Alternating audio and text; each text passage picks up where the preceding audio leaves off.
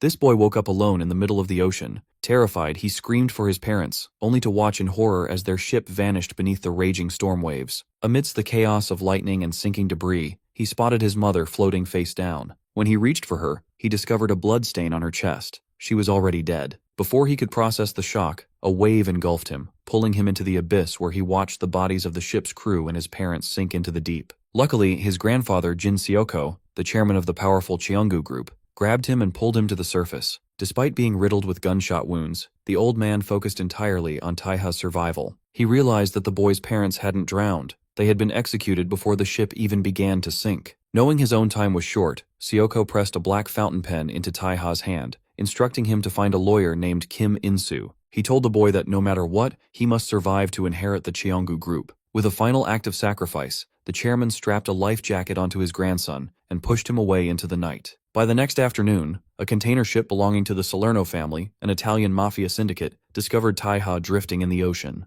The crew was skeptical of the boy's story, but their leader, Regina Salerno, was intrigued when she realized the child spoke fluent Italian. Taiha explained that his family's yacht had been attacked by gunmen, but Regina wasn't one for charity. She demanded a reason not to throw him back into the sea. In response, Taiha used his grandfather's name and the fountain pen to prove his identity as the heir to the Cheongu group, suggesting that returning him would be more profitable than killing him. Regina decided to test this theory by contacting lawyer Kim In-soo in Korea. However, the man on the other end of the line wasn't the ally Taiha expected. Kim In-soo was at a drunken party, and instead of arranging a rescue, he offered the mercenaries $1 million to kill the boy immediately. He even threatened to frame the Salernos for the original massacre if they didn't comply. Hearing this betrayal over the speakerphone, Taiha realized his own relatives were the ones who had orchestrated the hit on his family. As Regina's men aimed their rifles at him, Taiha didn't beg. Instead, he grabbed a knife and carved the Salerno family crest into his own hand. He told Regina that since Cheongu would never pay for his life, she should take him in. He promised that if she gave him the power to seek revenge, he would be loyal to her family forever. Impressed by the boy's sheer grit, Regina laughed and welcomed him into the fold. Fast forward 17 years to the present day. Adult Taiha is back at the memorial hall, but his quiet moment of reflection is interrupted by a hit squad from Cheongu security. They are led by a man named Lee Jang-gu, who believes they are there to rescue an executive director who has been kidnapped. Unfortunately for them, Taiha is no longer a helpless child. Moving with ghostly speed, he decimates the entire security team with 2 knives, cutting through their bulletproof defenses as if they weren't there. Once the guards are dealt with, Taiha walks to the trunk of a car. Inside lies the executive director, the traitorous lawyer, Kim In-soo, now old and pathetic. The lawyer begs for mercy, claiming he was just following orders, but Taiha remains cold. He dumps a bag containing $1 million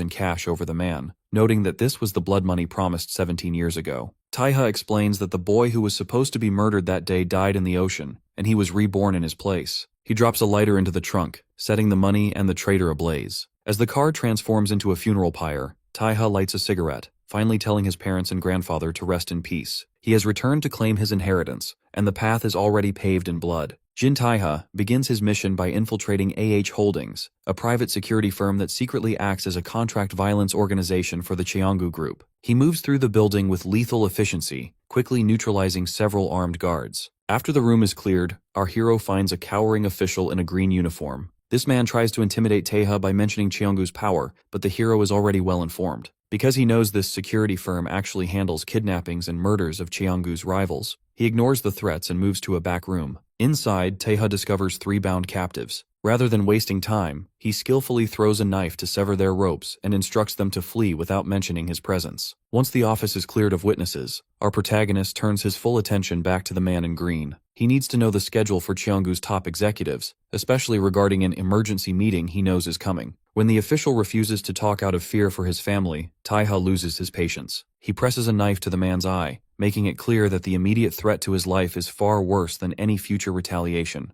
Later, our boy walks through the city, reflecting on the state of Korea. After 17 years away, he notices how the country has changed for the worse. He recalls that years ago, after a president who declared war on crime was assassinated, the nation fell under the thumb of corporate and criminal collusion. Specifically, the Cheongu group used violence and media manipulation to brainwash the public into seeing them as a people's company, even as they crushed their opposition. While adjusting to the local atmosphere, our hero stops at a convenience store to buy a pack of cigarettes. Coincidentally, he runs into a man with purple-tinted hair who is trying to buy the very last pack. To avoid a scene, Taiha politely lets the stranger have them, The man, seemingly grateful, follows him outside and offers him a single cigarette. During this brief exchange, our protagonist's instincts, honed by 17 years in the mafia, kick in. He realizes this stranger is incredibly powerful, likely on the level of the monsters he encountered overseas. Hoping to avoid a future conflict, Taiha watches the man walk away. Unfortunately, that man is Cheon Heeman, a high-ranking member of the Osung faction. Shortly after their meeting, Heeman arrives at the AH Holdings office and finds the bloodbath Taiha left behind.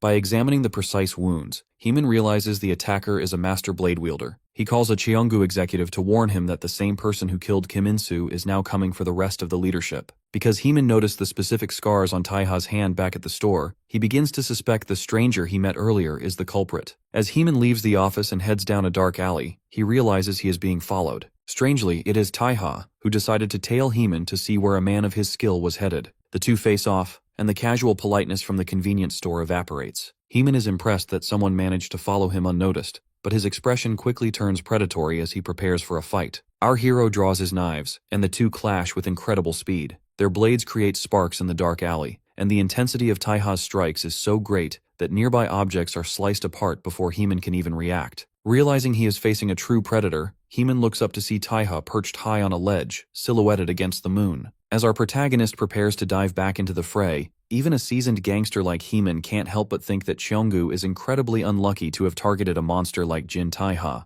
Despite Heeman's skill, our protagonist moves with explosive speed, leaving the gangster defeated and bleeding on the pavement. Strangely, instead of delivering a finishing blow, Taiha simply begins to walk away. When a frustrated Heeman asks why he's being spared, warning that Taiha will regret leaving an enemy alive, our hero remains dismissive. He explains that he has his own rules. He only kills those connected to the Cheonggu group. Because Heeman once offered him a cigarette at a convenience store, Taiha considers the man's life paid for by that small kindness. Luckily, our protagonist manages to reach his car, though he discovers a wound on his waist from the encounter. It isn't deep enough to stop him, which is vital because he has exactly 32 minutes left to complete a revenge mission 17 years in the making. As he drives, the pain triggers a traumatic flashback to the night his world ended. He remembers his mother, Yeo Hee-jong, shielding his eyes from the spray of blood as his father, Jin Soo-hyuk, stood defiantly against a group of Korean-speaking mercenaries. Amidst the screams and the storm, his mother gave him one final instruction: jump into the sea and survive. Because he followed that command, he lived to see their yacht explode, a memory that fuels his current resolve. Meanwhile, at a high-security luxury estate known as the Gangbok Secret Annex, the corrupt remnants of the Jin family are holding a meeting.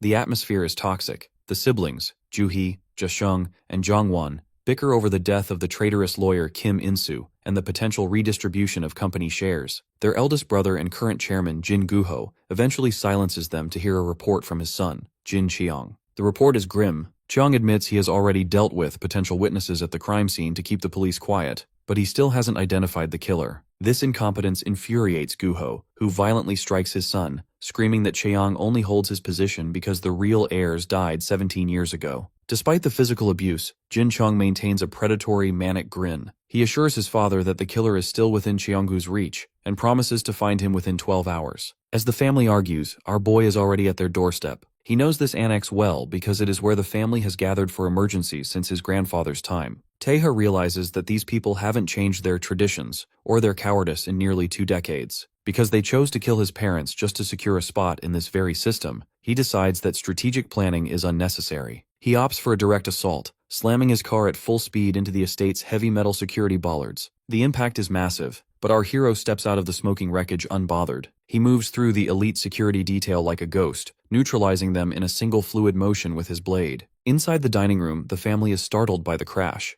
but the real shock comes from within. Suddenly, their own personal guards turn their weapons on the family members. In a staggering act of betrayal, Jin Cheong reveals that he has seized control of the room. He mocks his father's fear, confirming that Gu-ho was right to be terrified of him. With a chilling smile, Cheong confesses the truth. He was the one who orchestrated the deaths of the original chairman and Taiha's father 17 years ago. As the family collapses into internal treachery, our protagonist stands outside the building, ready to begin the final phase of his long-awaited plan. Jin Taiha crouches on the lawn after his initial assault. He is quickly surrounded by guards who are stunned to find their estate under siege by just one man. However, the real chaos is happening inside the dining room. Because Jin Cheong has decided to seize power once and for all, he has turned the emergency meeting into a slaughterhouse. When Chairman Jin Gu-ho tries to berate his son for aiming guns at his own family, he realizes with horror that the betrayal goes far deeper than just one person. It turns out that every sibling's exclusive bodyguard has been bought off. The guards, including Moon Youngmin and the scarred Park Junho, don't even bother to hide their motives. They openly mock their former employers, citing low wages and grueling 120-hour work weeks as the merits of their betrayal. Even the head of Cheonggu Security, Baek Junsu, refuses to protect the chairman, claiming his loyalty is to the company rather than the man.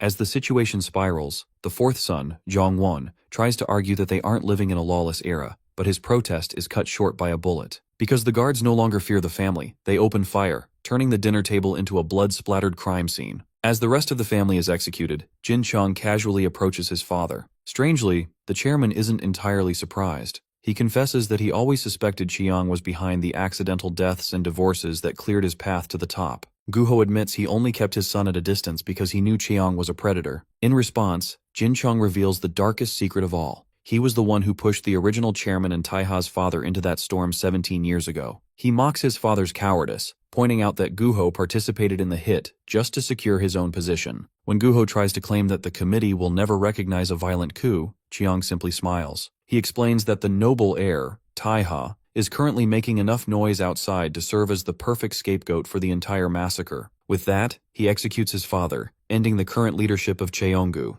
While the internal execution is finishing, our protagonist is busy carving a path through the elite security detail outside. He recognizes that these general manager level guards are significantly stronger than the average thugs he's faced, but because of his 17 years of mafia training, they still pose little threat. Unfortunately, the wound Taiha received from Heeman earlier begins to flare up, slowing him down just as 3 department heads, led by the cigarette-smoking Kim Il-seok, arrive to join the fray. One of them, Kim Cheol-soo, attempts to capitalize on Taiha's injury with a shockwave-inducing punch. Realizing he can no longer afford to conserve his stamina, our hero pushes through the pain. He moves with a burst of ghostly speed, neutralizing the elite guards with a spinning kick and a series of lethal throat strikes before they can even register his movement. When Taiha finally enters the dining room, he finds a scene of absolute carnage. Jin Chong is sitting calmly on the table, surrounded by the corpses of the relatives Taiha had come to kill himself. Chiang greets him like an old friend, even mocking Taiha's killer lifestyle. Initially, our boy is stoic, but the conversation takes a chilling turn. As Jin Chong complains about an interruption in a very specific, frustrated cadence, a memory clicks into place for Taiha. He recalls the voice of the mercenary from the night of the shipwreck,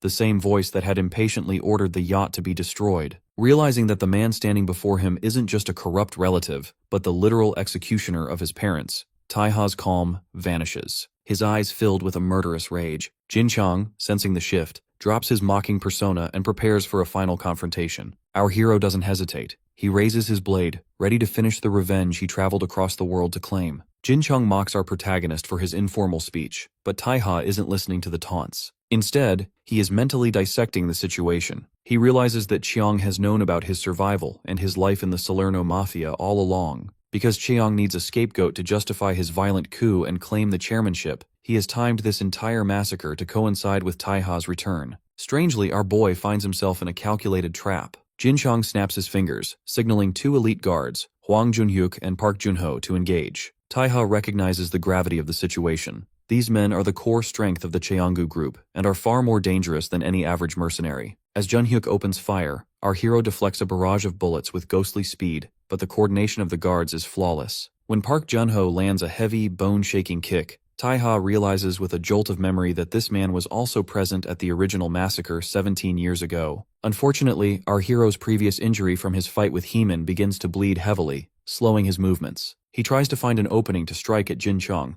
but the situation worsens when the chief security officer, Baek Junsu, suddenly joins the fray. Junsu delivers a downward strike that shatters the floor, and suddenly, Taiha is surrounded by 3 high-level combatants. Jin Chong watches with a dark satisfaction, explaining that these men were trained specifically to counter Taiha's speed. He intends to frame Taiha as the villainous killer, while he plays the role of the hero who stopped the massacre. As the guards pin him down, Taiha's mind flashes back to his training in Italy 4 years ago. He remembers a time when Regina Salerno scolded him for the artistic and horrifying way he executed traitors. Back then, Taiha explained his philosophy. A traitor must die in such a gruesome way that the rumor spreads like a plague, ensuring no one else dares to betray the family. Regina had noted that being a mere killer didn't suit him. He was something much more terrifying. Back in the present, that inner monster awakens. Moving with a speed that blurs the air, Taiha shatters Park Junho's face and slams him into a stone wall. He spins and slashes through another guard's defense, breaking a sword with sheer force. The guards panic, realizing they completely underestimated his true power. However, Baekjunsu remains calm. He orders Moon Dane to take Jin Chong to the helicopter while he handles the young master. As the helicopter begins to lift off, a desperate Taiha lunges for the door, screaming Jin Xiang's name.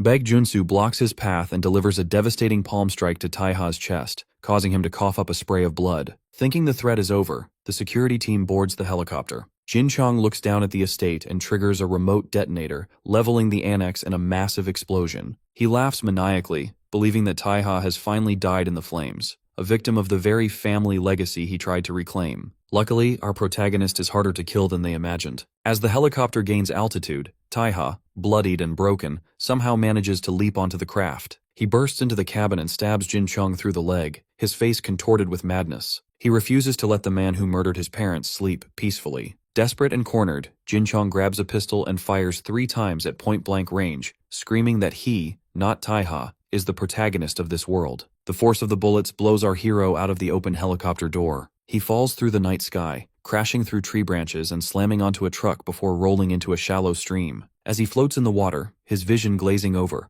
a mysterious silver-haired man on a bicycle stops and looks down at him. With his last ounce of strength, Taiha reaches out gasping for the stranger to save him. He refuses to let the story end here. Because his revenge isn't finished, he clings to life with a terrifying resolve. Huang Gray is a silver-haired young man living in a cluttered, tech-filled room in the lawless Wangcheongu district. He spends his nights as a digital information broker, negotiating with strangers over voice recordings of corrupt politicians. In one specific recording, a politician named Kim is heard abusing his power during a breathalyzer test. Gray attempts to sell this data for 200 units, but the buyer lowballs him, offering only 30. This interaction highlights Gray's frustration. Despite possessing high-level dirt on the powerful Cheonggu group, he is treated as a bottom-tier gossip dealer because he lacks the status to make the information stick. Gray lives above a small traditional restaurant run by Aunt Nana, a former medical school professor who took him in after he was orphaned. His father, a researcher at Cheonggu Electronics, was killed in a staged car accident after trying to blow the whistle on the company's corruption. This trauma fuels Gray's resentment toward the corporate giants,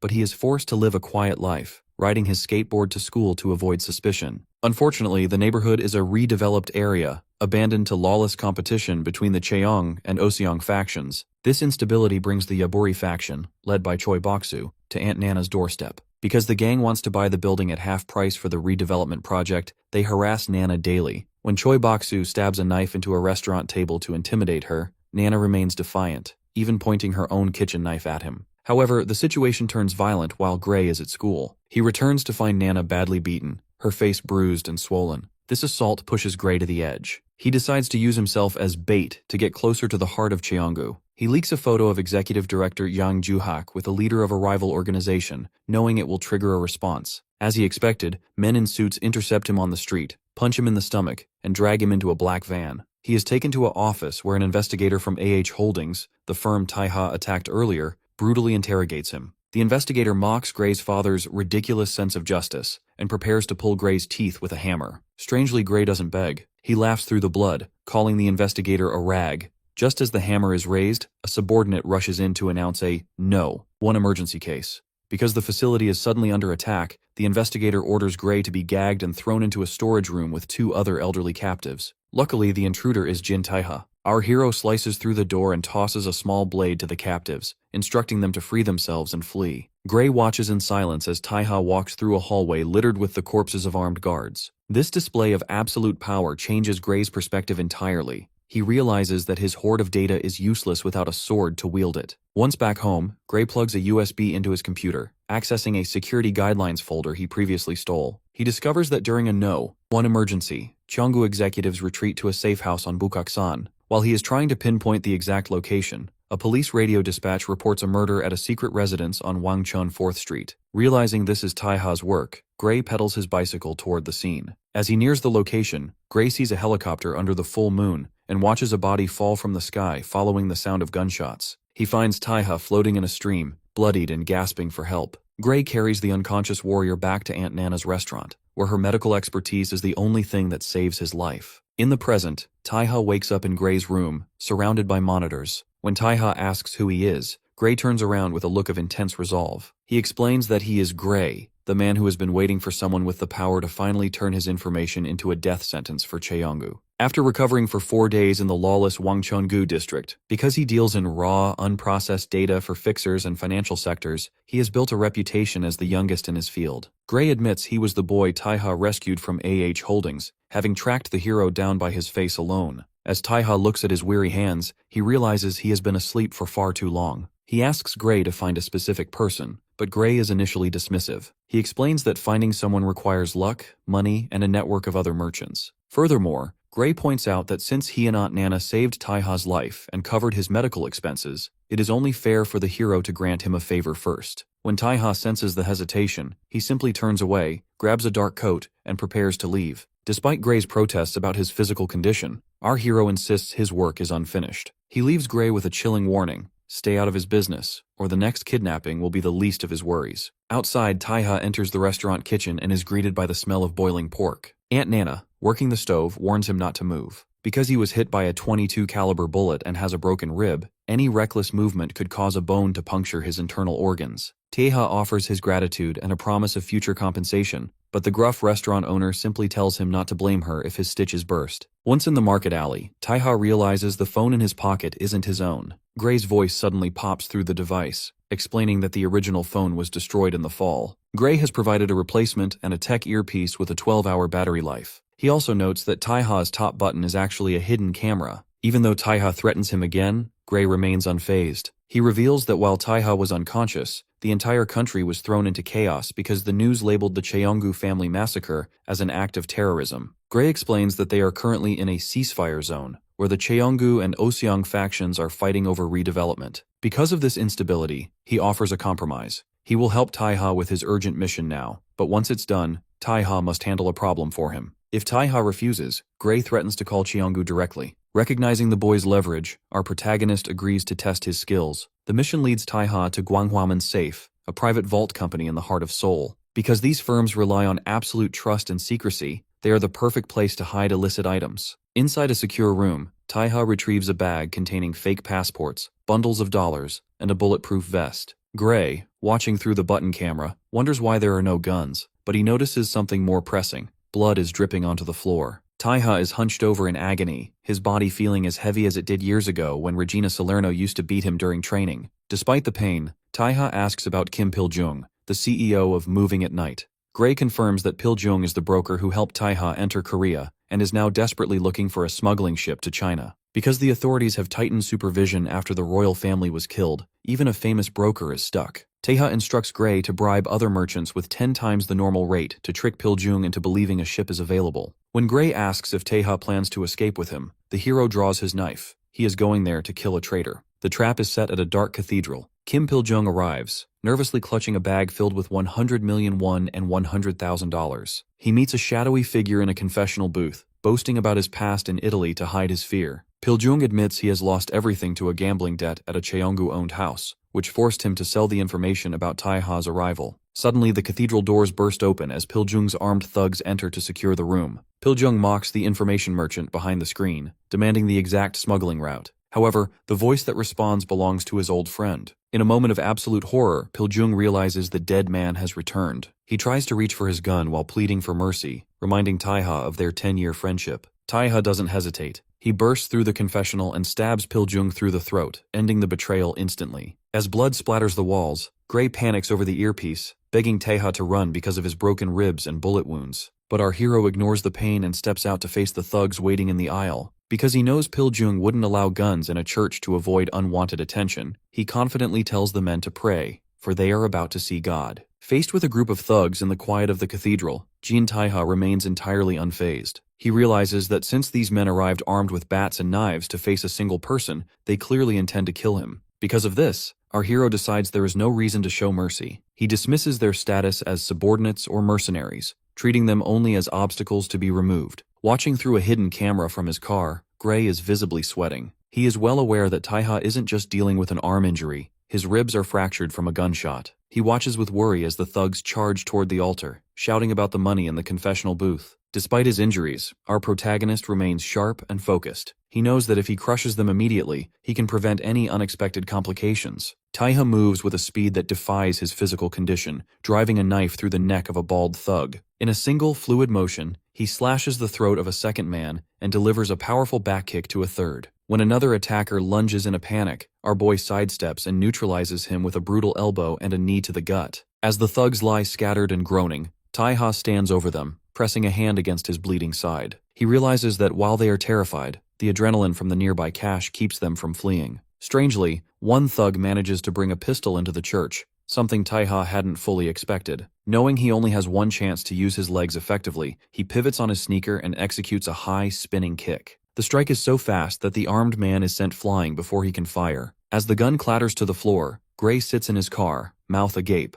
unable to fathom how an injured man could display such monstrous power. Once the room is cleared, Taiha wipes his blade and contacts Gray via the earpiece. Knowing the boy is nearby because of his earlier warnings about people being outside, he instructs him to come inside and retrieve the money. Gray cautiously enters the blood-stained sanctuary, walking past the bodies with a mix of awe and disbelief. He finds our hero slumped in a pew, pale and sweating from the exertion. As Gray offers to get medicine from Aunt Nana, Taiha suddenly stabs a blade into the wood between the boy's fingers. The atmosphere turns cold as Taiha questions Gray's true motives. He notes that while his clothes and phone were changed while he was unconscious, he is still wearing his gloves. These gloves cover the Salerno family crest, and Taiha realizes Gray has already looked beneath them. Our protagonist forces Gray to face the truth. He is Jin Taiha, the eldest son of the late Jin Suyok, and he is also Vendetta, a wanted mafia killer with a 5.5 billion won bounty. Gray admits he knew the truth but chose to keep it secret because he needs Taiha's strength for a personal favor. He explains that living in hiding from the Cheonggu group has been unbearable, and he chose to ignore the bounty in favor of finding a sword to wield against them. Taiha is blunt, telling Gray that his lack of experience is the only thing holding him back from being a true information wholesaler. He offers the boy a deal: stay as he is or play on a bigger field. He promises that if Gray is willing to put his life on the line,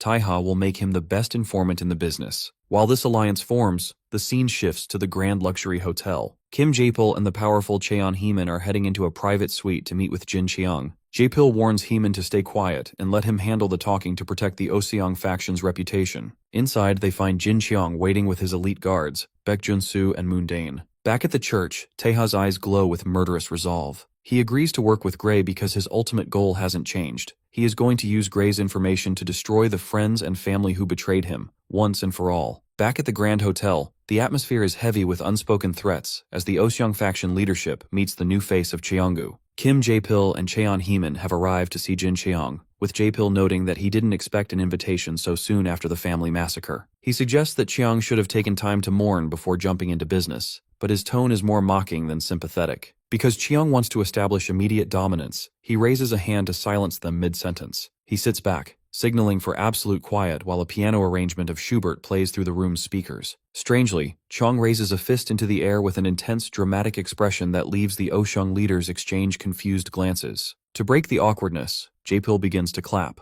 admitting that he should have listened to the music from the start. Cheong asks if he recognizes the piece, and Jae-pil identifies it as a specific arrangement of the Erlkönig, noting that the playing sounds slightly awkward, implying Cheong played it himself. Our protagonist's rival confirms this, explaining he won a competition with it in the 6th grade but quit because his wrists hurt. He then turns somber, noting that all the family members who attended that performance are now dead. When Heeman asks how they died, Cheong claims they were defenseless because he wasn't there to protect them. This strikes a nerve with Heeman, who firmly reminds Cheong that he called specifically to warn him that the attacker, our hero, Jin Taiha, wasn't normal and the meeting should be cancelled. Because Cheong is more concerned with hierarchy than safety, he ignores the warning and instead demands Heeman put out his cigarette, questioning his education. Cheong explains that emergency guideline number 1 is an unbreakable tradition that even he couldn't cancel. He claims he tried to handle the Oseong faction's stolen money quietly to avoid a scandal, but he ended up suffering for it, gesturing to his leg and his ornate cane. Heeman is skeptical of how Cheong survived a night where even the elite headquarters guards were slaughtered. When he asks why the attacker spared him, Cheong smirks, suggesting that perhaps the crazy terrorist has a rule against friendly fire.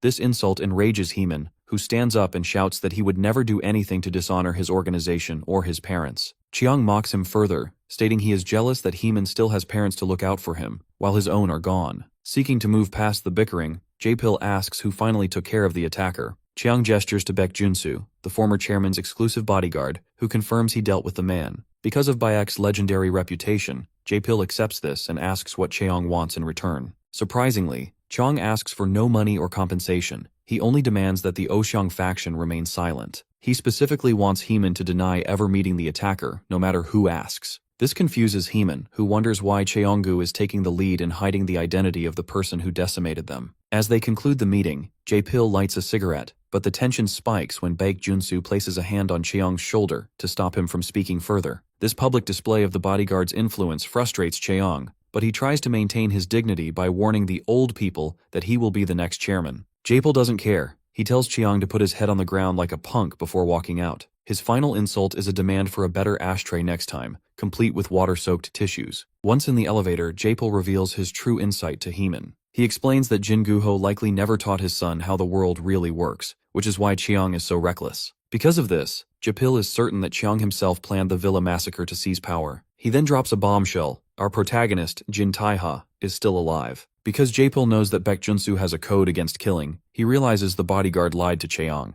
Luckily for the Oseong faction, they now have a lead. Heeman recalls that the attacker mentioned being back in Korea after a long time. While Heeman suggests they recruit this monster to swallow the Cheonggu group, Jae-pil decides it is better to kill him. He is personally offended that Cheong hired Heeman knowing he would lose to Tae-ha, and he wants to avenge his subordinate's honor. Back in the suite, Jin Chong is left alone with his thoughts. While preparing a drink with ice, he reflects on his father's ability to read a situation. He realizes that Baek Junsu's confirmation of the kill felt off, especially since Tae-ha was strong enough to leap onto a moving helicopter despite his wounds. Because nobody has been found, Cheong turns to his silent guards and asks the question that will determine his next move. Is Jin Tae-ha still alive? Baek Junsu clarifies that he didn't let our protagonist go on purpose. Rather, he frames Tae-ha as the one who murdered the former chairman. Jin Chong, ever the opportunist, doesn't care about the truth of that night. Because he needs his path to the chairmanship cleared, he simply notes that they wouldn't have made it this far if Baek hadn't finished the boy properly. When Baek mentions that Tae-ha has grown surprisingly strong,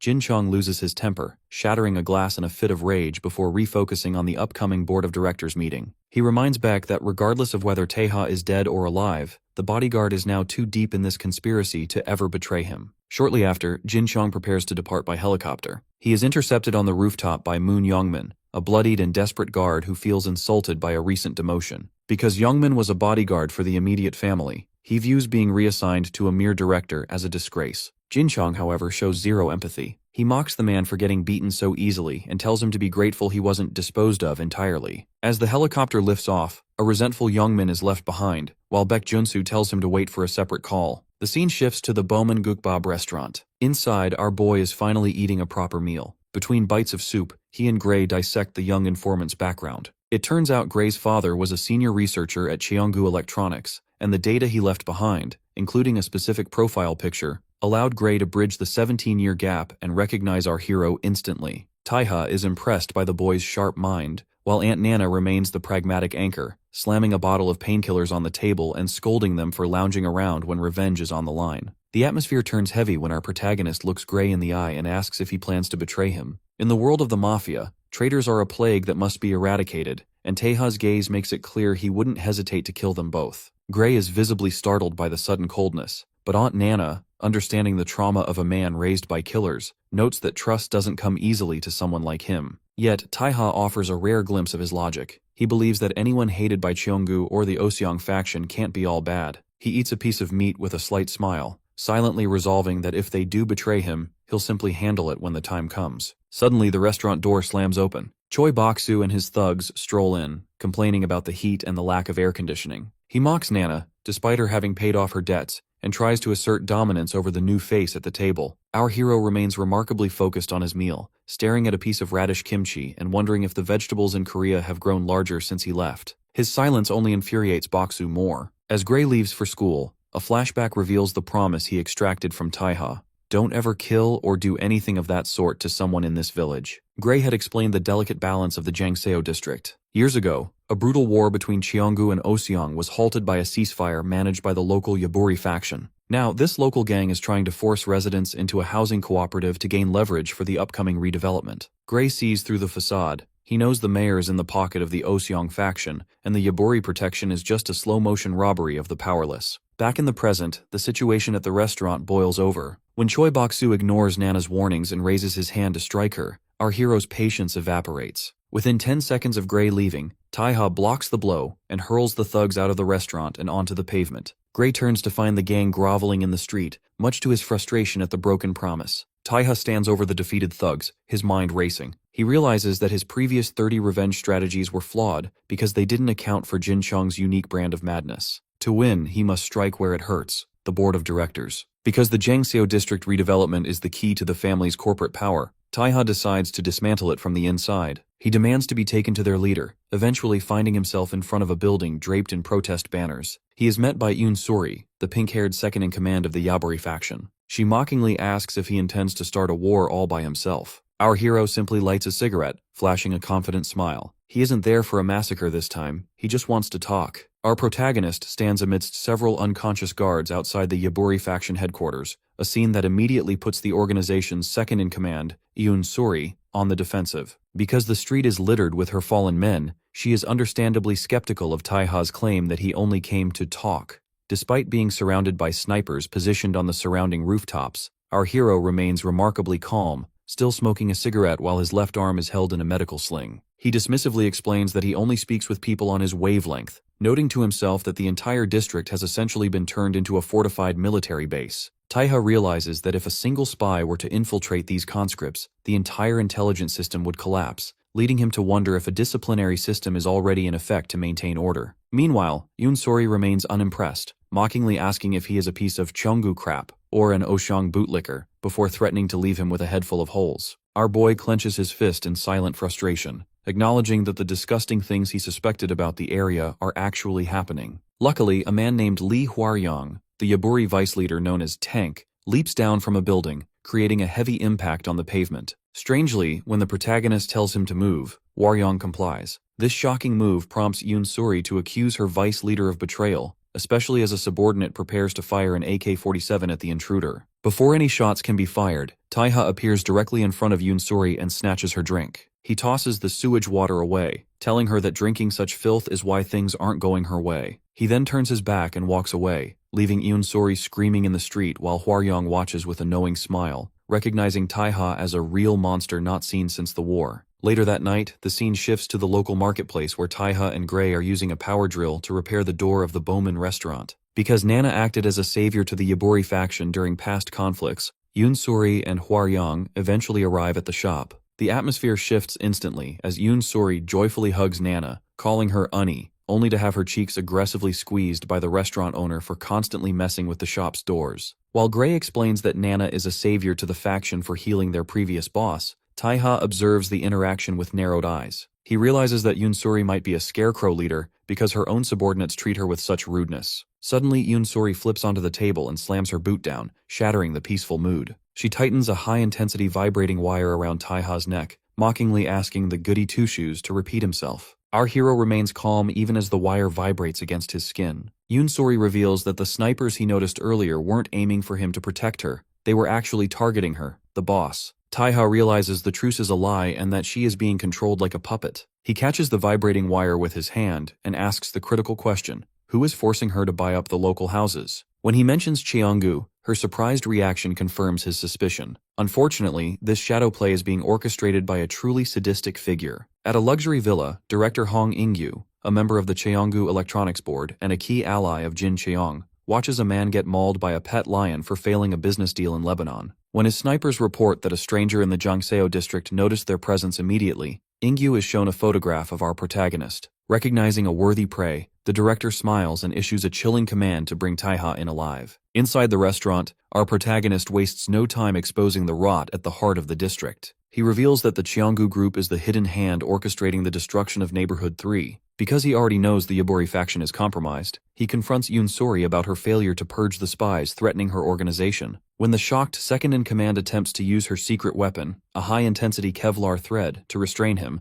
our boy effortlessly slices through the nearly invisible fibers. This display of skill forces her to realize she is outclassed, especially when our hero identifies himself as the premier specialist in killing Cheonggu operatives. Strangely, despite his offer of help, Yoon Sori remains defensive. Luckily, Aunt Nana intervenes, vouching for the protagonist's ability to solve the crisis. However, the young leader isn't easily convinced. She believes the situation is too complex for simple violence to fix, as a few deaths won't stop a corporate machine. Warning the hero to leave the village for his own safety, she storms out. Later that night, Aunt Nana clarifies the stakes. She reveals that the root of the problem is Hong In-gyu, a sadistic director at Cheonggu Electronics. Because In-gyu is holding Sori's comatose father hostage in a secret wing of Cheonggu Severance Hospital, he is able to manipulate the Yaburi faction into doing his bidding. Only Nana and Sori know the former boss is alive, as his death would spark a suicidal resistance from the villagers. Unfortunately, their conversation is being monitored by Peak, a private military company hired by Cheonggu. These mercenaries are perched on nearby rooftops, using high-tech digital scopes to track our protagonist's movements. Because they view the woman and student as witnesses, they plan to execute everyone in the store. This turns out to be a fatal mistake. Moving with ghostly speed, our hero appears directly behind the sniper on the rooftop. He neutralizes the man instantly, stabbing through his hand to secure his radio. Impersonating the fallen mercenary, the protagonist tells the rest of the squad not to worry, promising he will arrive soon. The next day, director Hong In-gyu is reveling in his power at the hospital. He treats Yoon Sori with absolute cruelty, mocking her father as a useless piece of meat and stabbing the unconscious man with a fork just to trigger a reaction from the heart monitor. Because he knows he has everything to lose, he forces Sori to stay obedient through sheer terror, grabbing her chin and labeling her as worthless trash. Before leaving, he shows her a photograph of our protagonist, demanding she bring the man to him by the end of the day. As In-gyu enters the elevator, he becomes frustrated that his Peak mercenaries aren't answering their phones, labeling them as bugs. His arrogance is short-lived. Strangely, our boy is already waiting in the corner of the elevator behind him. Before the director can even register the threat, his ear is severed and sent flying. As In-gyu collapses in a bloodied heap, the protagonist steps on the severed ear and pulls down his mask. He reveals that he has already dealt with the mercenaries, holding up a fistful of their military dog tags as proof. Because In-gyu thought money could shield him from the consequences of his actions, our hero decides to provide a visceral reality check. He shoves the cold metal dog tags into the director's mouth, pinning him against the elevator wall. He delivers a chilling promise. From this day forward, he will visit In-gyu every single day to deliver a new wound. Director Hong In-gyu is currently living in a state of absolute terror. He attempts to frantically flee down a hospital hallway, but our protagonist intercepts him and sends him crashing to the floor. Because Taeha has already established a routine of violence, the director can do nothing but cringe and beg for mercy. Our boy kneels over him and drives a knife into his thigh, logically explaining that because the femoral region is mostly muscle, the wound is painful, but not fatal. He notes that compared to the previous stabbings, this is a relatively light injury before flicking the blood off his blade and promising to return the following day. Meanwhile, the power struggle within the Cheonggu group continues at a formal dinner hosted by Jin Cheong. He explains to his subordinates that the board of directors is split. 7 are his loyalists, 6 belong to the vice chairman, and 2 remain impartial. Because these impartial members cannot be swayed by mere words, Cheong believes they must be persuaded through successful operations. He specifically pressures director Hong about the Jongseo redevelopment project, noting that young bloods must outperform the old guard. He makes it clear that failure before the board meeting will result in future hostility. This pressure leaves Hong visibly trembling, as he is caught between the corporate monster in front of him and the physical monster hunting him in the shadows. Later that evening, director Hong limps toward his car, clutching his wounded leg in agony. He snaps his glasses in a fit of rage, swearing to destroy the crazy bastard who keeps attacking him. When his driver asks if he wants to go home, Hong violently kicks the seat, insulting the man for even asking such a basic question. However, the atmosphere turns cold when the driver responds with a smirk. Director Hong realizes with horror that our protagonist has actually replaced his driver. Because Hong was disrespectful with his feet, Taeha notes the man has no manners and slashes his leg once again. As blood sprays the interior of the car, our hero calmly walks away, leaving Hong to scream in despair, begging to know why this is happening to him. By day 7 of this torture, our protagonist realizes that director Hong is at his limit. He heads to a dark industrial room to meet with the Yaburi faction, including Yoon Suri and Hwaryong. The local thugs are furious, believing Taeha's actions against Cheonggu will bring a war that will undo all their hard work in driving the company out. One man even suggests killing Taeha to prevent another conflict. Our boy remains unfazed, using a cigarette as a prop to explain Error 307, a digital blockade Cheonggu uses to freeze the bank accounts and internet of journalists and opposition members. He points out that while the residents suffer with unusable internet and data breaches, the Yaburi faction has been too cowardly to use their weapons to actually protect their families. He tells them to prepare for a showdown, revealing his ultimate goal is to seize a director title at Cheonggu for himself. Luckily for director Hong, he isn't entirely without options. He meets with In-sik Go, the CEO of the private military company Peak. While Go eats a bloody steak, he mocks the director for being humiliated by an outsider. Hong refuses to report the attacks to the board because he is banking on Jin Chang's upcoming appointment as chairman to secure his own future power, a move he considers a stroke of genius for someone lacking connections. He warns the mercenary that if the redevelopment fails, their partnership is over. Strangely, Insik Go has done his own research. He reveals that our hero is actually Vendetta, the premier executioner for the Salerno Mafia in Italy. He describes Taiha as a monster whose name is undisclosed, known only as the best in the business. Because a nuke like Taiha has appeared in Korea, Go suggests they need a countermeasure of their own. He demands a massive sum of money from the director to bring in a professional who can rival the mafia killer's skill. Insik Go introduces his trump card,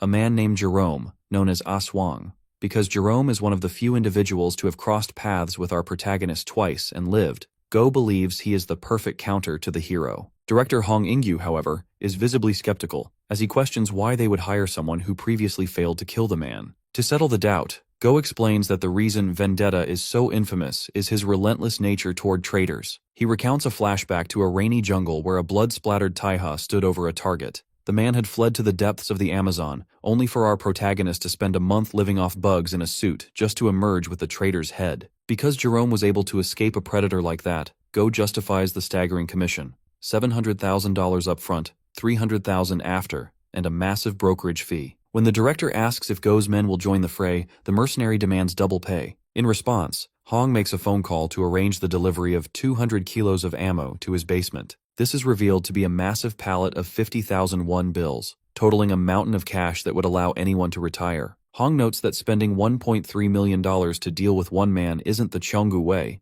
but he is willing to pay for a productive conversation that ends in blood. Meanwhile, back at the Bowman Gukbab restaurant, our protagonist is analyzing the mission. Gray has managed to secure a blueprint of Director Hong's estate by bribing a local security firm. Because most subcontractors have no loyalty to Cheonggu and are treated as replaceable, they were happy to go under the table for a bit of money. Taiha looks at the screen with a neutral expression, silently thinking that his grandfather would have risen from his grave if he knew how easily the company's security could be bought. While Gray analyzes the schedule, he notices a gap in the records. The first basement floor is missing from the blueprints. Based on the structural labels, he identifies B1GRC, a reinforced soundproof concrete bunker often used for zoos or chemical storage. Before heading out, Taiha whispers a favor into Gray's ear that leaves the young informant in total shock. Gray springs out of his chair, questioning why the hero suddenly needs such an item, noting he has it at home but didn't think Taiha was the type to use it. Our protagonist simply tugs his jacket on, stating there is no such thing as a type for survival tools. He gives Gray a final instruction to keep his eyes on the CCTV for any intruders entering the town before walking out into the night. Outside, the vice leader of the Yaburi faction, Hwaryong, intercepts our protagonist. Because Hwaryong has been in the field since the Great Revolution of the 90s, he recognizes that Taiha is a real deal and demands to know who he is. When Taiha remains enigmatic, the gangster drops into threatening to eliminate him as a threat to Yoon Suri. Our hero remains remarkably calm, observing that Hwaryong must be a former Oseong member because he chooses a fair fight rather than a scheme. He gives the a friendly tap on the shoulder, trusting him to protect the village while he's gone, and promising to pay him 10 times what Cheonggu offered for the redevelopment. By 10:00 p.m., Taiha arrives at the luxury villa in a suit. He neutralizes the guards and hacks the keypad, moving through the dark living room toward the hidden stairwell. As he begins to descend, a heavy metal door slams shut behind him with a bang, sealed by a motorized whir. Suddenly, a speaker on the wall crackles to life. Director Hong's voice fills the room, mocking the bastard, and admitting he knew Taiha was coming because he had been tracking his schedule. From the comfort of his car, Hong watches the video feed on his phone, laughing at how cheeky our boy was to think he could sneak up on him. To end the struggle once and for all, Hong opens a metal gate at the far end of the room. Two predatory lions emerge from the shadows. Through the speaker, Hong explains that while he had to play nice in the Jongseo district because of those Oseong thugs, he now has a perfect excuse to tear the place down. He reveals that while Taiha is busy being eaten alive, a squad of peak mercenaries is already marching to turn the district into ruins. He gleefully shouts for his pets, Mimi and Yunhui, to attack. As the beasts lunge through the air, Taiha remains remarkably calm, merely criticizing the feminine names Hong gave to the male lions. Because he isn't interested in a fair fight with animals, he pulls the hidden handgun from his jacket and fires twice. The lions fall dead instantly. Luckily, this leaves the director in a state of frozen silence. When Hong finally finds his voice, he screams in disbelief, asking why a legendary knife specialist is using a gun. Taiha simply draws his tactical blade, noting that the knife is specially reserved for humans. He mocks the director's logic, asking if he expected a comic book duel before cutting his medical sling and preparing to hunt Hong down for real. Through his earpiece, he tells Gray to notify Yoon Suri that the mercenaries are approaching the district. As the director trembles in the back of his car, he realizes that the Aswang story was right. Vendetta is coming, and no amount of concrete or cash will stop him. Gray delivers a grim warning to the Yaburi leadership. The Cheonggu Group's private military firm, Peak, is closing in. He shares a final message from Jin Taiha, who has promised to return after hunting down Director Hong. Despite the internal panic from thugs who believe our hero has abandoned them,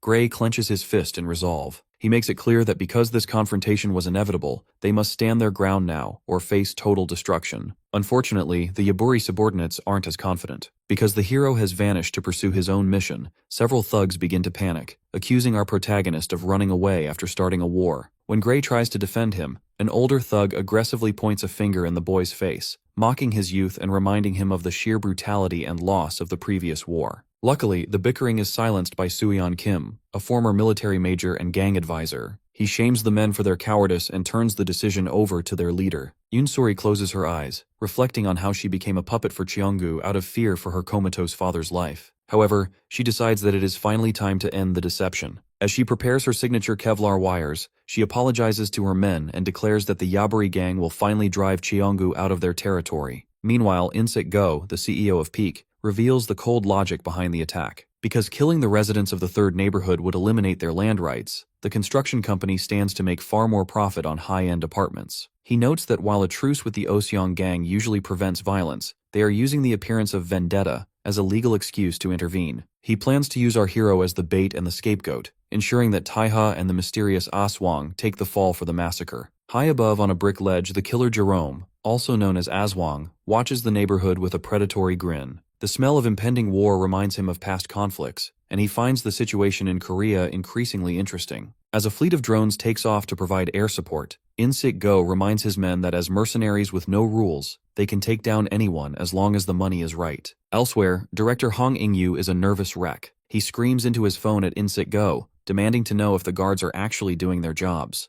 Even though Go tries to reassure him that he has as much protection as a president, Hong remains paranoid because of the repeated stabbings he has already suffered. He punches his car seat in a fit of rage, terrified that the man who threatened to hunt him down is already close. He is right to be afraid. Our protagonist is currently driving a black sedan, tracking the director's movements via the GPS devices he secretly installed on the Cheonggu vehicles. Although he is worried about how Gray and the Yaburi gang are holding up, he resolves to finish this hunt quickly. When the mercenaries in a nearby van spot the hero approaching, they are stunned by his fearlessness. They immediately open fire with heavy weaponry, shattering the glass of our boy's car. Taiha skillfully swerves and ducks to avoid the barrage of bullets. Because he is being squeezed by multiple vehicles, the situation becomes a high-speed game of survival. Our hero slams his foot on the accelerator, impacting one of the enemy vehicles before his own car skids and crashes violently into a wall. Strangely, the wreck doesn't stop him. Our protagonist slides out of the smoking car and immediately uses the detached door as a projectile, throwing it at an approaching motorcyclist to clear his path. He lands on another mercenary's head with a heavy blow, seizes a motorcycle, and accelerates down the road. Even as the mercenaries yell for their comrades to open fire from the left, Taiha leans low over the handlebars to perform a high-speed maneuver. Using a ramp-like truck to launch himself into the air, our hero leaps from the flying motorcycle into air. He lands in a perfect lethal crouch, shocking the men inside who thought they had him cornered. As he stands tall and draws his twin tactical blades, he calmly announces that it's time to get started. Mercenaries are horrified to see Taiha standing on the roof of a vehicle ahead of them without a single firearm. They attempt to coordinate a strike, planning to crush him the moment he jumps from the side.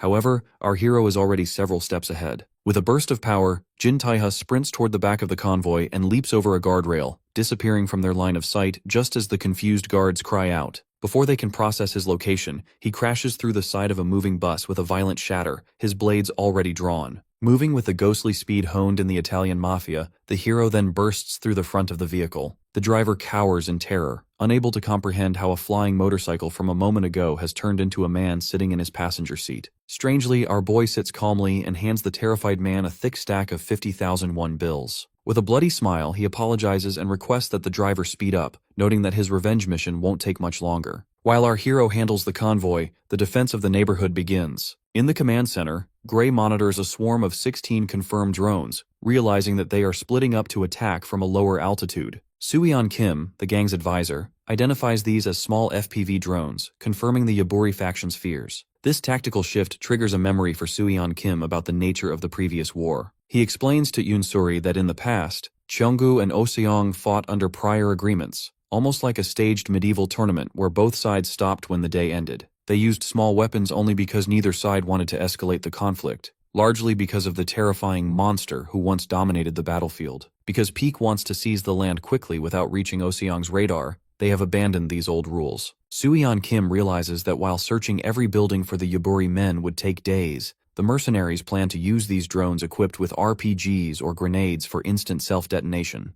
Luckily, the Yaburi thugs are prepared with electronic drone guns. From the balconies, they successfully jam the initial wave, watching as the drones wobble and crash to the ground. Unfortunately, this small victory is exactly what the mercenary captain, In-sik Go, expected. As he listens to his radio reports about the drone guns, his expression turns predatory. He mocks the idea that a few signal jammers could stop a professional military firm. Suddenly, Gray's laptop screen fills with icons, and he realizes with horror that the night sky is now filled with at least 100 drones. In-sik Go laughs, explaining that a drone gun has a limited range. Once it is aimed at one group, the others become active again. With 800 programmed drones spreading wide across the sky, the captain believes no one in the third neighborhood will survive. As the machines begin to infiltrate the houses through vents, Soo-yeon Kim panics and orders a general retreat over the radio. However, he stops when he realizes Yoon-suri has already taken her position on a high ledge. In a shocking display, the young boss stands amidst the swarming drones and reveals her true weapon, high-intensity Kevlar threads. During a flashback, she apologizes to her men for keeping this a secret,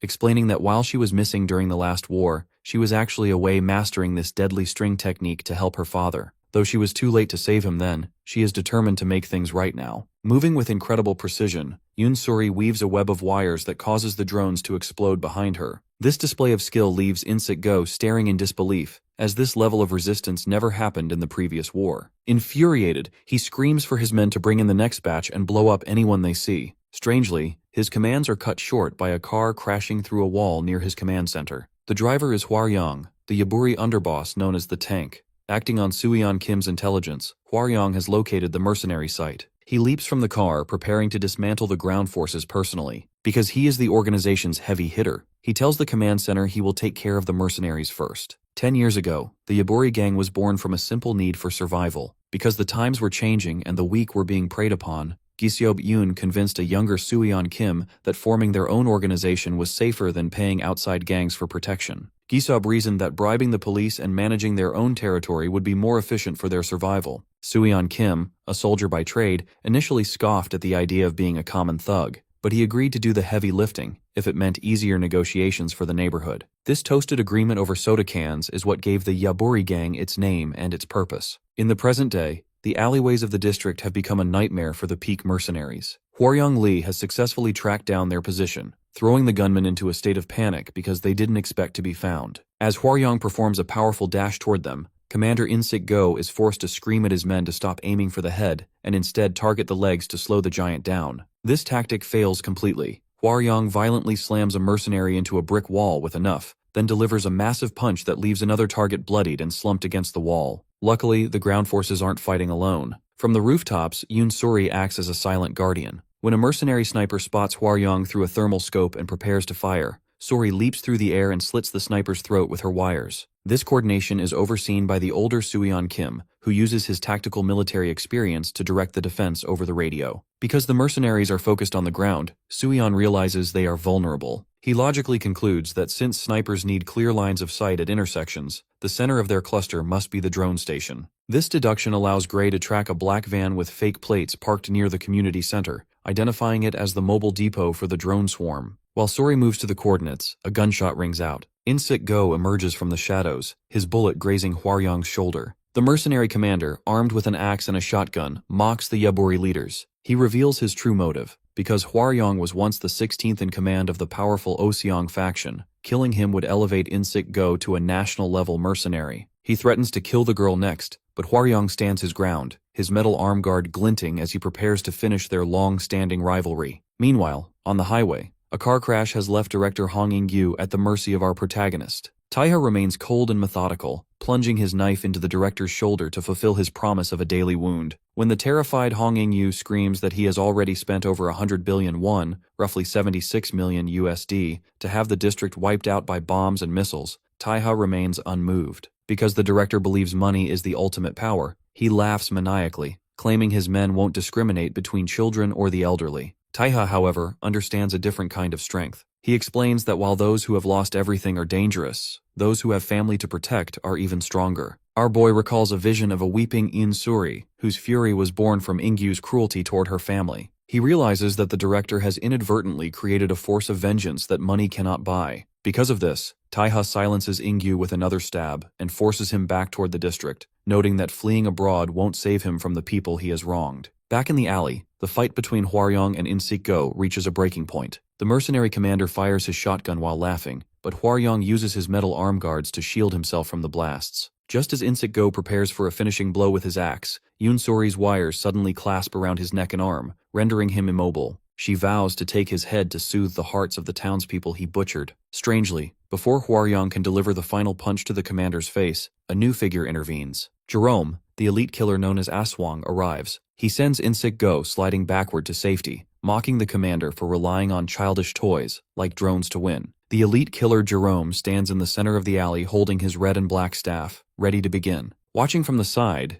Yoon-sori is wide-eyed and startled, wondering if this is a new enemy. She intensely observes the scene, realizing that although she had the mercenary leader In-sik-go wrapped up in her strings, Jerome managed to snag him by the coat and pull him out of the trap with ease. Luckily for In-sik-go, Jerome's arrival provides him with a mix of anger and relief. He begins to berate the punk for showing up late, but Jerome remains calm, pointing toward a rundown building 350 meters to the northwest. He identifies this as the Yaburi base and instructs In-sik-go to head there and do what he must. Suddenly, Hwaryong slams Jerome against a brick wall, catching In-sik-go by surprise. While pinned, Jerome looks directly at Hwaryong, telling the warrior to stay there so they can have a little fun. This gives In-sik-go the opening to press his communication device and frantically scream for all drones to be put in the air. When a mercenary on the radio questions the point of launching them without knowing the command center's location, In-sik-go explains that it doesn't matter because the town's best man is currently occupied with Jerome. He orders his men to kill everyone in the town while the distraction lasts. Meanwhile, Jerome pushes Hwaryong back with a massive kick, freeing himself from the wall. Hwaryong is left sweating and stunned, realizing that Jerome was able to send his 120-kilo body flying with just a leg strike. He concludes that if Jerome's kicks are this powerful, his staff must be even more dangerous. As Jerome walks forward confidently, dragging his weapon,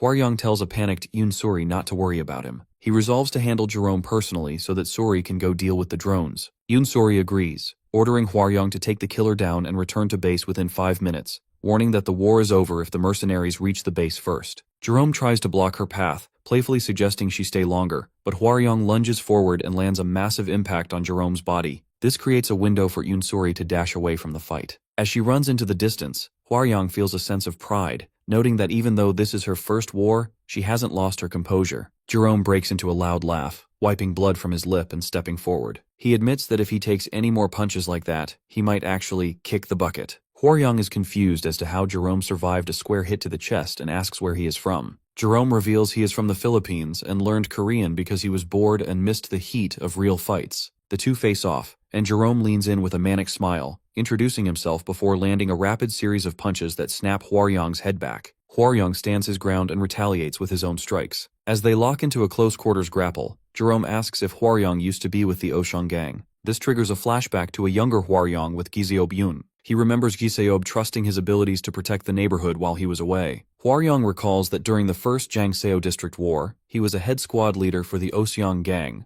while his close friend Giseob led the Yaburi gang. Giseob had refused to let the elderly residents be displaced, choosing to fight and die for his home. His final request was for Hwaryong to look after his daughter and the neighborhood. Back in the present, Jerome delivers a devastating slam that floors Hwaryong. Reflecting on his past, Hwaryong realizes he originally joined the Oseong gang to find strength, but the impossible mountains of real monsters there drove him to despair. However, he now understands that his strength doesn't come from those mountains, but from the people standing behind him. He stands up, bloodied but unbowed, declaring himself the tank who paves the way for others. He performs a ground-shaking slam on Jerome, whose eyes widen at the fist full of conviction. Jerome stops playing and gets serious, using his red-patterned staff to deliver a horizontal blood slash. Behind Hwaryong, a building wall crumbles into debris. He stands in the middle of the destruction, beaten and kneeling. In a sudden moment, a voice tells Hwaryong he did good work. Hwaryong is now wounded on the ground. Jin Taiha finally appears, looking down at Hwaryong and offers to take it from there.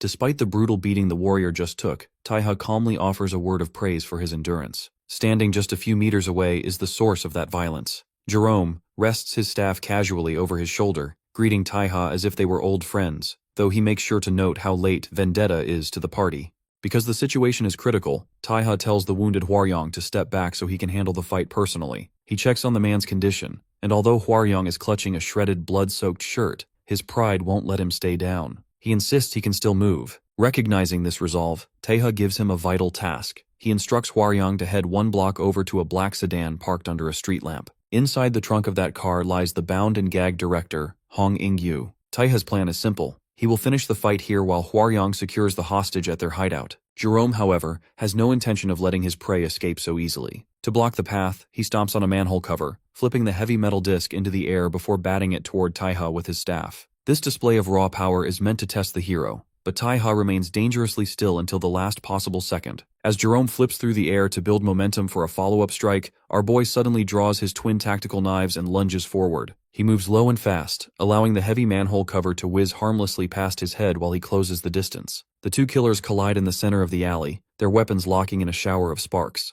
During this intense power struggle, Taiha looks Jerome in the eye with a cold, unimpressed gaze. He mocks Jerome's claim of being his rival, dismissively labeling him as nothing more than a stalker. Jerome isn't offended. In fact, the insult only seems to fuel his excitement as they exchange a flurry of lightning-fast blows that echo throughout the district. While the duel rages on the rooftops, the rest of the neighborhood is falling into chaos. Because the peak mercenaries have launched a big drone swarm, the night sky is filled with explosions and fire. Yunsori watches from a ledge, realizing she is running out of time and resources to keep the drones at bay. Nearby, at the Yaburi headquarters, the older advisor Soo-yeon Kim is firing back at the mercenaries, desperately telling his men to hang on until that man returns. Back at the car, Hwaryong reaches the black sedan and confronts the terrified Hong In-gyu in the trunk. As he stares at the man responsible for the death of his friend and the destruction of the town, Hwaryong is momentarily tempted to end the war right there by crushing the director's skull. He realizes that if he kills the employer, the mercenaries and Jerome would have no reason to stay. However, a vibration from a nearby rooftop snaps his focus back to the present.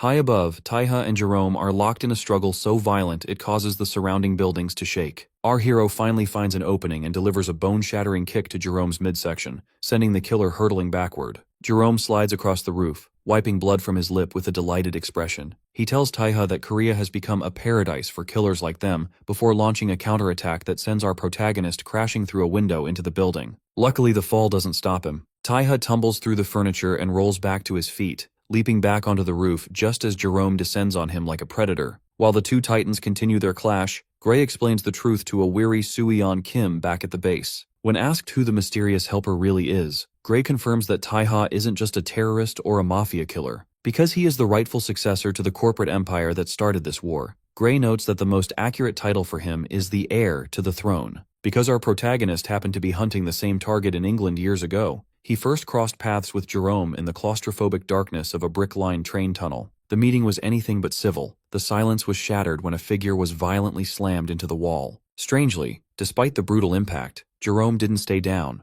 looking up with blood-stained grin. Our hero didn't hesitate, swinging his blades in a wide arc that left a trail of blood in the air, yet Jerome managed to absorb the momentum with his staff. As a train roared past, Jerome sat calmly in its path while Taiha watched from the shadows. By the time the train sped through, the confrontation had vanished into the blur. Our protagonist was almost certain he had finished the job that night, but fate proved him wrong. Sometime later, while Taiha was dealing with a traitor fleeing to Russia, Jerome reappeared. Because the target was aboard a cargo plane, the two rivals engaged in a surreal mid-air combat while falling through a clear blue sky. High above the clouds, their weapons collided, creating sparks against the sun. Even a heavy kick to the chest and a stomp to the hand couldn't end the rivalry. As Jerome fell toward the distant ground, Taiha realized that this man simply refused to die. Back in the present, Jerome stands under the moonlight in the Yangseo district, and it's clear to our boy that his rival has grown stronger with every encounter. Jerome, sporting a bloody smirk, is quick to point out a flaw in the hero's form. Because Taiha is nursing a lingering injury, Jerome notes that the blows from his right arm are slightly weaker than those from his left. He mocks our protagonist, calling him Vendetta, and questioning how a fighter of his caliber could let himself get injured in this lawless country. Jerome's obsession with Taiha has reached a fever pitch. He views our hero as his ultimate mentor, believing that Taiha is the only one capable of dragging him to the brink of death just to make him stronger. During the fight, Jerome delivers a overhead strike that shatters the pavement, creating a cloud of dust. For a moment, it looks like our hero has vanished, but that's just a tactical distraction. Strangely, Jerome thinks he has the upper hand until Taiha whispers directly into his ear from behind. Our protagonist has moved with such blinding speed that he appears only as a streak of light. Because Taiha also grows in the face of death, he has used the intensity of the fight to push his own limits. With a final strike silhouetted against the night, Taiha finishes the confrontation, leaving Jerome bloodied and defeated. While Taiha deals with Jerome, Yunsuri is busy scanning the streets for the last batch of drones. She needs to clear the area to protect the base, but her mission is interrupted when she spots a group of mysterious men unloading someone from a black car. As they noticed her on the rooftop immediately, she wonders if she's facing a new set of adversaries. Luckily, these men identify themselves as a special ops force of the Oseong gang, acting under the orders of Cheon Heeman. Back at the site of the duel, Taiha sits atop the bloodied body of Jerome. Suddenly, Cheon Heeman appears before him. The atmosphere turns tense as Heeman admits he has been ordered to kill our protagonist. Although Heeman claims he has been ordered to deliver a death sentence, he doesn't immediately attack, instead posing a mocking question about what he should do. Our boy remains entirely calm, mentally noting that this is the same man he crossed paths with previously. Taiha begins a quick internal analysis, wondering how Heeman knew his exact location. Because this man isn't one of Cheongu's lackeys, Jin Taiha deduces that the corrupt director Hong couldn't have called him. Our hero realizes that if Heeman's true goal was an execution, he would have opted for a silent ambush rather than revealing himself under the streetlights. Recognizing him as a high-ranking member of the Oseong faction, our boy acknowledges Heeman's special status, while the gangster mocks the hero's polite tone, warning him about the consequences of causing trouble in the district. Before their conversation can escalate, Taiha attempts to explain that he wasn't the one who made the first move in the Jiangsu district, but he is cut short. The logic of the scene is shattered by the sudden appearance of Jerome behind our protagonist. Despite the brutal beating he took earlier, the Aswang has crawled back, a knife protruding from his chest as he spits a spray of blood. This distraction forces both Taiha and Heeman to look back in absolute shock. The manic killer only grins through the gore, leaning forward to admit how close he came to death. Our boy immediately drops into a crouch to finish the job, performing a rapid horizontal slash, but Jerome is prepared. He pulls a flashbang from his vest and tosses it to the ground as a parting gift. Luckily for the killer, the blinding white flash provides the cover for his escape, leaving our hero to shield his eyes and curse the man's zombie-like resilience. Strangely, as the light fades, Taiha feels a sharp spear point tapped against his throat. Heeman has used the chaos to position himself, coldly instructing the hero to go in order, because Jerome was technically first in line. As Heeman raises his weapon for a forceful strike, our protagonist is forced to raise his knife to block, resulting in a heavy clash of metal. While their blades lock in a shower of sparks, Taiha realizes with a sweat that Heeman predicted his move. Heeman smiles, admitting that while his eyes can't track Taiha's ridiculous speed, he noticed the hero started the same way as their last fight. He mocks the hero, stating there is no bigger embarrassment than being fooled twice, and suggests that our boy is in no condition to fight anyway. While locked in this stalemate against a building, our protagonist assesses Heeman's power, realizing the man is the real deal and hasn't even reached his full potential. He deduces that if this is the case, Heeman must be capable of pulling significant strings within the Oseong gang. Taiha pushes off to create distance, but instead of attacking again, he looks at his opponent with newfound respect. He boldly points out that despite the gangster's skill, he doesn't seem to have ever actually killed anyone. This observation hits a nerve, prompting Heeman to leap into the air for a vertical strike, shouting that he has at least beaten many to a bloody pulp. Our hero meets the attack, lunging forward with incredible speed to pass his opponent mid-air. Rather than continuing the fight, Taiha walks away without looking back, leaving a stunned Heeman in the center of the alley. He gives the gangster directions to the neighborhood hideout, an abandoned building 450 meters northwest where the locals are camping. He promises that while Heeman won't get a kill, he will walk away with something just as rewarding. This leaves the Oseong representative standing alone, grumbling about how much he dislikes dealing with our boy. While these two were clashing, the rest of the district has fallen under the control of the Oseong gang's special ops. Radio transmissions echo through the city, demanding the immediate surrender of the remaining mercenaries and threatening total destruction. In a construction site littered with dead mercenaries, a bloodied Insik Go hears the broadcast and realizes with a curse that the Oseong faction must have had moles planted in the area. Nearby, Gray and a heavily injured Suyeon Kim hunker down in a dark basement hallway. Gray desperately pleads with the older man not to pass out, but Suyeon Kim remains determined. clutching his rifle and whispering for Gray to keep his voice down so they aren't discovered. High above the hideout, mercenaries monitor the scaffolding but are too terrified to move because of potential ambushers. When a subordinate begs to retreat, Insik Go screams into his radio, silencing the descent. Because there is over 10 billion won on the line, he views this as a once-in-a-lifetime opportunity he refuses to abandon. He vows to personally rip Giziobyun apart, believing Jerome will handle the rest so they can take the money and escape. Unfortunately for the mercenary leader, his arrogance is his downfall. Just as he reaches for a shovel to settle the score, a hand reaches out from the dark and snatches his face. Hwaryong has survived the earlier onslaught and is standing right behind him, heavily bloodied but conscious. Enraged that his life and the lives of the townspeople were valued at a mere 10 billion won, Hwaryong delivers a massive, bone-shattering punch that sends Insik Go flying through the air. The man crashes through a brick wall and falls through the center of the building. With their leader neutralized, Yoon Sori leaps through the air, using her signature wires to slice through the remaining mercenaries. As the dust settles, she stands on a metal walkway, realizing the war is finally over. 5 minutes later, Cheon Heeman walks up the stairs of the hideout, looking around in confusion at the aftermath. He enters a room to find a composed Jin Taiha sitting with Yoon Sori and the bound director Hong. Our hero welcomes him to the table, formally identifying the representatives of the neighborhood, the Cheonggu group, and the Oseong faction. With a confident smile, our protagonist announces that the time for violence has passed. Because all the necessary parties are present, he is ready to officially negotiate the redevelopment rights of the Jangseo district, intending for everyone to walk away happy. In a dark urban cityscape,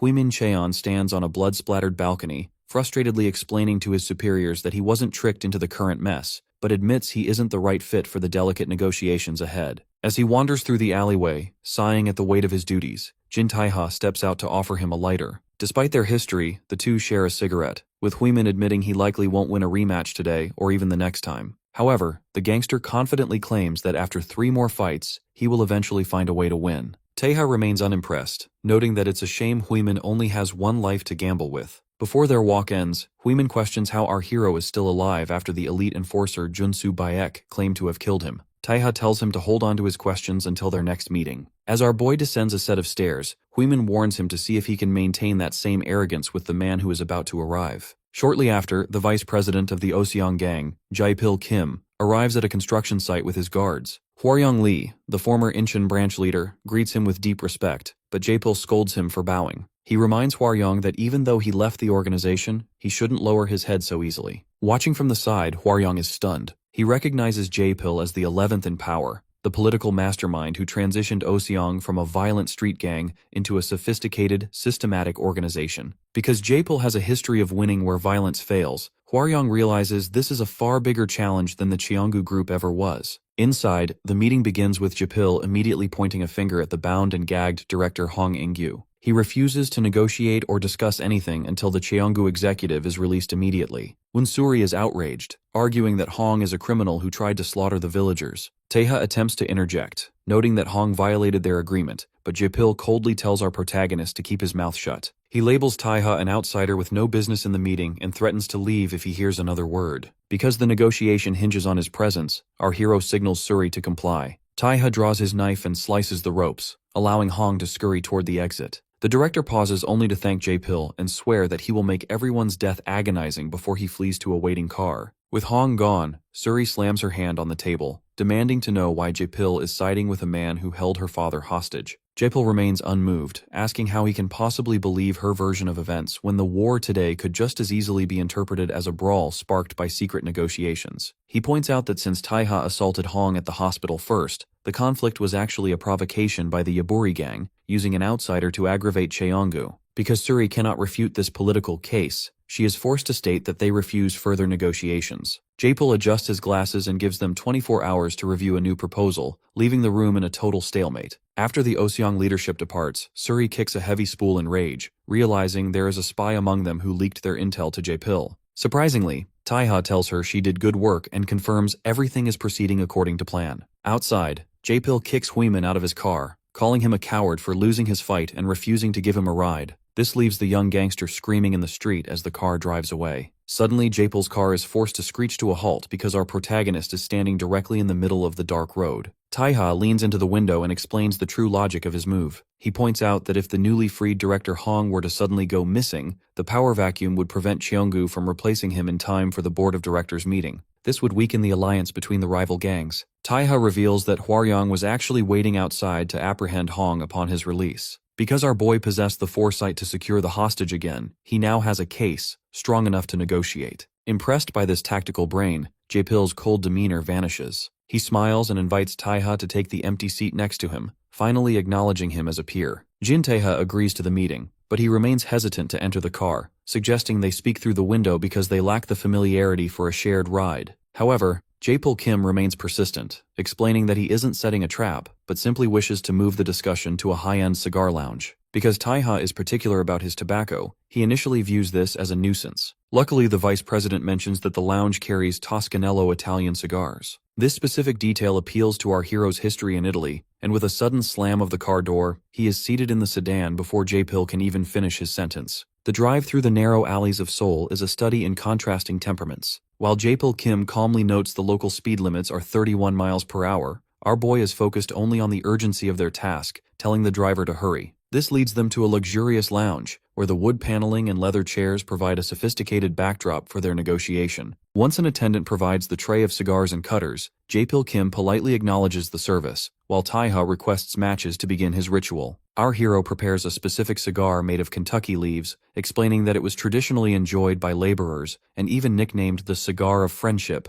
because it is designed to be cut and shared. By selecting this short smoke style, Japel Kim realizes our protagonist is signaling for an exchange lasting no more than 15 minutes. Once they are settled with their cigars, Japel Kim reveals his true motives. He admits that the redevelopment of the Jiangseo district is actually a minor matter beneath his station. He only appeared because his subordinate, Heeman, was struggling to handle the situation, and because he was deeply curious about why a man capable of dismantling the Cheonggu royals was hanging out in a place like that. Taiha responds with a rare moment of candor, explaining that he almost died the day he fought the Cheonggu family, and the only reason he survived was because of the people in that district. Because our hero wants to protect his saviors, he lays out his demands: guaranteed housing, full relocation support to Gangnam Standard apartments, and an absolute freeze on extra payments for the residents. Japel Kim points out the massive financial burden of these requests, noting the construction costs alone reach 3 trillion won, meaning residents stand to gain 10 times their original property value. However, Taiha remains unfazed, suggesting that Japel's curiosity about the future of Cheonggu is worth the price of the negotiation. Strangely, Japel clarifies that his presence isn't just about curiosity, it's about the committee. He explains that South Korea is governed by a secret equilibrium of 5 powers. This includes Cheonggu, the industrial giant, the Oseong faction,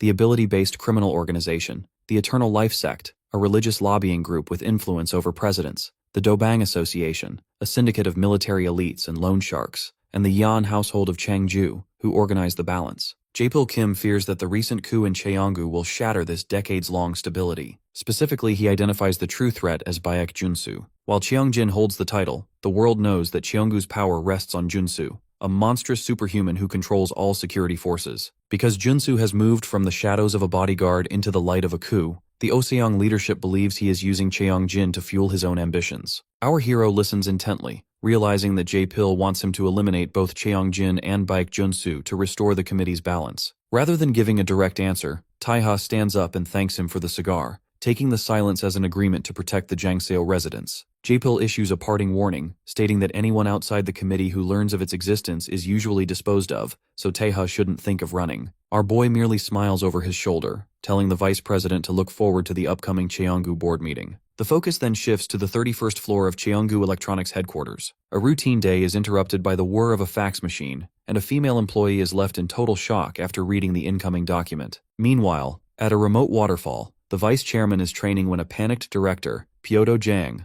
arrives with the news. He reveals that senior director Hong Ingyu will not be attending the vital board vote. Instead, he sent a fax stating a proxy will attend in his place. As the vice chairman's eyes widen in anger, he demands to know who this proxy is. In the heart of the Jiangseo district, where protest banners still hang in defiance of demolition, Jin Taiha takes a moment to focus. Because he was raised in the high-stakes world of the Italian mafia, he treats his morning coffee with the precision of a ritual. Our protagonist carefully selects a 7-3 blend of Arabica and Robusta beans, grinding them darkly before pulling a ristretto drop by drop. He explains to the group that the light crema floating on top is the real deal, the mark of an authentic Neapolitan-style shot. Unfortunately, the Yaburi gang members don't share his refined taste. When Yoon-sori and Hwaryong Lee attempt to drink the coffee, they react with immediate shock, complaining that the liquid is both scalding and unbearably bitter. Because the shots are served pure, Gray even jokes that his throat feels like it's on fire. Our hero remains unfazed, sipping his own drink and explaining that he uses the intense energy boost to jumpstart his workday. When Sori asks if adding sugar is a crime in Italy, Taiha simply tilts his head. He didn't realize they wanted any. The cultural clash reaches a peak when Sori attempts to order an iced Americano to wash away the bitterness. This forces our protagonist to instinctively reach for his knife,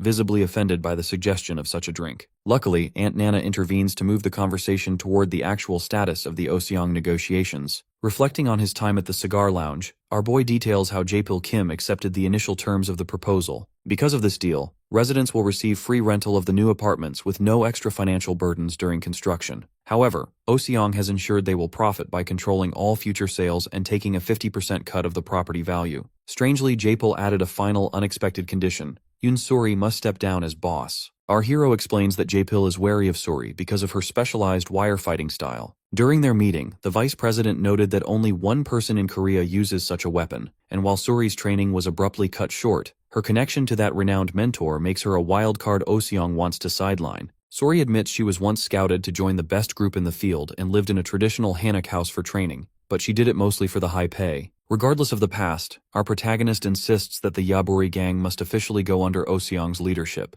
This causes a sudden outburst from Sori, who refuses to work for the sworn enemy responsible for her father's condition. However, Taiha remains firm because this is the only way to save Giseob Yoon. Since her father is still at the Cheonggu hospital, his safety will be compromised the second the company realizes Ingyu Hong has gone missing. The tension is settled when the veteran Suyeon Kim and the other bandaged survivors arrive. Suyeon agrees with the hero, logically concluding that the Yaburi gang cannot withstand the real forces of Cheonggu security once they return for vengeance. He recalls how the neighborhood stood strong only because of Sori's leadership, even when everyone else was too afraid to rescue Giseob from the hospital. Because the entire gang bows to her in a show of deep gratitude, Sori is moved to tears. To hide her distress, our hero's ally tugs her cap over her face and finally agrees to the deal. She shifts the mood by calling for a celebration at the Bowman restaurant. As the gang cheers and sets up for a night of drinking, our protagonist sits quietly in the background. Because he has successfully secured Ingyu Hong's fingerprints and stabilized the district, his preparation is complete. With a confident smirk, Taiha realizes it is finally time for him to enter the board meeting and take back what belongs to him. Inside a speeding black car, Director Pyodo Jang is in a state of visible distress. As a key supporter of the vice chairman, he frantically demands updates over the phone regarding the whereabouts of Director Ingyu Hong. Unfortunately, the news from headquarters is grim. Despite the HR and PR departments coordinating a search across all known affiliates in the Gangbuk area, Hong remains missing. The situation turns from suspicious to alarming when investigators reach Hong's residence. Because the director's two prized lions were found shot to death inside their enclosure, Pyodo Jang realizes this isn't a simple disappearance, it is a violent removal. Adding to the chaos, the Oseong faction has officially reached out to declare that Hong's recent actions in the Jongseo district violated their long-standing armistice. As a result, Oseong has invoked treaty terms to seize all redevelopment rights, effectively stripping Cheonggu of a massive asset. Pyodo Jang is left sweating, grappling with the logic of the situation. While he viewed Hong as an unqualified man who only rose to power through the favor of Cheong-jin, he cannot fathom how the man could be so reckless. This leads him to a chilling conclusion. If Hong has been murdered, then the proxy scheduled to appear at the board meeting must be someone far more dangerous. He turns to the man in the front seat, Vice Chairman Gwang-hoo Yong. The vice chairman remains stoic, simply asking Pyodo to remind him of the specific name listed as Director Hong's proxy. In a dark industrial room far from the corporate high-rises, Ingyu Hong sits bloodied and tied. Our hero, Jin Taiha, stands over him, casually scrolling through his phone to confirm the layout of the Cheonggu headquarters in Uido. Because he is meticulous, he forces the terrified Hong to verify the structure of the directorate, a group of 15 members who hold the fate of the company on the 60th floor. When Hong hesitates, our protagonist suddenly swings a tactical knife toward the man's eye, forcing a frantic confirmation. When Hong questions what Taiha wants from him, our protagonist dismisses the idea of needing further information. He explains that he is merely double-checking his existing intel. Strangely, he points out that even if he were to let Hong go, the director is as good as dead. Once Cheongjin realizes that Hong's incompetence handed the Jiangsu district to Oseong, the company will have no use for him. Taiha walks away, leaving Hong with a haunting instruction: to spend his remaining time thinking of a single reason why he deserves to live. Outside the building, our boy prepares to depart in a black car. He is intercepted by Yoon Suri, Hwaryong Lee, Gray, and Aunt Nana. Because Hong is a director, Taiha instructs the group to keep the man alive as a political insurance policy in case Oseong tries to manipulate the redevelopment deal later. Gray looks at the hero with a serious expression, recalling a past promise about stepping into a bigger arena. Taiha taps the young informant on the shoulder, confirming his intent, but warning the group to stay low until the inevitable retaliation from Cheonggu settles down. With a final smirk, the protagonist drives off, heading toward the heart of the empire. At a bright airport tarmac, two executive bodyguards, Hwang Jun-hyuk and Moon Young-min, wait for a private jet. Young-min, who has picked up smoking again due to the stress, discusses the upcoming power struggle. Because Hong's proxy remains a mystery, the two neutral members of the directorate now hold the key to the chairmanship. They reflect on their own positions. Jun-hyuk recalls being denied a raise, while Young-min remembers a desperate, failed plea to stop a forced transfer. They conclude that their only path is to follow the captain. The first neutral power arrives in a massive display of force. Do-kyung-han, a tall man in a trench coat and Junsu-baek's official successor, descends from the plane. Because he is considered the idol of the security forces and possesses exceptional political insight, hundreds of guards stand at attention to welcome him. He represents the security seat on the board, a position granted only to those who excel far beyond typical combat duties. Meanwhile, in the Southern Sea, Jin Chung has traveled by helicopter to meet the second neutral board member, Haerin Yan. Standing on her yacht, Haerin represents the legendary Yan household of Changju, an organization of women rumored to rival Oseong's strongest warriors. As she shows off a 900-pound marlin caught with a spear, Jin Chung brings up the matter of Director Hong's proxy. Haerin is visibly confused because the name listed on the fax is Suyok Jin, the third son of the late chairman who died 17 years ago. Jin Chung clenches his heart, explaining that a ghost has returned as a monster. To counter this threat, he formally requests the council to issue a huge bounty. He wants our protagonist dead, and he sets the reward at a staggering 20 billion won. 17 years ago, a heated confrontation broke out in a parking garage between the founding chairman of the Cheonggu Group, Shoko Jin, and his eldest children, Guho and Juhee. Because the chairman was preparing to leave on a trip with his third son, Suyok, the older siblings were desperate for an explanation as to why Suyok was being favored. Seoko Jin, however, offered no such clarity. He sternly reminded them that he didn't need their permission to act, labeling them insolent brats before driving away in a two-car convoy. Inside the car, Suyok felt the weight of this family friction, worrying about how he would ever face his brothers again. His wife, Heejong, gently encouraged him to focus on the present, even suggesting they pick up a painting for the eldest brother on their way back to smooth things over. While our 10-year-old hero, Taiha, watched from the window, the cars passed through the gate toward a long line of executives. These men bowed deeply, shouting their wishes for the chairman's safe return. Seoko Jin was visibly frustrated by the display, ordering his executives to simply focus on the company and avoid rash decisions while he was away. As the car passed the bowing men, Suyok used the moment to teach the young protagonist about the people outside. He explained that these were the loyalists, men who had been saved by the chairman and rose to power through his charisma. Some had even pledged blood oaths of allegiance. Because of this bond, Suyok believed these men would one day become a vital help for Taiha's future. In the present day, our boy reflects on those loyalists while standing in a room with Gray. He wonders if any of them are still alive and asks Gray to search through the files his father left behind. Despite it being over a decade, Taiha remembers every single name because there were fewer than 20 of them. Gray is initially skeptical, but he eventually finds a record for a retired man who now owns a pub in Yongin. When our protagonist arrives at the traditional-style pub in Yongin City, Gyeonggi Province, he is greeted by a cheerful chef. Taiha sits at the bar and requests the best dish available, leading the chef to recommend the fresh mackerel. However, the mood shifts instantly when Taiha asks when the owner, Mr. Gwangsu Gu, will be coming in. The chef claims he is the owner, but our boy immediately sees through the lie. Because the man is holding a heavy-duty tactical blade instead of a fish knife, Taiha calls out the poor disguise. The chef slams the blade onto the counter with a loud slap and lunges. The two clash violently, and strangely, Taiha's own knife begins to crack under the pressure of the chef's strike. Before the fight can escalate, a man with a scarred forehead slides the door open. This is Gwangsu Gu. When the apprentice chef, Hyunbin, tries to warn his master about the intruder, Gwangsu stands in total shock. He recognizes our hero immediately, tearfully bowing and expressing his relief that young Master Taiha is safe. This reunion triggers a specific memory for our hero. He recalls being in the car 17 years ago, looking at the driver. Back then, Suyok had identified Gwangsu as one of the loyalists. Guangsu had modestly told the young master that he was only just starting compared to the others,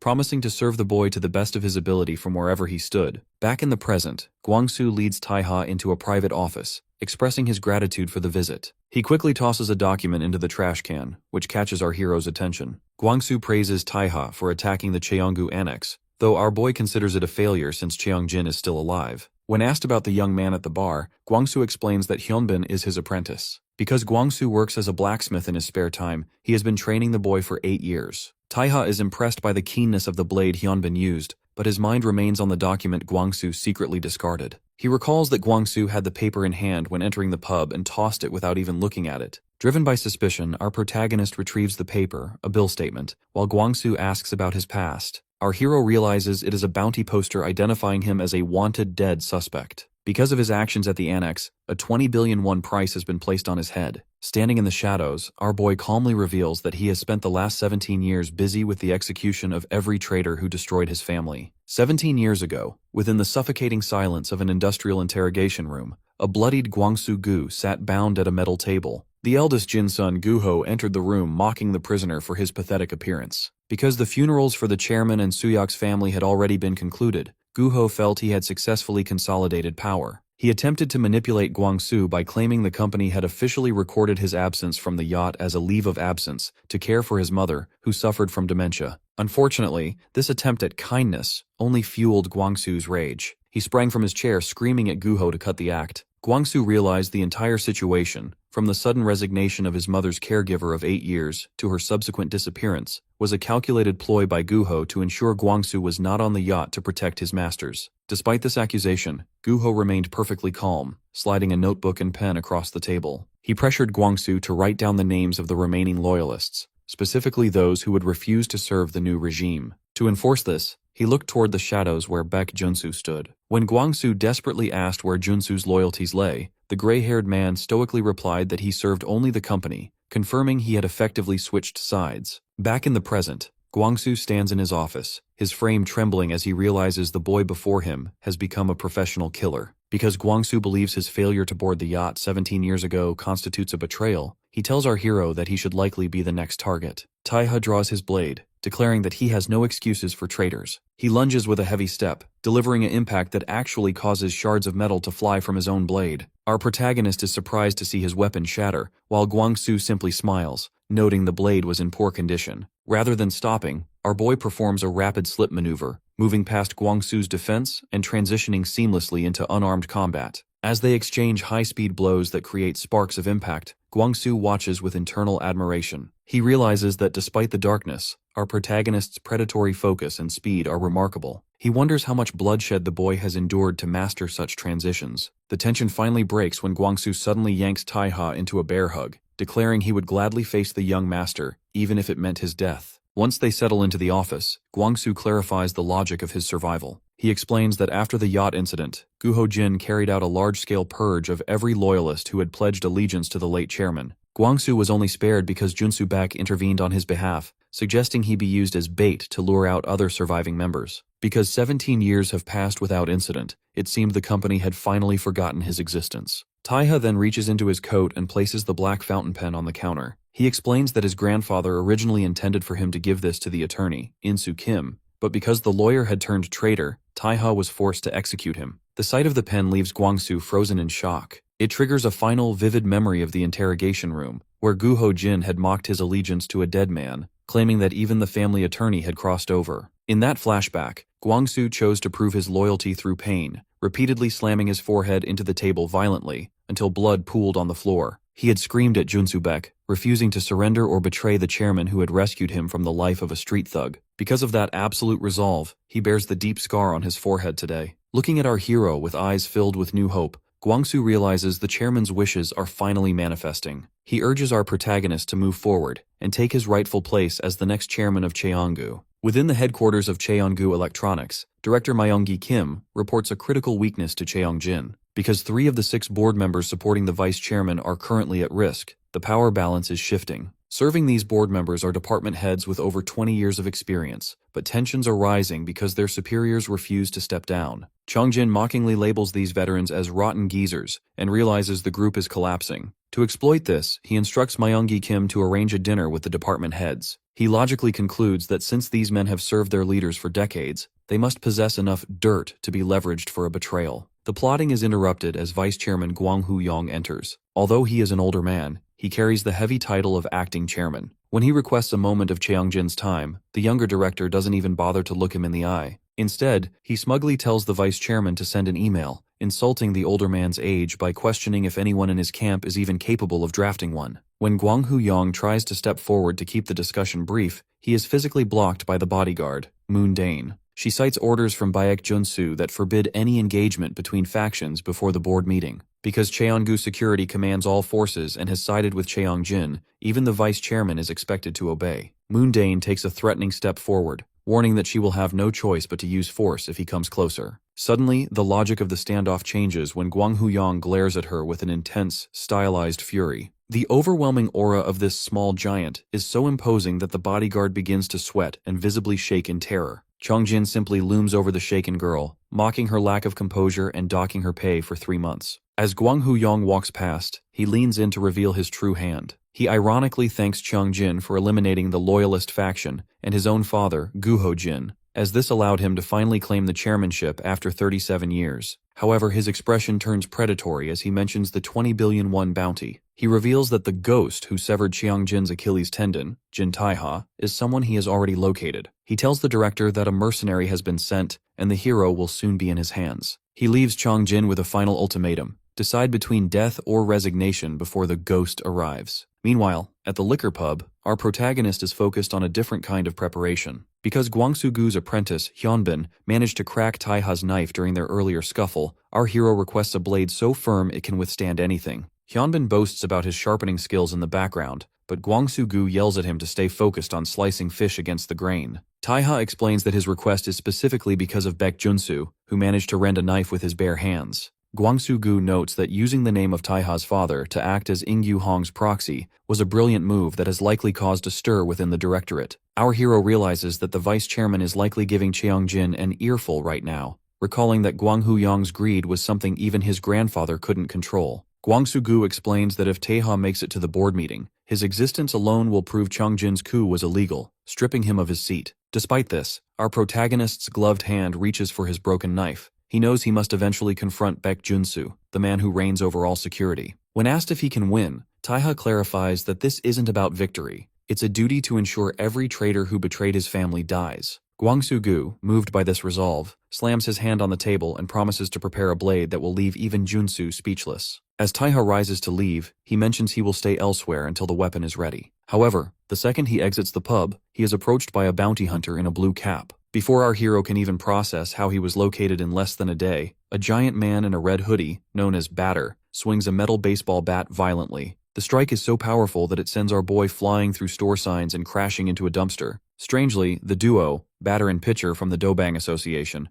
realize the hit wasn't as clean as it looked. Batter notes that Taiha actually launched himself to offset the force his body would absorb. Back inside the pub, Gwangsu-gu hears the commotion and shouts for the young master, but a thin blade suddenly stabs his neck from behind. In a chilling shift, the once clumsy apprentice Hyunbin grips Gwangsu's face with a dark, intense expression. He reveals that his slow-witted persona was an act he maintained for years to hide his status as a top assassin. His eye glows red as he looms forward, revealing that he has stationed people for every possible scenario. He has betrayed his master for one goal: to contend for the honor of succeeding Baek Junsu. The situation takes a dark turn as Gwangsu-gu finds himself cornered by his own apprentice. Because he was caught off guard, the veteran warrior is unable to prevent Hyunbin from stabbing him with a blade coated in Bushmaster venom. The traitorous pupil explains with a malicious smile that while the neurotoxin isn't meant to kill him immediately, the resulting pain will be so excruciating that he'll wish it had. Strangely, this betrayal is linked to a much larger corporate conspiracy. In a hall at Cheongu headquarters, the manic Jin Chong confronts the vice chairman, Gwang Hu-yong. He reveals the existence of an unofficial special ops unit created by Baek Junsu to find a worthy successor. While a man named Do Gyung-han was eventually chosen and the rest of the unit was supposedly purged, Jin Chong admits he couldn't let such lethal talent be discarded. He believes that in a country scarce of natural resources, the company must make the most of its people. As a result, he issues a final ultimatum. The vice chairman must resign and live out his days in peace, or find someone formidable enough to survive a clash with Baek Junsu. Returning to the pub, the apprentice is revealed to be Nameless, the former number 4 of that very special ops division. As Gwangsu-gu's hand begins to tremble from the neurotoxin, he asks if the assassin has been watching him ever since he left the company. Hyunbin confirms he was stationed there indefinitely, with his only ticket out being the discovery of the remaining loyalists. When Gwangsu attempts a powerful punch, Hyunbin effortlessly dodges and delivers a counterslash across his mentor's back. Because he has effectively neutralized the old man, the assassin casually spins his knife and decides it is finally time to head outside to claim the young master's head. Outside, our protagonist is already in the middle of a different battle. He is being harassed by a duo of bounty hunters known as the Pitcher and the Batter. The Pitcher hurls high-speed steel balls that explode on the pavement, forcing our boy to sprint and weave through the debris. Meanwhile, the Batter swings a metal club with enough force to create ripples in the air. Although Jin Taeha manages to evade their coordinated strikes, he realizes that his lack of a weapon is a significant disadvantage. The bounty hunters attempt to persuade him to follow them quietly, noting that they get paid whether he is delivered alive to their employer or dead to others. Because of this, our hero realizes these men aren't working for Jin Cheong.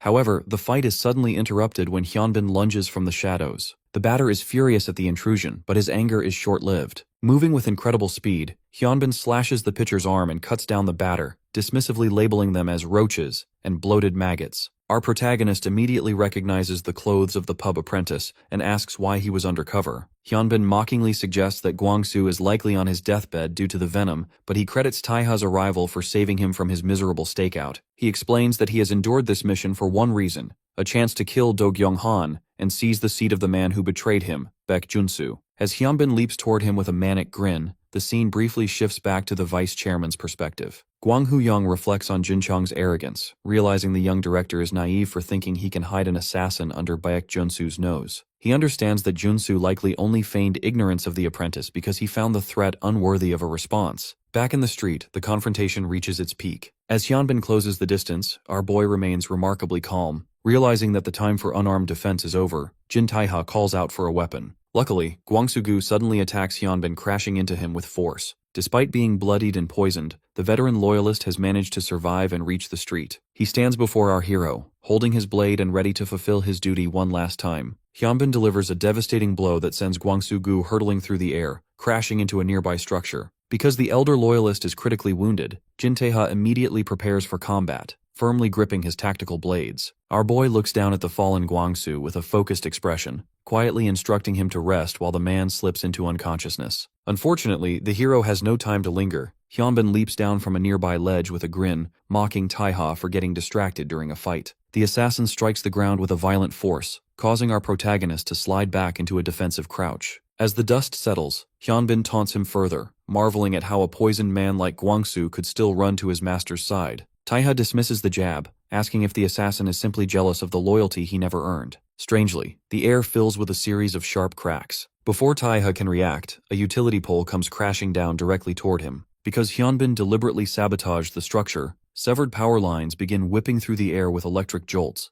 causing the neighborhood lights to flicker and die. Amidst the chaos and the screams of confused residents, the assassin dashes forward, mockingly asking if our boy is good at tap dancing, while they dodge the live wires. Their blades meet in a shower of sparks and electricity. During the struggle, Hyunbin attempts to break the hero's spirit by reminding him of his previous failure against Baek Junsu. He questions where Taeha finds the confidence to return when he couldn't even land a single blow on the top enforcer. This pressure forces our protagonist to leap onto a nearby roof to create distance, but Hyunbin quickly follows, looking down on him from the sky and labeling him pathetically weak. The fight spills into a narrow building hallway, where the intensity of the clashes begins to take a toll. While catching his breath, our hero realizes that although the assassin is strong, his movements are bizarre. It feels as though Hyunbin is teleporting, consistently staying a step ahead of every maneuver. However, Taeha notices a vital contradiction. While the man's positioning is blindingly fast, his actual attacks are slow enough to counter. This triggers a flashback to an office where Regina Salerno sits with her feet on her desk. She explains to Taeha that while people think assassins and killers are the same, they aren't,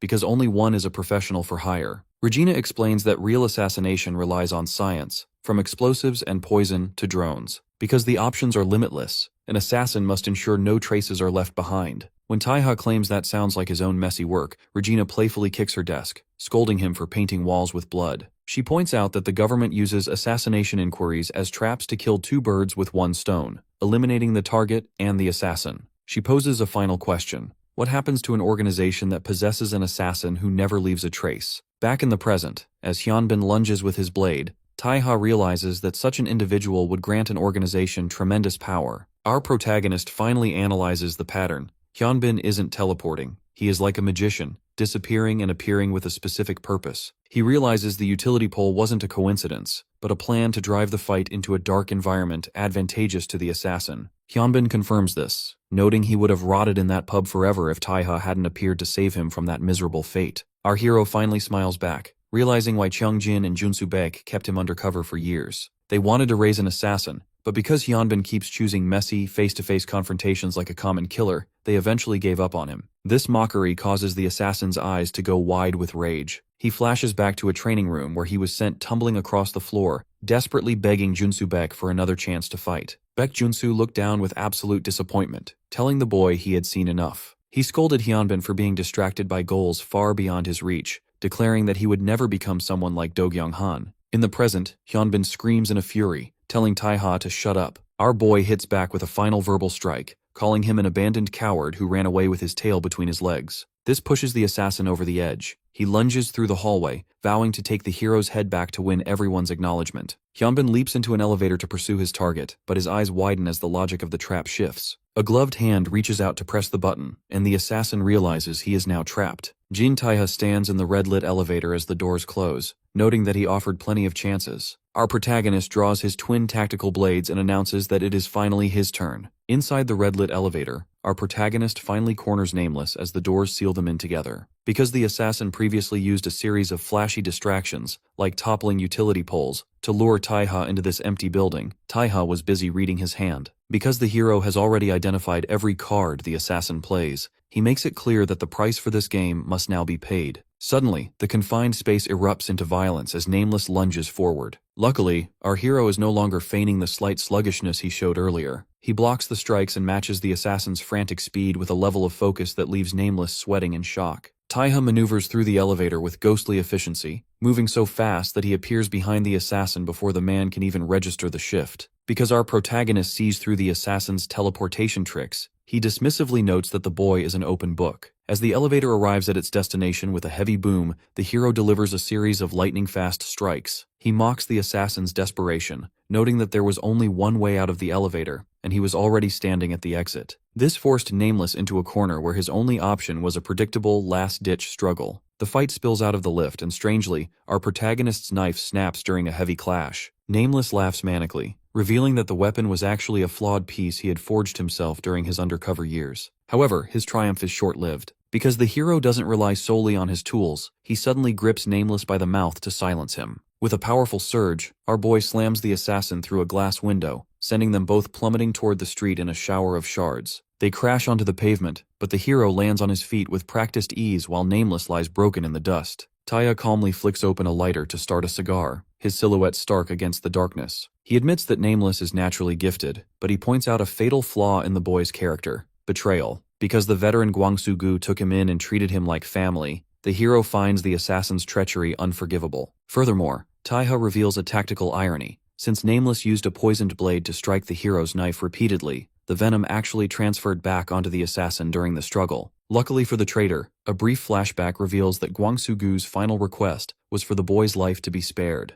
Out of respect for the old man's unwavering loyalty, our protagonist decides to let Nameless live this once. He leaves the broken assassin behind, walking into the daylight with a warning that this luck won't happen a second time. Meanwhile, inside the corporate high-rise, Jin Chung is celebrating what he believes is a total victory. He sips a drink dismissively while Myung-gi Kim confirms that the neutral board member, Do Kyung-han, has agreed to cast the deciding vote for the chairmanship. When Cheong's phone vibrates with an incoming call, he arrogantly assumes it's a confirmation of Taiha's death. He tosses the phone to Baek Junsu, ordering the security chief to ensure the hero's body is dissolved for a clean disposal. He even instructs Junsu to dispose of Nameless at the same time, viewing the failed assassin as a dog that can't be retrained. Baek Junsu walks into the hallway and answers the call, but the voice on the other end isn't a mercenary. It is our protagonist. Taiha explains that he is glad that it is Junsu on the phone because he knew Jin Cheong would be too cowardly to stay on the line. As he stands outside the Cheonggu building looking up at the lights, Taiha gives him a final choice: come out and face him, or wait for the hero to head inside.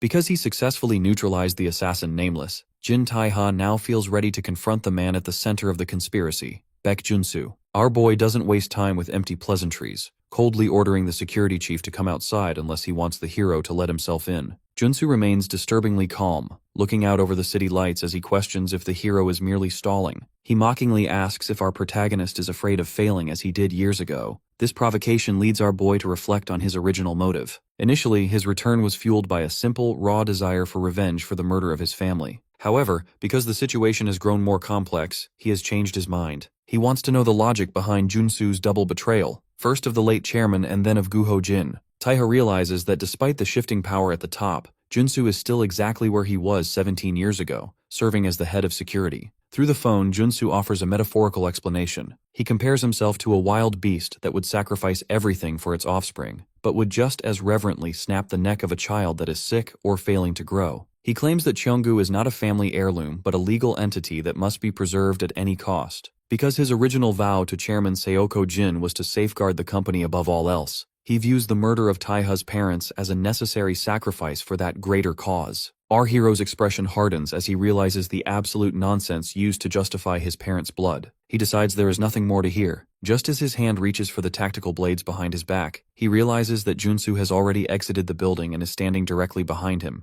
Strangely, Junsu begins to use firm hand signals, which leaves our boy in a moment of genuine shock. He wonders what kind of sign language the man is using, but he doesn't have time to process it before a new figure, Do-kyung Han, appears behind him with an intense, neutral gaze. This sudden movement forces our protagonist to hunch low and leap forward to create distance. Baek Junsu clarifies that he didn't come down to trade blows yet, noting that Nameless was never the person the company was truly waiting for. Because the board meeting is the proper arena for their conflict, Junsu and Do-kyung Han simply turn and walk away, leaving our hero clenching his knife in the middle of the parking lot. While the tension at headquarters simmers, the scene shifts to a cigar lounge where Jae-pil Kim receives a report. He learns that the bounty hunters, pitcher and batter, have been decimated by the hero. Because the Dobang Association is now involved, Jae-pil realizes the vice chairman, Gwang-hoo Yang, has resorted to calling in external mercenaries since Junsu aligned with the rival faction. He concludes that this is no longer a petty family feud, but a full-scale corporate war. Meanwhile, Vice Chairman Gwang-hoo Yang is busy with a far more lethal preparation. Inside a secret facility, he watches a technician detonate a ceramic explosive that completely shreds a mannequin's torso. Because these explosives are piezoelectric and ceramic-based, they can bypass any metal detector. Yang has secretly installed these devices into every chair designated for his rivals at the board table. He remains unfazed by the unknown location of Jin Taiha, believing that no one can redress the years of wrongs he has endured except for himself. As the day of the meeting arrives, an eerie calm settles over the country, soon replaced by a media frenzy. Reporters swarm the building, confused because no board members have entered through the garage.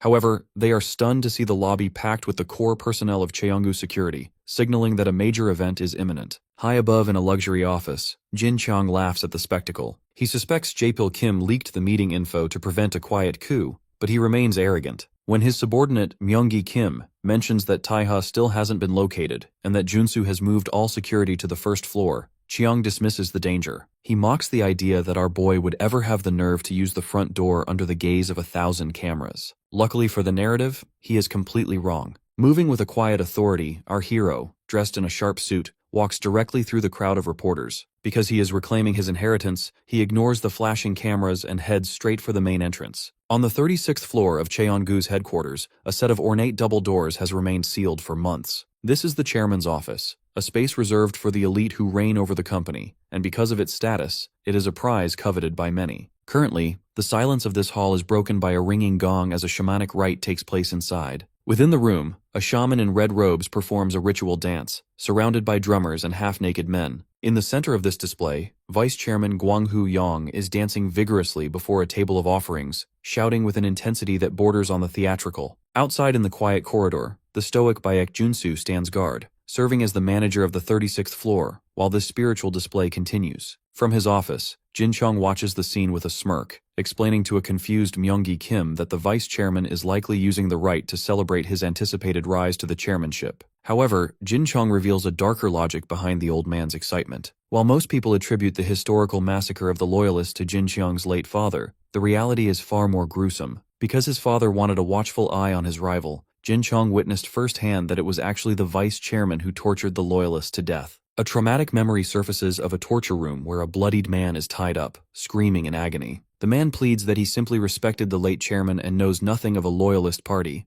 but Vice Chairman Yang looms over him with cutting tools. Yang demands to know the family secrets, threatening the man with death for his silence. Back in the present, Jin Chong is wondering whether he or the rabid vice chairman will be the one to eventually take our protagonist's head. The focus shifts to the building's entrance, where news crews are struggling to get footage of the blocked-off lobby. Amidst the crowd, Tai Ha-jin is bumped from behind but continues walking toward the entrance. The reporters don't recognize him, assuming he is merely a new hire. Inside the lobby, security guards Hwang Junhyuk and Moon Youngmin watch our boy approach. While Junhyuk is stunned, Youngmin finds it unbelievable that the hero is actually serious about walking into the building. Tai-ha maintains his confidence, recalling a conversation he had by the bed of the poisoned Gwangsu Gu. Because Gwangsu had been hospitalized, our protagonist was curious why the man never fled the country after the massacre of the Loyalists, especially since Cheongu had become a place devoid of hope. Gwangsu offered a peaceful smile, explaining that he remained because he held a blind, resolute conviction that someone would one day come to continue the late chairman's footsteps. It was this impossible baseline conviction that forced Cheongu to keep a spy like Nameless by his side for years. Suddenly, the lobby is filled with a deafening order for everyone to stand at attention. A highly trained security unit, Team Black, marches in under the command of Captain Vue Kim. Because the next chairman is to be elected today, Vue Kim issues a lethal warning to kill anyone who dares pose a threat. Hwang Junhyuk recognizes Vue as the captain of an elite espionage unit that has seen far more field experience than the headquarters personnel. Because Vice Chairman Yang successfully recruited them, the lobby is now a tiger's den with 400 of Cheongu's best ready to pounce. Moon Youngmin narrows his eyes,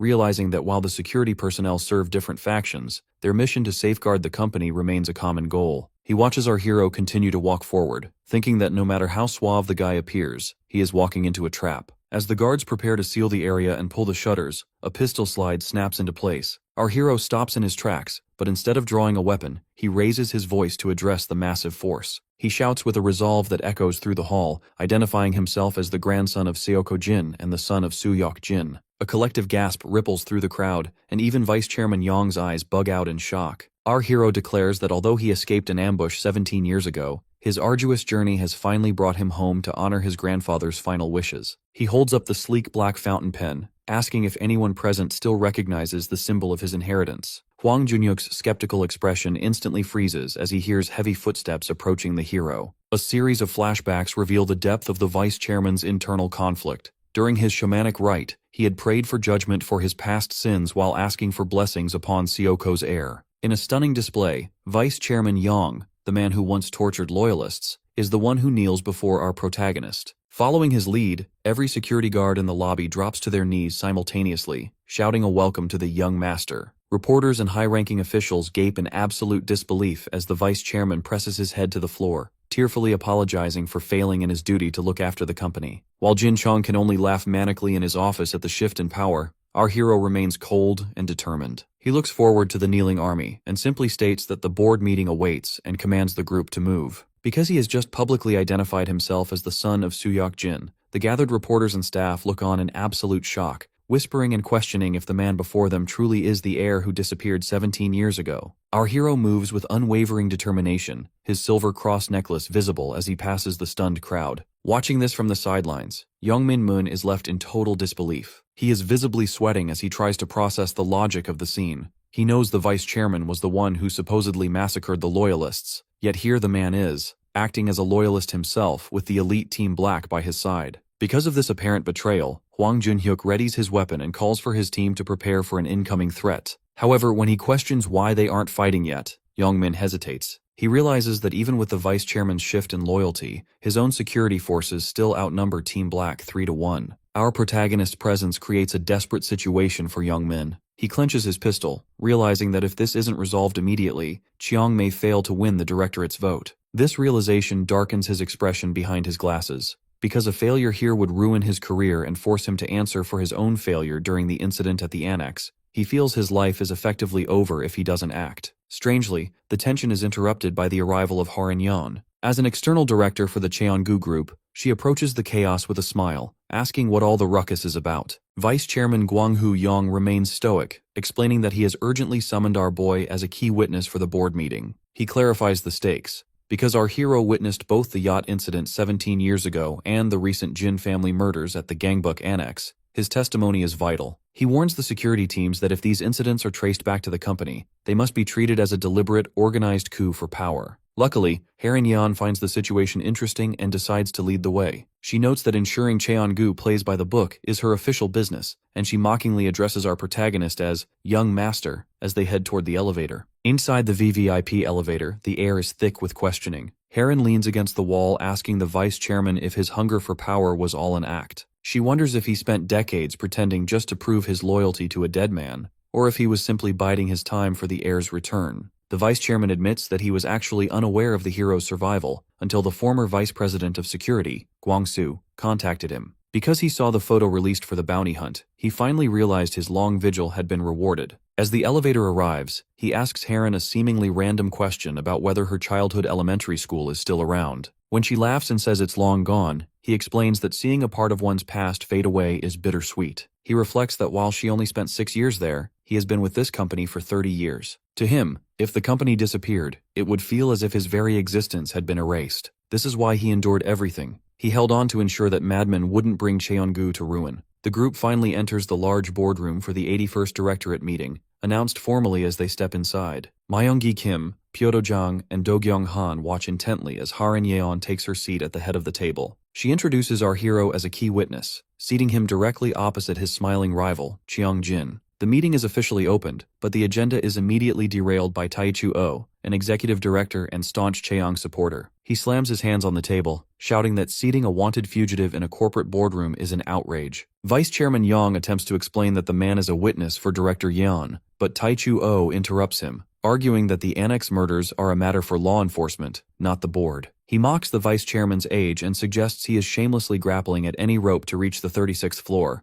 causing the other supporters to burst into laughter. Our protagonist remains calm and begins to recite a specific list of names. He identifies several elite mercenaries, including Captain Yuri Nikolin of the private firm Watercall. He taps a gloved finger on the table, naming Vladimir Ilyin, Harry Felt, Liam Jackson, and others. He recalls a flashback of himself on a sinking, blood-splattered ship 17 years ago. He explains that of the 8 men who infiltrated the yacht, he has already dealt with 7. Because the last man, a Korean speaker, escaped him that night. Our boy is surprised to find him sitting right there at the Cheongu board table. Taichuo breaks into a sweat, frantically demanding proof and claiming our hero might as well say he fought 7,000 men. Our hero looks at him with a cold gaze, stating that proof isn't how he works. He points out that Taichu is failing to read the room. Because Insu Kim is dead, the Jin family has been massacred, and Director Hong is missing. Taichu has no ground left to stand on. Having effectively silenced the room with this visceral reality check, our protagonist looks directly at the terrified director and prepares to speak. As Gwang-soo-gu has a debt of loyalty to repay, he prepares for his mission at the liquor pub by snapping a tactical knife into its sheath and holstering a handgun. He conceals these weapons under his suit jacket, but before he can depart, a blue van arrives. Suri-yoon and Gray offer him a ride, noting that he looks ready to head toward Cheongu. Gwang-soo is initially shocked to see the pair from the town that treated his injuries, and he warns them that this is a life-or-death situation rather than a game. Suri simply tips her cap and interrupts him, explaining that they understand the danger perfectly because they have dealt with our hero's reckless ways before. Inside the boardroom, the atmosphere turns clinical as Jin Tae-ha critiques the country's revised inheritance and gift tax law. He explains that Article 1 of this act, which fosters national wealth by exempting intangible assets like stocks from taxation when passed to blood relatives,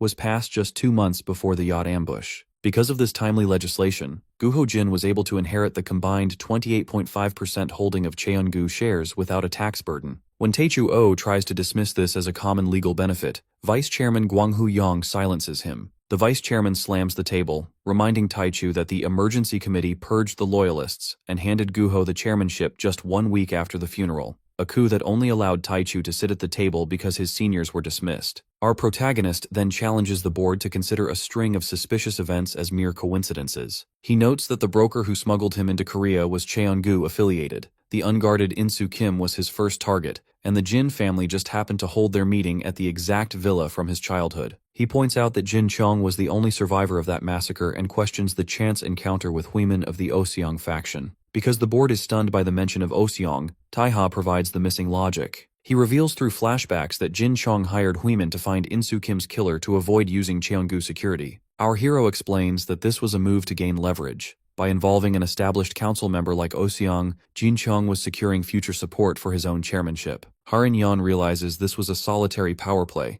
as Chiang wanted to join the council alone. This revelation forces Vice Chairman Yang to his feet. He screams for a point of order, moving to adjourn the meeting and form an emergency committee to investigate the yacht incident and the recent murders. He insists on summoning Huimin for questioning, noting that the board's legitimacy is currently in doubt. When Harin Yan asks for a response, Jin Chong initially sits in a silent, sweating rage, while wiping his forehead with a striped cloth. Suddenly, Jin Chong shifts into a dramatic, emotional performance. He looks up with a pained expression, accusing the vice chairman of turning away from the truth out of a greed for power. He clutches his chest and trembles while gripping his ornate cane, asking who spilled the blood of their allies and who tore through his own Achilles' heel. He shouts at the board, demanding to know why his sacrifices for the company are being ignored. Our hero watches the display, realizing that Chiang is far more dangerous than the board understands. A red aura begins to rise around Chiang's hand as he grips his cane. With a demonic grin, Jin Chong makes a move that no one expected. He declares that since he is accused of killing his father for wealth, he will return his entire inherited share, including his grandfather's portion,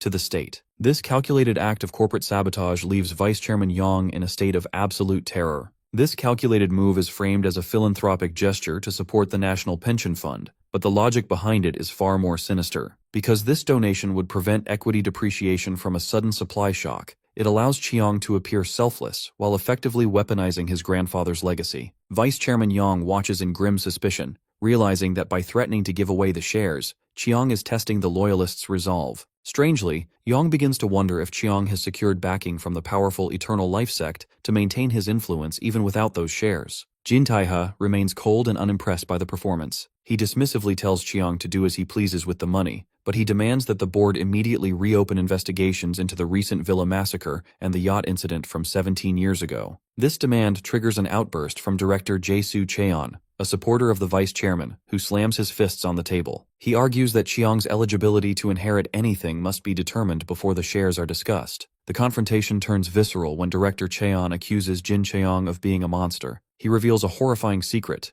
Under the guise of finding the villa killer, Chiang lured the remaining immediate families of his deceased uncles to a restaurant and executed them all. Because a janitor witnessed the slaughter from a storage room, the board finally has a lead on Cheong's true nature. Jin Chong, however, remains eerily calm. He mocks the lack of physical evidence and questions the credibility of a mere janitor, using a smooth, reasonable tone to mask his predatory instincts. Watching this exchange, our hero feels a deep sense of unease. Even though he knows every word out of Chiang's mouth is a lie, the man's charisma is so suffocating that Taiha feels like he is being coiled by a serpent. Realizing that Chiang is stalling for a specific reason, our protagonist urgently requests that the meeting be adjourned. However, the opposition from Chiang's loyalists is immediate. To keep the momentum, Jin Chung proposes a compromise. He suggests the election proceed immediately, with the understanding that even if he wins, his formal installment will be deferred for a month while the investigations are completed. Vice Chairman Yang is skeptical, noting that a real investigation would take at least 6 months. But Chiang aggressively pressures him. He accuses the vice chairman of wanting to hold the acting chairman title indefinitely to sway the results. Under the guidance of the chairperson, Seong-han Lee, the board proceeds to a vote. The vice chairman calculates his odds, believing the vote will result in a tie because of director Ingyu's absence. Unfortunately, the logic of the vice chairman's plan collapses in a moment of absolute betrayal. Just as the count reaches 7 for Jin Chung, the loyalist director Pyodo Jang slowly raises his hand. The room is paralyzed with shock as Pyodo, trembling and sweating, aligns himself with Cheong.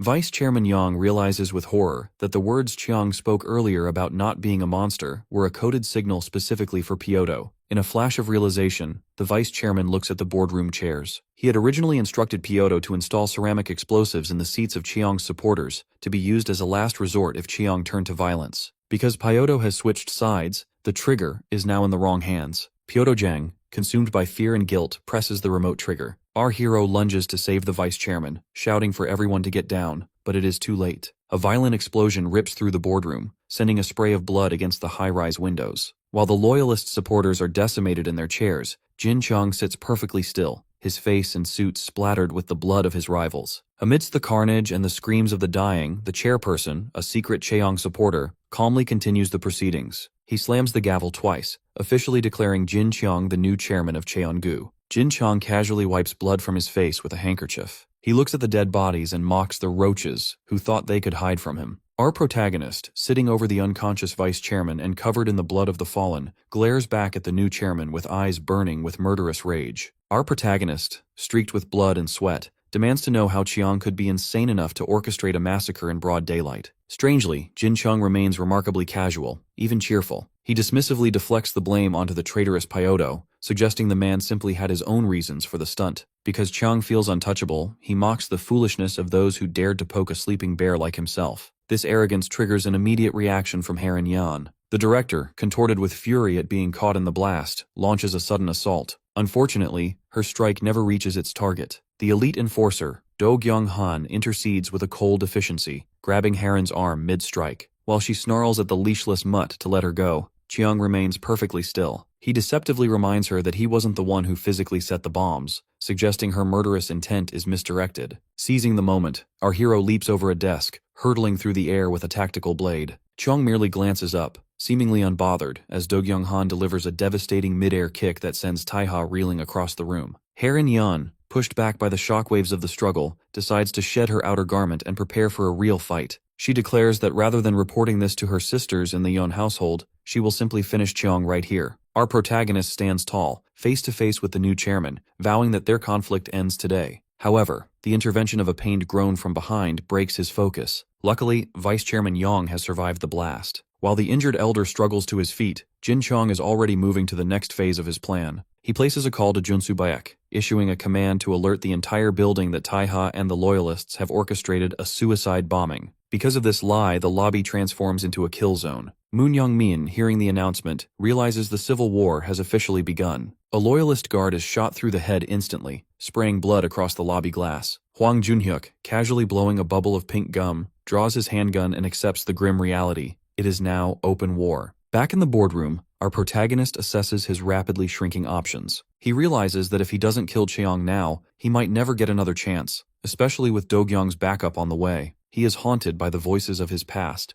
his grandfather's final wish for him to inherit the company, and the Loyalists who knelt before him in hope. Just as Taiha prepares for a final lunge, Vice Chairman Yang reaches out and grabs his arm. Recognizing that they are surrounded, our boy logically suggests they vacate the area while they can. The Vice Chairman, finding renewed strength in the hero's resolve, confirms he can move on his own. Taiha turns back to Cheong one last time, promising that luck won't save him a third time. Cheong merely smiles back, ominously suggesting that Taiha won't live long enough to see a next time. The two move into a dark corridor, but when Taiha suggests the stairs to avoid guarded elevators, Yang stops him. Strangely, the vice chairman insists the elevators will be fine. Because he anticipated Cheong's treachery, Yang had secretly ordered a security check on the transport routes beforehand. The elevator chime rings, and as the doors slide open, our hero is met with a scene of absolute carnage. The interior is piled high with the unconscious and bleeding bodies of Cheonggu security guards. Standing over the pile is Vui Kim, the captain of Team Black, calmly wiping blood from his blade. Because the young master has officially returned to claim his throne,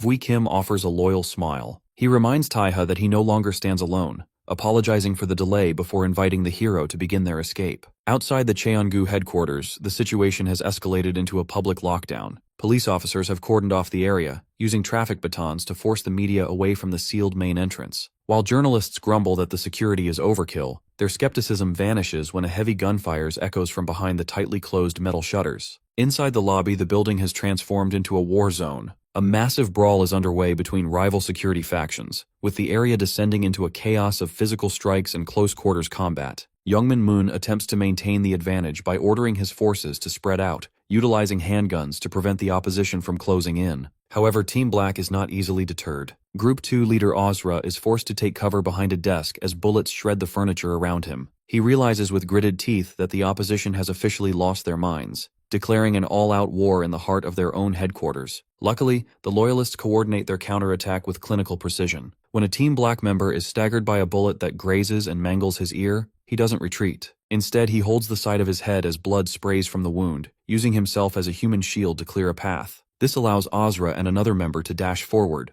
The brutality of the lobby fight intensifies as a bald security guard is neutralized by a headshot, while Team Black members use brute force to shove enemy guards backward, clearing the corridors for their advance. The tide continues to turn as Eri Kang, a scarred Team Black leader, lunges into the fray. He uses a tactical knife to slash through multiple opponents simultaneously. This entry into the battle leads to a direct metal-on-metal clash with Youngmin Moon. As their blades lock, Youngmin glares, mocking Eri for returning to Korea after being booted overseas. Eri Kang notes that it's been a long time, but mockingly points out that Youngmin should have listened to his advice about losing the glasses, since he's finally gone and lost an eye. While the lobby burns, a building-wide intercom broadcast confirms a large-scale terrorist attack, sending terrified employees scurrying for safe rooms. In a darkened office littered with dead guards, Jin Taiha stands accompanied by Captain Vui Kim and Vice Chairman Yang. The vice chairman logically concludes that because most employees were told to work from home for security reasons, these broadcasts are likely a desperate attempt to lure them out of hiding. Taiha notes that the security in the upper floors seems lacking for such a brazen coup,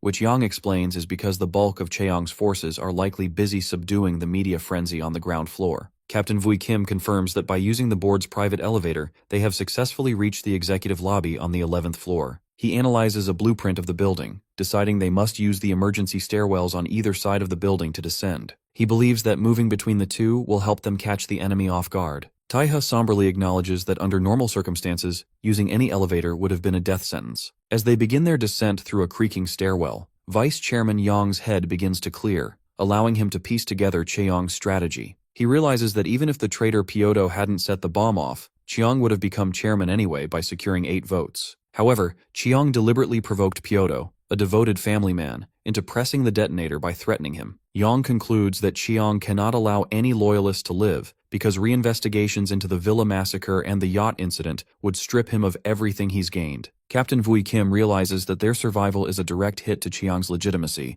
making it imperative that they escape. While the others focus on flight, our hero walks in the shadows, silently wondering if simply running away is the best way to land a blow on the new chairman. Meanwhile, on the 36th floor, Jin Chong walks toward the chairman's office with Moon Dane. He is annoyed that the elevators weren't shut down in time to catch the rats. Moon Dane boredly admits she stayed away because she knew she would lose the fight. Chong finds her honesty almost amusing, noting he can't even cut her pay since there's nothing left. The new chairman finally meets with the stoic Baek Junsu. As Cheong steps forward, he demands the keys to the 36th floor, celebrating the fact that he has delivered on his promise. Baek Junsu drops the ring of keys into Cheong's hand with a warning not to disappoint the company. Moon Dane watches silently as Cheong clenches the keys, eager to finally see the famed office. When Junsu suggests they evacuate via helicopter due to the danger, Cheong refuses with an arrogant smirk. He is the chairman now, and he refuses to run away from his own building like he did before. Instead, he issues his first official command. He wants Baek Junsu to kill Taiha and every loyalist bastard, demanding their heads by the end of the day. In the center of the Cheongu lobby, the chaotic civil war reaches a fever pitch as security forces engage in a brutal melee. Because the red-haired Ozra, a leader of Team Black, understands that their opponents are largely gym brats, trained for corporate protection rather than war, he orders his men to close the distance. He knows that these sheltered guards are vulnerable in close-quarters combat, and he intends to show them the reality of a true fight. Amidst the screaming and the screeching of bodies sliding across the floor, Eri Kang appears with a manic grin. As a group leader of Team Black, he carries a golden tactical knife and moves with a lethal fluidity that his former subordinate, Youngmin Moon, can barely track. Because Eri Kang used to be Youngmin's mentor, he mocks the younger man's lack of progress, questioning if his training stopped the moment he joined the Jin family. Youngmin can only grit his teeth in frustration, realizing that while he was sheltered at headquarters, these abandoned dogs were gaining real-world experience struggling to survive overseas. As their blades clash, Youngmin feels the weight of a physical and mental wall. This triggers a memory of a past failure at the villa, where Baek Junsu had calmly demoted him. At the time, Youngmin had argued that no one at Cheongu posed a threat to them, but Junsu had correctly identified the gap in his spirit. Because Youngmin lacked the confidence to face our protagonist again, Junsu realized he had sheltered his student too much, preventing him from overcoming the hurdles that a true predator like Taiha represents. The lobby fight is suddenly interrupted by the roar of machine guns as a hail of bullets shreds the area. A bald man named Pyongwon Ho, known as the Mad Tiger, drops with 2 heavy LMGs. Because he is the vice president of security and a reckless combat instructor, he fires indiscriminately, hitting his own men just as often as the enemy. This erratic behavior leaves even the veteran Ozra wondering if the high-ranking leadership has finally gone senile, as Pyongwon Ho seems more interested in carnage than tactical precision. Meanwhile, on the floors above, our hero continues his descent. He neutralizes a tactical guard with a clean strike to the neck, noting that the concentration of heavily armed forces on the first floor feels like a deliberate attempt to trap them. Vice Chairman Yang explains that these forces are likely part of Yong Mu Dai, a secret private military project that the Mad Tiger kept running despite board regulations. As the group rushes to back up their allies, Taiha receives a frantic call from Gray. Luckily, Gray has information that changes the momentum of the escape. He reveals that Taiha's guy has already coordinated with the outside. Suddenly, Azra reaches a control panel and slams the keypad, causing the mechanical heavy security blinds to begin to lift. While the confused guards scramble to block the exits, Pyong-won-ho attempts to taunt Azra for quitting without notice. Strangely, Azra merely smiles back, because he knows the reinforcements have arrived. A blue van, driven by Yoon Suri, comes speeding through the entrance with a violent crash. The impact sends the Mad Tiger flying into the stairs, clearing the path for a new arrival. Gwang-soo-gu, the former co-president of security and a legendary loyalist, steps out of the van and clicks his gun into place. After 17 years away, he looks at the crumbling headquarters with a grim expression, noting that the hellish nature of the company hasn't changed a bit. Azra looks toward the vehicle with a confident grin, asking if the timing was deliberate. Gwang-soo-gu, stepping back into the company that once ousted him, dismisses the idea of a planned entrance, noting that no one would intentionally time a return to such a mess. As the smoke clears, the rival security guards begin to sweat in panic. While the younger men wonder if this is a new enemy, the veteran Hwang Jun-hyuk admits he hasn't seen that face in years. Suddenly, machine gun is raised through the lobby, immediately spraying a barrage of bullets. This forced the guards to scramble for cover as Pyong-won-ho snarls at the sight of his direct senior. Pyong-won-ho stands up with a heavy firearm, mockingly identifying Gwang-soo as the man who was fired for backing the wrong people. Gwang-soo-gu remains calm, retorting that he prefers to be known as the loyalist who resigned instead. This exchange leaves the rank-and-file guards trembling.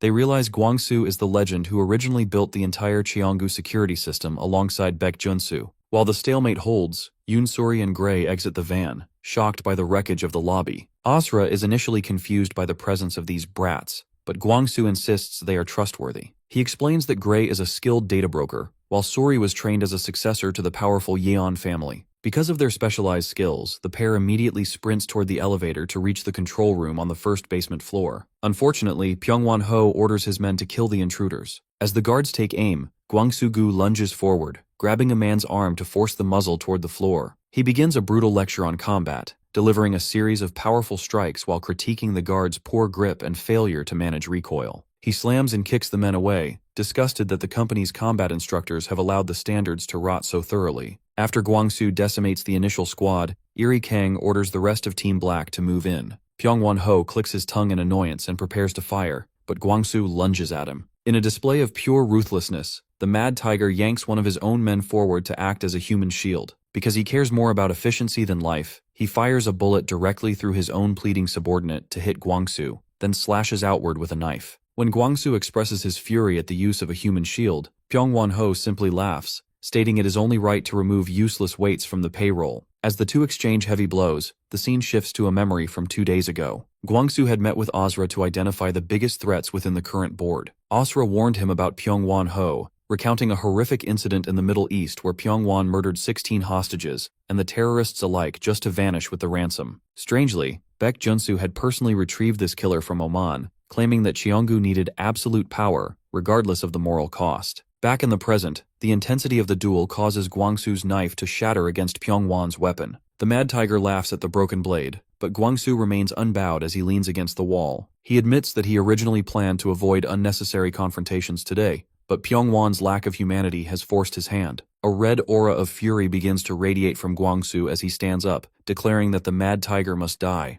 The history of Pyong-won, the Mad Tiger currently terrorizing the lobby, is rooted in a blood-soaked scandal in the Middle East. Years ago, a militant group seized 16 Korean missionaries in a desert trench, demanding a staggering $50 million for their release. Because the Korean government refused to pay such an exorbitant sum, the terrorists began executing hostages every hour to prove their resolve. During the subsequent negotiations, 2 government officials desperately tried to lower the price, but the militants remained indifferent, executing another hostage mid-conversation to show they weren't bluffing. While the negotiators panicked over the budget, Pyong-won, then a member of the covert Team Red, grew disgusted by the cowardice on both sides. He viewed the terrorists as oxygen wasters, and the negotiators as fools ready to squander his precious tax money. As a result, Pyong-won abandoned diplomacy entirely. He opened fire, slaughtering everyone in the room, hostages, terrorists, and negotiators alike. The media later covered the incident as a deadly shootout, resulting from high tensions, reporting that all parties were found dead, except for one Team Red operative. Crucially, The $20 million arranged for the negotiation went missing from the scene. 6 months later, Pyongwon was living in a luxury villa in Oman, believing he had successfully swept everything under the rug. However, he was tracked down by Ozra and Baek Junsu. Pyongwon was initially arrogant, believing no one from the Cheonggu group could handle a soldier who had survived a hideout full of terrorists. This forced Junsu to intervene personally. During a violent clash, Junsu easily overpowered Pyongwon, pinning him by the throat. Strangely, Junsu hadn't come for the stolen money. He realized that if Pyongwon had truly wanted the cash, he would have taken it before the negotiations even started. Pyongwon admitted with a manic grin that he destroyed the negotiations simply because he couldn't stand clowns who thought money could fix everything, claiming he saved Korea from becoming a laughingstock. Because Junsu was looking for individuals with that specific brand of lethal conviction, he chose to recruit the Mad Tiger into Cheonggu's private ranks. In the present, Vice Chairman Gwang-hoo Young reveals to our protagonist that Junsu's legendary loyalty wasn't always as unshakable as it seemed. 18 years ago, about a year before the yacht incident, the late chairman Seoko Jin expressed deep hesitation about joining the council. Because Guho Jin, the eldest son, was pushing for the alliance, the chairman frequently traveled abroad to seek other counsel, often confiding in the vice chairman about his doubts regarding the council's entrenched corruption. Unfortunately, this absence allowed Guho to build a secret rapport with Cheonggu security. A year later, the yacht incident occurred, and it was no coincidence that Junsu, the chairman's personal shield, was mysteriously absent. Our hero realizes that Junsu's philosophy of true power leading the rest likely made him susceptible to Guho's ambitions. Captain Vui Kim sheds further light on Junsu's true nature. He explains that Cheonggu Security once housed a special ops division, a brutal training ground where each cohort competed to become Junsu's worthy successor. While Junsu appeared to be a devoted mentor who won loyalty through physical and mental training, he actually viewed his men as mere stock. To him, the security firm was a ranch where he could breed and identify the single best warhorse.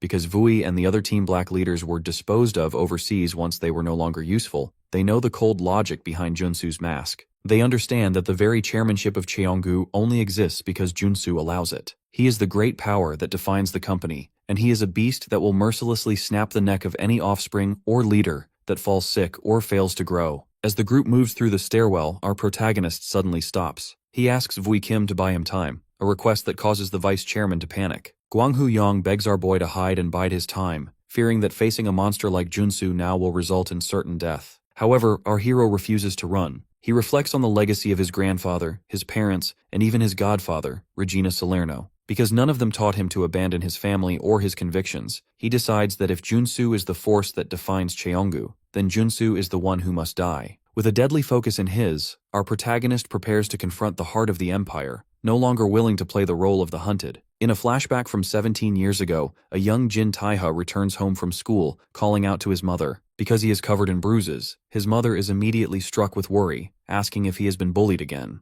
suggesting that they transfer schools immediately before his father sees his condition. However, our hero remains remarkably stoic despite the large bruise on his cheek. His mother is left bewildered, questioning why on earth he insists on putting up with such persistent bullying. Back in the present day, our boy stands in a dark stairwell, shocking Vui Kim by declaring his intent to head back up and kill Baek Junsu. Because the majority of the security forces, including the vice president of security, are currently occupied on the first floor, Taiha realizes this is a rare window of opportunity. He asks Vui and the vice chairman to buy him some time, promising to return in just 10 minutes once the job is finished. Vui is skeptical, noting that the dangerous first floor is just around the corner, but our protagonist remains firm as he begins to ascend the stairs. Strangely, Vui stops him with a personal revelation, leaning into the hero's ear in the dark hallway. He reveals that the only reason he and the others became loyalists was because they believed it was the only way to eventually kill Junsu. Vui explains that those discarded from Cheonggu's Special Ops Division joined Team Black simply to stay alive. While they were sent overseas to handle the company's dirty work, their family members were systematically eliminated in accidental deaths to keep Cheonggu's secrets hidden. Because their desire to see Junsu dead rivals his own, Vui desperately tries to stop the hero, yanking him by his collar and shouting that Junsu nearly killed him back at the villa annex. Taiha remains calm, explaining that he was only defeated previously because he was caught off guard while hastily chasing the escaping Jin Cheong. He places his hands on Vui's arms, asking for a simple gesture of trust. He promises that if Vui can buy him those 10 minutes, he will ensure Junsu is taken out once and for all. This sincerity forces Vui to finally let go. Luckily, Vice Chairman Yang intervenes, encouraging the young master to go, and promising that they will be waiting for his return. While our hero dashes back up the stairs, Vui questions the vice chairman's logic. Yang admits that his memory had grown hazy with age, causing him to forget the specific kind of person Taiha was as a child. Meanwhile, on the 11th floor, Baek Junsu is effortlessly slamming guards into the floor. He mocks the younglings for calling themselves loyalists when they never even met the founding chairman. A captain named Ledger stands up with a smile, crossing his twin gold blades. He confirms that risking their lives to keep Junsu occupied is the only way to protect the people on the first floor. As the fight rages, the vice chairman continues his story, explaining that Taiha's parents insisted he attend a normal school to be raised like a commoner. When a 6th grader began bullying him for his large allowance, our boy didn't hide. Instead, he drew a circle in the sand on the playground every day, calling the bully out for a one-on-one fight. Because the bully was a coward, he refused to enter the circle and chose to beat Taiha in private instead. During those beatings, Taiha never put up a fight. He simply accepted the violence. The flashback returns to the kitchen, where young Taiha explains his logic to his mother. He tells her that the bully cursed his family and friends, saying things he couldn't repeat. He insists that he can handle the pain as long as she believes in him. In the present day, the adult Jin Taiha finally arrives in the boardroom, surrounded by fallen enemies. Because he carries that same intense resolve, he walks toward Junsu with his blade in hand. He swears that as long as his allies believe in him, he will always win, no matter who he is up against. The hall falls into a lethal silence as Baek Junsu stands perfectly composed. Opposite him, our protagonist stands ready, holding a tactical blade with a focused expression. This sudden meeting throws the guards, Ledger and his companion, into a state of total panic. Because their original plan was to keep Junsu away from the young master, Ledger frantically demands to know why our boy is there. As the pressure in the room spikes to a terrifying level, Ledger begins to sweat and tremble, desperately screaming for the hero to leave before the situation turns fatal. Ignoring the frantic warnings, our hero lunges forward with a massive slam. Junsu blocks the knife strike with his bare palm, and the resulting shockwave proves the immense power behind the hit. Leaning into the struggle, Junsu reveals that he has actually been waiting for this moment. Ledger, watching from the background, is frozen in shock. He cannot process how a human can move with such incredible speed. Taiha unleashes a flurry of rapid strikes to keep the enforcer occupied, but he soon instructs Ledger to head to the first floor. Because he is determined to handle the burden himself, our protagonist declares that he will be the one to deal with this man. This allows Ledger to flee, though he looks back one last time in disbelief. As they move dynamically through the hall, Junsu stands with his back turned, mockingly questioning if our boy actually came with a special plan. Suddenly, Junsu reaches for the hero's face and pins him to the ground in a dark silhouette of power. He dismisses Taiha's efforts, noting that as far as he can tell, the hero's strategy is nothing special. Taiha struggles, his eye visible through Junsu's fingers, before he uses a violent shove to push the enforcer back. Now bloodied from the struggle, our hero reflects on the words of Gwangsu-gu. Because Junsu is a man revered from an era of chaos and bloodshed, his reputation alone keeps the entire council on edge. He is legendary for being the only man to ever face the head of the Oseong faction and survive. In a flashback to their time at the bar, our protagonist recalls telling Gwangsu that any human can be defeated. Gwangsu had laughed and praised that spirit, noting that those who view Junsu as invincible only do so out of self-preservation. Gwangsu then brought up the incident at the villa where Junsu shattered the hero's knife. He explained the logic behind the weapon break technique, which requires striking the blade's precise bevel angle with monstrous brute strength. Strangely, Gwangsu revealed that this impossible technique was actually his own creation. Back in the present, Taiha slashes through the air, but Junsu catches the blade between two fingers. Our hero realizes that Junsu's talent lies in his ability to copy any move he sees, meaning he will only use techniques he is already familiar with. Junsu snaps the metal blade once more, standing amidst the shards with eerie eyes. He moves with a blurring speed, launching a high-spinning kick that our protagonist is forced to duck. Junsu looks back over his shoulder, questioning if a mere replacement blade was supposed to be enough. This triggers a memory of a young, bruised Taiha on a swing set. A younger, empathetic Junsu had offered to step in and help with a bully, but the boy had refused. Instead, young Taiha had asked Junsu to visit his school at noon, just to tell his mother how he won. Back in the present, that same indomitable spirit resurfaces. Taiha lunges forward, refusing to let the same technique defeat him twice. The collision is so violent it creates a burst of energy, and for the first time, Junsu's satisfied expression falters. As blood splurts from Junsu's arms, the enforcer realizes he had forgotten the true nature of the young master. While Taiha's moves may appear reckless, they are actually driven by a calculated purpose and an unwavering conviction. Our protagonist stands his ground, gripping two bloodied knives with eyes emitting murderous resolve. He formally declares that because Junsu became the sworn enemy of his grandfather and parents, he is finally here to claim his vengeance. A flashback to the protagonist's childhood reveals that his tactical ruthlessness was forged long ago. Even as a small child, young Taiha faced bullies who relentlessly struck him, but because nothing could break his spirit, the older boys resorted to shaming his family with hateful graffiti. Our boy didn't just endure the abuse, he provoked a direct confrontation by drawing a circle in the sand. An older boy, 3 years his senior, viewed this as a loss of face and charged in with a plan to end the fight with a single punch. Unfortunately for the bully, our protagonist had already prepared the battlefield. Taiha had hidden a wooden plank beneath the sand, and as the older boy lunged, a quick kick revealed the wood and caused the bully to slip. Because the boy was falling, Taiha was able to launch a sudden, coordinated attack, driving his knee violently into the boy's nose. This move brought the bully to his knees, but our hero didn't stop there. He pulled a rock from his pocket and began to relentlessly pummel the fallen boy. He committed this assault to ensure the insults against his family would never happen again, proving to the other children that he was no longer a victim. Watching from over a fence, a younger Baek Junsu observed the entire ordeal, later reporting to Taiha's parents that the boy had stood up for himself remarkably well. In the present day, the adult Taiha continues his high-speed assault, sliding across the floor with his blades drawn. He launches a slash that Junsu barely dodges, resulting in the blade slicing deeply into a marble pillar behind the enforcer. As Junsu examines the cut, he is internally surprised. He realizes the blade cuts through stone like paper and maintains its sharpness despite the extreme wear. He credits the young master's skills for the ability, but finds the quality of the knife itself to be truly remarkable. The enforcer suddenly counters by catching Taiha's arm and violently twisting his wrist toward the floor. Because the hero aimed too low, Junsu finds the opening to force a flip and a retreat. He mocks the hero's current progress, recalling how the young Taiha once used meticulous planning and patience to topple a playground bully. He questions if 17 years of planning and a mafia life have truly only resulted in this single blade strategy. The pressure from Junsu becomes clinical as he unleashes a barrage of heavy strikes. He eventually grabs our hero by the chest. Junsu mocks our protagonist,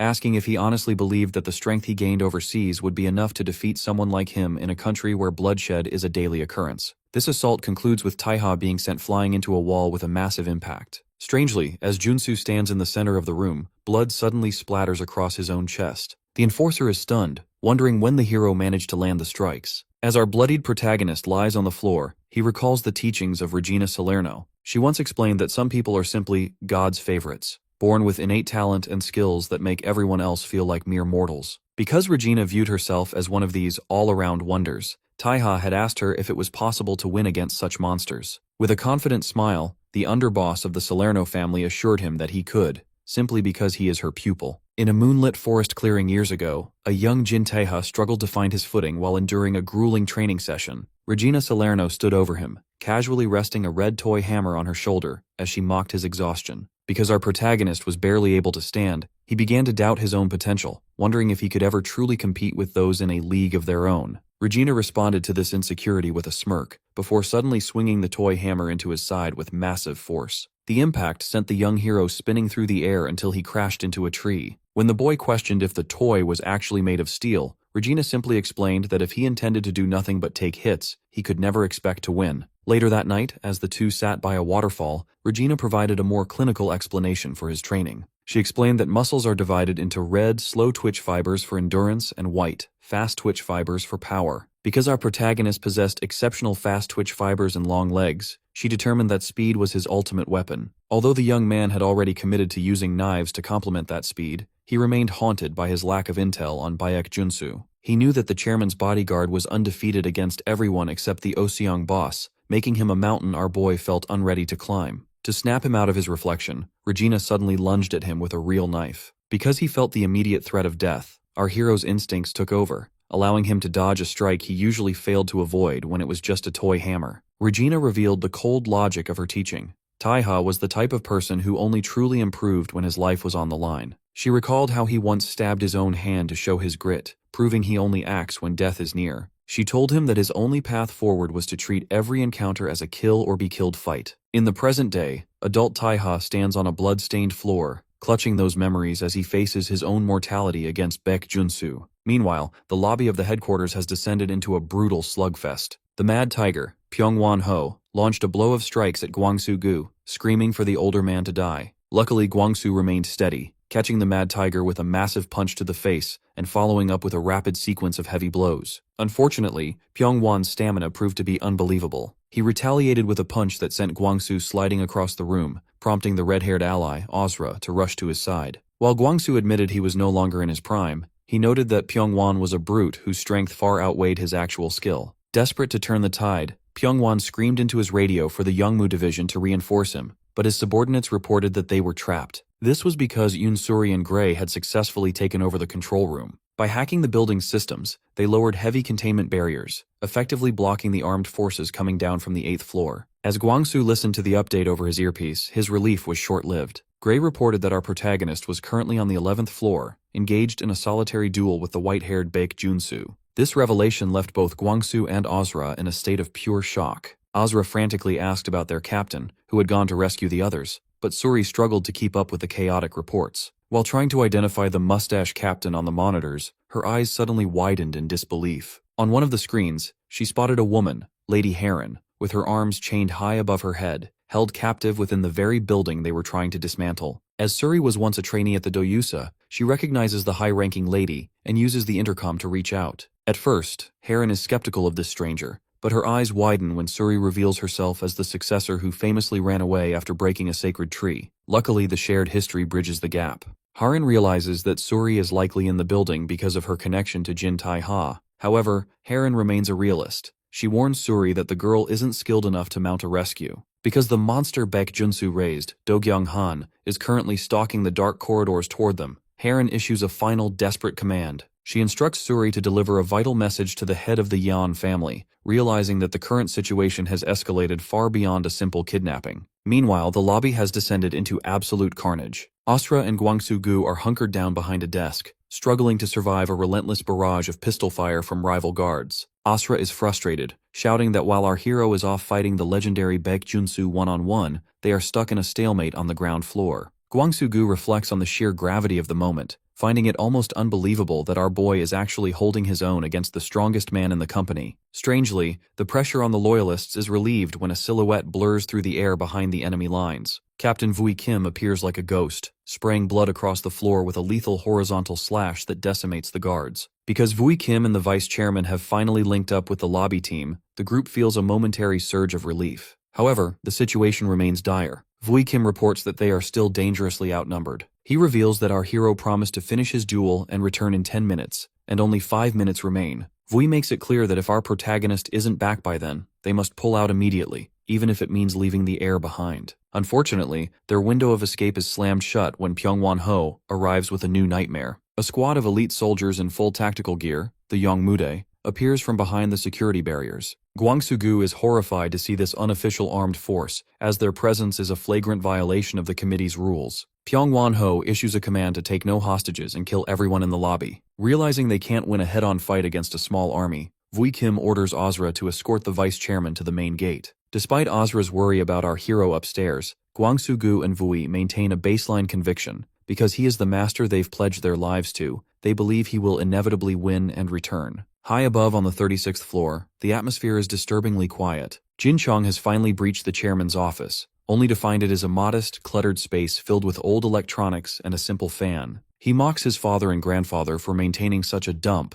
though he notes their drive to stay humble was likely their only virtue. Moon Dane stands guard, urging the new chairman to flee before the loyalists reach the top. Because Do-gyung Han is still making his way down after dealing with Harin, she realizes that if Jin Tai-ha reaches this floor, she cannot protect Cheong alone. Jin Cheong remains arrogant, laughing at the idea that Baek Junsu could ever fall. He sits at the desk and picks up an old red rotary phone, explaining to Dane that this device is a direct line to the 4 remaining emperors of the committee. When Dane asks about his ultimate goal, Cheong reveals that he has no intention of simply being one of 5 rulers in a small country. Instead, he plans to merge with the Oseongpa by winning over powerful figures like Cheon Huimin and Baek Junsu. Because these organizations value raw power above all else, Cheong intends to use them to wipe out the other committee members. His plan is to become the one and only emperor of the nation, and he reveals that this was the secret contract he made with Baek Junsu from the start. Back at the 11th floor executive lobby, the human cost of this ambition is visible. Jin Tai-ha is covered in blood and gasping in agony as he grips a bloodied knife. Standing over him is the white-haired Baek Junsu, his face splattered with gore but his posture remaining unshakable. Meanwhile, in the chairman's office, Moon Dane stands before the new chairman, expressing her disbelief at his current strategy. She is concerned because Cheong is considering a partnership with the 5 Stars faction,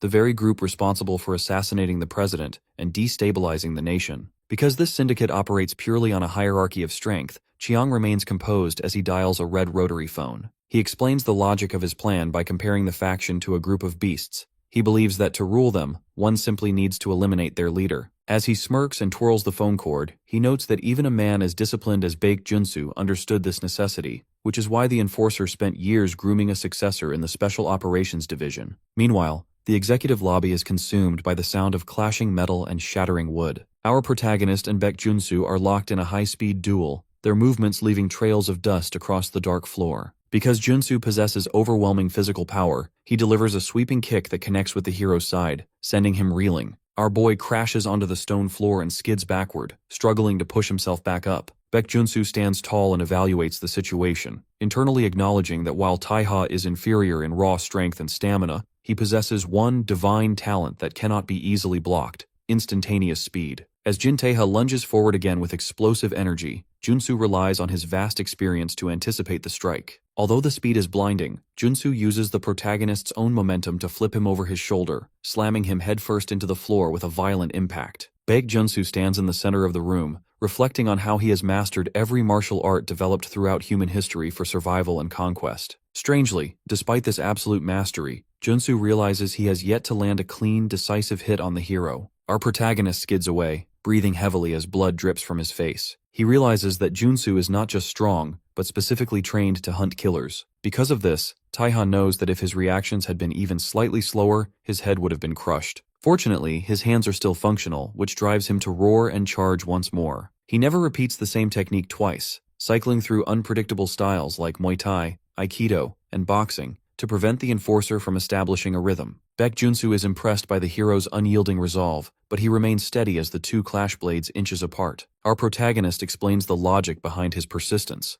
While Junsu spent years honing skills in a training hall, Taiha has spent 17 years risking his life in a quest for revenge. Because of this gap in life-or-death experience, the hero is able to execute a calculated gamble. Junsu suddenly realizes he has been played when a knife, which appeared to be lost earlier in the struggle, drops perfectly into Taiha's palm. The enforcer realizes the hero didn't lose the weapon. He threw it there on purpose to create this exact opening. This moment triggers a memory of Regina Salerno, who once taught a young Taiha to endure until the very last flicker of his life's candle. She explained that by hiding his emotions and waiting for a single 0.1 second window, he could unleash a power that none could oppose. Back in the present, our hero grips his knife and delivers a massive leaping slash. A giant cross of blood erupts as the blade finally strikes Baek Junsu across the torso. Surprisingly, as blood pours from the massive wound, Baek Junsu begins to smile. He looks toward the ceiling and speaks his final words, acknowledging that after 17 years of walking a thorny path of blood, the young master has finally found his answer. Despite his own defeat, the enforcer views this as a victory for the late chairman Jin Seoko, as the rightful heir has finally proven himself to be the ultimate predator.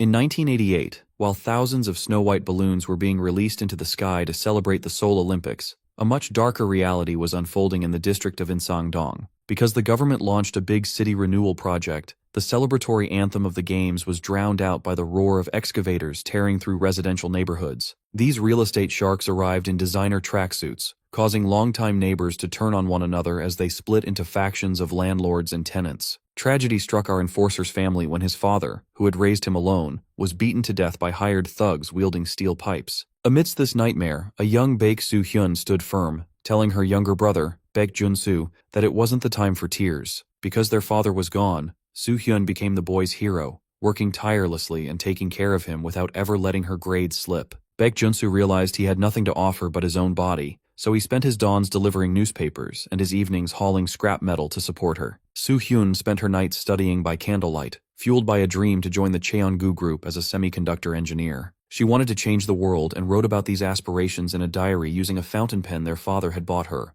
Unfortunately, these dreams were cut short. After Soo-hyun completed her college entrance exams, our boy returned home with a celebratory cake, only to find their entire block engulfed in a violent orange blaze. A neighbor revealed the horrifying truth. Hired punks had intentionally torched the neighborhood, starting with Soo-hyun's home. Junsu sprinted toward the fire, but he arrived too late. He found a young passerby, the future chairman Jin Seok-ho, kneeling in the dirt and covered in raw, charred burns. Even as the flames ate the flesh off his back, Seok-ho had tried to pull Soo-hyun from the inferno. Ultimately, he was left to cradle the charred remains of his sister, screaming into the night sky. The day after the fire, the grief-stricken Junsu transformed into a force of vengeance. He single-handedly charged a line of demolition crews and riot police, leaving 8 thugs and 3 officers dead from ruptured organs and skull fractures. Strangely, the government chose to bury the case and erase Junsu's records to protect the image of the Olympics. This led to Baek Junsu sitting in a dark interrogation room, where a woman known as a scouter approached him. Because she recognized his raw, untapped strength, she snatched him from the gallows and sold him to an elite overseas kill squad known as Ordo Nox. For 10 years, Baek Junsu rose through the ranks of these elite assassins, eventually reaching an executive level under the nickname Tacitus. He eventually retired on one condition: he must never leave South Korea again. Because he had nothing left but a desire for justice, he returned to Seoul to hunt down those who colluded with the government to build luxury apartments over his sister's grave. His mission led him to the high-rise headquarters of the Cheongu Group. He infiltrated the chairman's office, a shabby trailer that served as a remnant of the company's early days, and pressed a knife to the throat of Jin Seok-ho. However, the logic of the revenge shifted when Seok-ho saw Junsu's reflection and immediately burst into tears of relief. Because the chairman had searched for Junsu for a decade, he begged for death to ease the grudge of the sister he failed to save. When Junsu pulled back Seok-ho's collar, he discovered the horrific burn scars the man had earned while trying to rescue Soo-hyun 17 years prior. This revelation forced Baek Junsu to listen to the truth. Seok-ho explained that while he had been in talks for the redevelopment, the state had rushed the demolition without his knowledge. He had rushed to the site and pulled Soo-hyun from the fire with his own hands, an act that had haunted his dreams ever since. Baek Junsu recalled his sister's dream of joining Cheongu to change the world. Because he saw that Seok-ho still possessed that same crazy ambition, he chose to spare the man. He handed Seok-ho the fountain pen, telling him to stop crying, and instead use it to prove he could change the world without selling his soul. Jin Seok-ho pledged to cherish the pen forever, viewing it as a vessel for the noble intentions entrusted to him by his sister and Baek Junsu. Because he wanted to honor those memories, he vowed to build a company that truly served the people. Watching from the shadows, a younger Baek Junsu listened to these vows before walking away. He felt he couldn't keep the pen as a namesake, despite his sister's memory. Because he had spent a decade as an assassin, spilling countless lives, he felt the weight of his sins ran too deep. He feared that holding such a pure keepsake would cause his sister to haunt his very dreams, dragging him back toward a light he no longer deserved. Instead, Junsu focused on the raw violence of his present. He entered a restaurant and confronted 2 men, Kim Cheol-min and Jang Hong-sik, identifying them as members of the Insang crew. Because they were part of the group he sought, he neutralized one of them instantly. As a woman's scream pierced the air, a group of aggressive thugs rose to challenge him. Junsu looked at them with a cold detachment, realizing that the 10 years he spent training for revenge against the men who burned his home had become a hollow pursuit. He beckoned the entire group forward, and within moments, the restaurant was a ruin of overturned tables and unconscious bodies. As Junsu stood amidst the carnage, a mysterious man in a white suit entered the room. This was Park Du-cheol, the first in command of the Oseongpa. He noted that Junsu clearly knew how to play and asked for his name. When Junsu asked if Du-cheol was the boss of the thugs he had just decimated,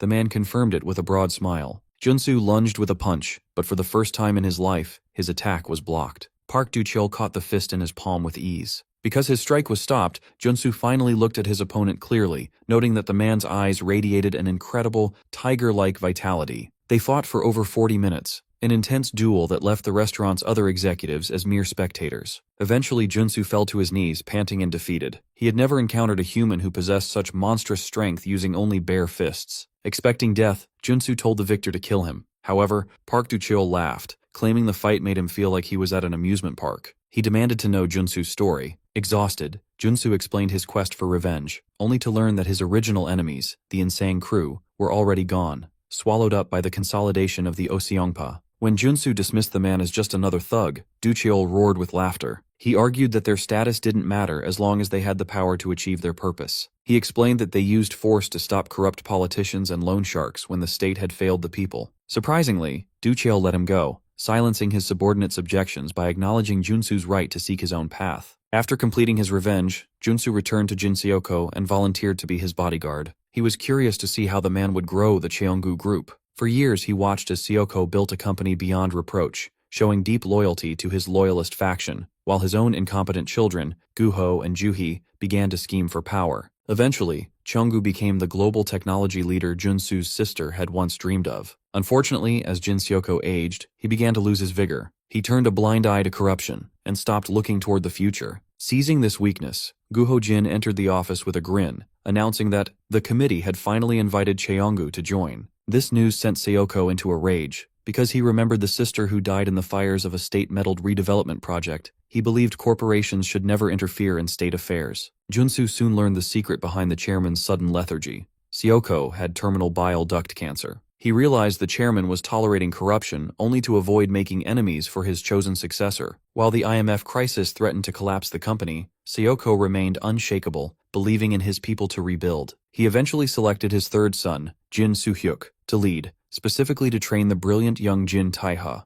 However, the internal rot was spreading too fast. Guho Jin approached Junsu, urging him to join the committee's coup and claiming the leader of the Oseongpa remembered him. Because Junsu had already made a dark choice to protect the heaven Soko and his sister dreamed of, he lied to the chairman. He claimed he couldn't accompany him on an important world tour due to his sister's death anniversary. As the sun set, Junsu stood alone, accepting that his place would be in the deepest pit of hell for the betrayal he was about to facilitate. Because he felt he had to protect the legacy at any cost. As the yacht exploded into flames amidst a pouring rain, he swore to safeguard the dream, even if he had to suffer eternally in the blackest flames for his sins. Years ago, Jin Seoko stood alone in an autumn forest, surrounded by falling red maple leaves. Because he was weakened by the incurable approach of death, the chairman worried that his empire would collapse. Baek Junsu, standing by his side in the forest clearing, acknowledged that no one else could grow the company like Seoko had. He realized that the chairman's children and subordinates remained loyal only to him because no one had the strength to leap over the colossal mountain that Seoko represented. This vulnerability was dangerous.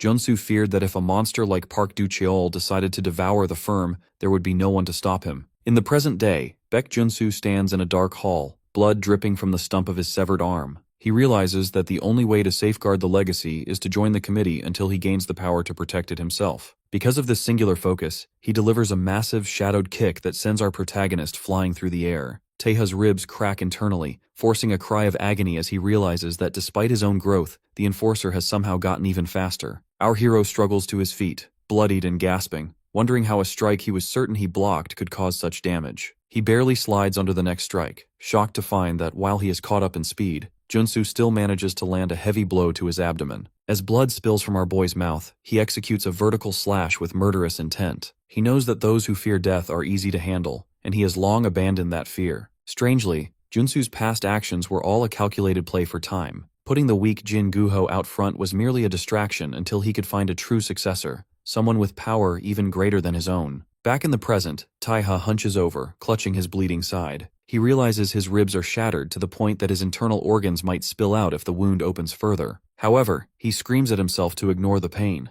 Because he has lived for this specific moment of punishment from the start, he charges toward Junsu, blood spraying from his open wound. Watching the hero sprint, Junsu finds himself unable to stop a knowing smile. He recalls a past meeting where the sociopathic Jin Cheong mockingly questioned why a man of Junsu's ambition was being so quiet. Cheong, who had the depravity to kill his own brother, suggested that Junsu should devour the entire committee, rather than just joining it. Junsu took an interest in him because he saw Cheong as a potential, necessary evil for Cheonggu, a man willing to leap over the walls of the established power. During that meeting, Chung revealed he had footage from an armed helicopter proving our protagonist was alive. Because Taiha was found on a Salerno family ship, Cheong viewed him as a troublesome loose end that needed to be measured for death. Junsu, however, closed the laptop and insisted they leave the boy alone, noting that the mafia was ruthless enough to handle him. Back in the present, the duel reaches its peak. Baek Junsu performs a high vertical kick, but our hero counters with a desperation that defies logic. Taeha bites down violently on Junsu's neck, creating a window to lunge behind him. He stabs the enforcer through behind from both sides with his tactical blades, twisting the steel until a spray of blood erupts. As the life begins to fade from Junsu, he recalls a final moment on a private jet with a maniacally laughing Jin Cheong. Cheong had ordered him to kill the old-timer and then eliminate the hero to cover their tracks. Junsu had lied and told Cheong the task was finished, but in reality, he chose not to kill the boy. He believed that if Taiha was the real one, he would survive the state where survival was difficult and escape the flames. Now as blood splatters his face, Junsu realizes he has won. He sees that the bloodline of the master he followed has splendidly inherited a brilliance that does not fear death. Because our hero endured hellish trials and leaped over every scheme,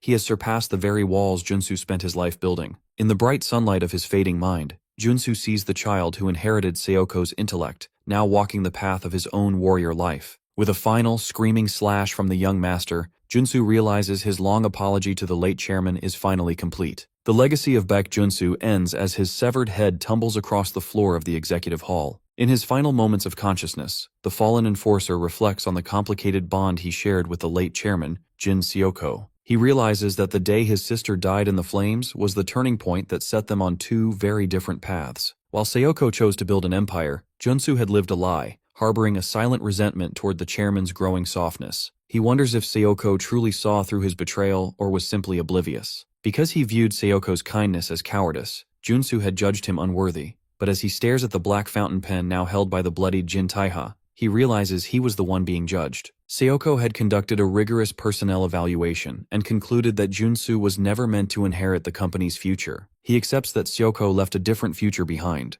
one that walks a path Junsu could never follow. Inside the hall, the silence is heavy as our protagonist falls to his knees, gasping for air. Although he has won the duel, Jin Taiha is bruised, bloodied, and huffing in total exhaustion. He realizes he has lost a dangerous amount of blood and worries he won't be able to reach the allies waiting for him downstairs. Unfortunately, the situation on the lower floors is deteriorating rapidly. The elite Team Black is being pinned down by soldiers in heavy tactical gear, forcing Eri Kang to struggle against a relentless barrage of machine gun fire. Because they are being overwhelmed by superior equipment, the pressure on the loyalists has reached a breaking point. Vui Kim looks at his watch and realizes that 11 minutes have passed, exceeding their agreed-upon time. He logically concludes that because our boy hasn't returned, the mission has failed, and the young master must be dead. This forces him to issue a heartbreaking order to retreat to save the remaining men. Gwangsu-gu reacts with pure shock, shouting that they cannot leave yet, but Vui Kim remains firm. He believes that the moment Baek Junsu comes through those doors, the entire team will be finished. As the elevator doors rings and the sinister Do Kyung-han stands inside, our bloodied hero sits slumped, desperately pleading with his own body to move because he knows someone is coming. Suddenly, a figure stands tall over him, and Taiha looks up in recognition. Downstairs, the panic peaks as Gwangsu-gu tries to hold the line for just one more minute,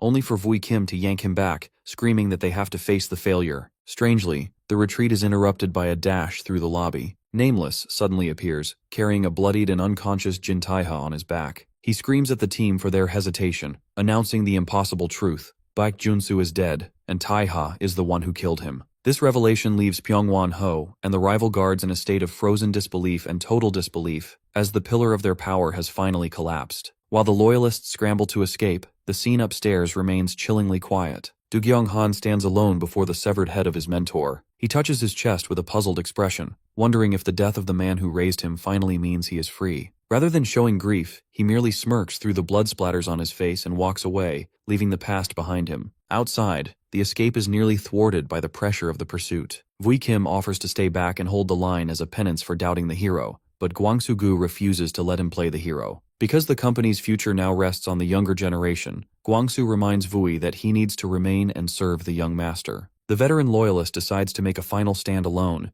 reflecting on his journey from the slums to the heights of Cheongu. He entrusts the company to the group and prepares to face the oncoming guards with a dark, defiant smile. Luckily, as the groups escape, they are intercepted in the garage. A white sedan screeches to a halt. Jaepil Kim, the underboss of the Oseong faction, looks out from the back seat and offers his assistance. Although Yunsuri and Nameless are suspicious of his motives, Jaepil explains the logic of his intervention. He realizes that if our protagonist dies now, Cheongu's lies will deceive the council and disrupt the balance of power. Because he never places a losing bet, Jaepil decides to shield the heir to ensure the truth survives. The news of the defeat eventually reaches the 36th floor. Moondane receives the report over the phone, confirming the unthinkable. Jin Taeha has indeed killed Baek Junsu. This reality shatters Jin Chung's composure entirely. In a fit of manic rage, the new chairman slams his red rotary phone down and screams our hero's name. Within the quiet interior of the Bowman Gukbab restaurant, the intensity of the recent coup has been replaced by the rhythmic beep of a medical IV drip. Inside a back room, Jin Taeha lies unconscious and heavily bandaged. Aunt Nana has finished performing emergency surgery, explaining to Jaepil Kim that a fractured rib fragment had actually pierced his large bowel. Luckily, the resulting hematoma wasn't life-threatening, though she keeps him on a steady course of antibiotics to prevent infection. Because Taeha is the rightful heir to the Cheongu group, his safety is now a massive political liability. Jaepil Kim stands in the kitchen when Nana suggests he take the boy to a proper hospital to avoid peritonitis. Jaepil logically concludes that he cannot move the protagonist. If Oseong were seen providing medical care to the man who dismantled Cheongu's leadership, they would be accused of orchestrating the coup themselves. Nana mocks the idea of thugs caring about politics, but Jaepil remains focused on the blood they would lose if they didn't use their brains. Before stepping out into the alley, he even offers Nana a prestigious university professorship, an offer she flatly rejects by slamming her knife into the cutting board, stating she prefers saving lives as a hobby. Outside, Jaepil meets with Vui Kim's men in gray, reassuring them that our boy just needs rest. As he drives away, he leaves a message for the hero to join him for a smoke once he wakes up. However, as the luxury car speeds through the market, Jaepil's inner monologue reveals a darker calculation. He reflects on how Taiha isn't just an extraordinary killer, but a royal, with the eloquent negotiation skills and the tactical mind to swallow the entire corporate world whole. Because Taiha has now killed the legendary Baek Junsu in the very heart of Cheonggu, Jaepil realizes the boy is the real deal. This leads him to a chilling question. If our hero is powerful enough to overthrow the entire system, would it be safer for Oseong to just kill him now? Driven by this urgency, Jaepil calls for an immediate meeting with his executives. Back at the restaurant table, the atmosphere is heavy with paranoia. Gray urgently argues that the group needs to evacuate the district immediately. When Vui Kim and Nameless question the logic of moving a wounded man, Gray points out the suspicious nature of their hideout. He asks why Oseong, who manages 30 hospitals, would bring a patient to a gray zone restaurant that serves blood sausage. Because this area is a lawless neutral ground, Gray realizes they are only safe as long as Oseong finds them useful. The moment that utility fades, they will be wiped out. To secure their future, Gray holds up a USB drive containing the past month of CCTV footage from Cheonggu's secret basement control room. As a data broker, he knows that this information is a currency he can trade for weapons, money, or a truly safe hideout.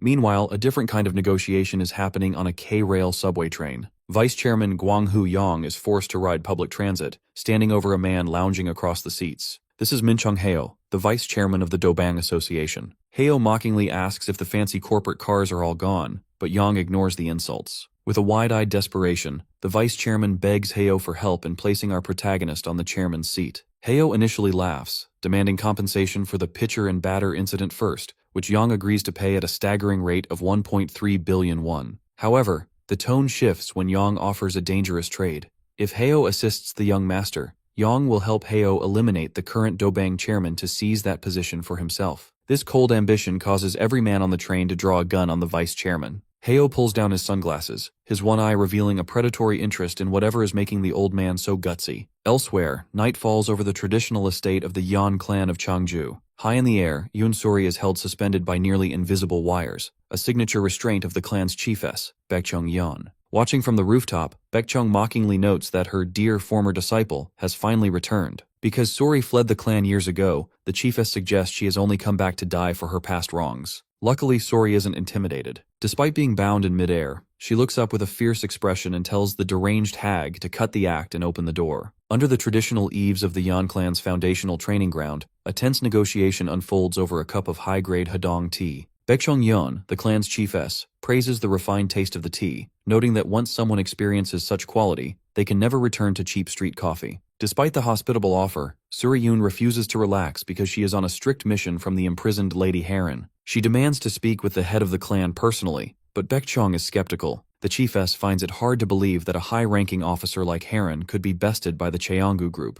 though she wonders if Heron's lack of a sword at the board meeting was her downfall. Suri explains that she witnessed Haren's predicament via the CCTV in the control room, but Baekchung remains dismissive, labeling Haren's attempts to help a man named Taeha as foolish. To move forward, the chiefess sets a firm boundary. As a second-rank official, she must be the one to judge whether Suri's message is worthy of the clan head's ears. When Suri resists, Baekchung's gaze turns cold, and she threatens to rip the girl's tongue out for playing games. She points out the flaw in Suri's logic, noting that if the message were truly from Heron, Suri would know the protocol requires speaking to the second-rank official first. This pressure forces Suri to recall a flashback where Lady Heron gave her these specific instructions. Heron had emphasized that the message was of the utmost importance and must not be shared with anyone below the third rank. Crucially, Heron told Suri that if she weren't welcomed, she should ask for Baekchung specifically, knowing the chiefess would respond. Realizing her attempt to make her former master squirm has failed, Suri finally delivers the cryptic phrase, "Seobiol stands overturned."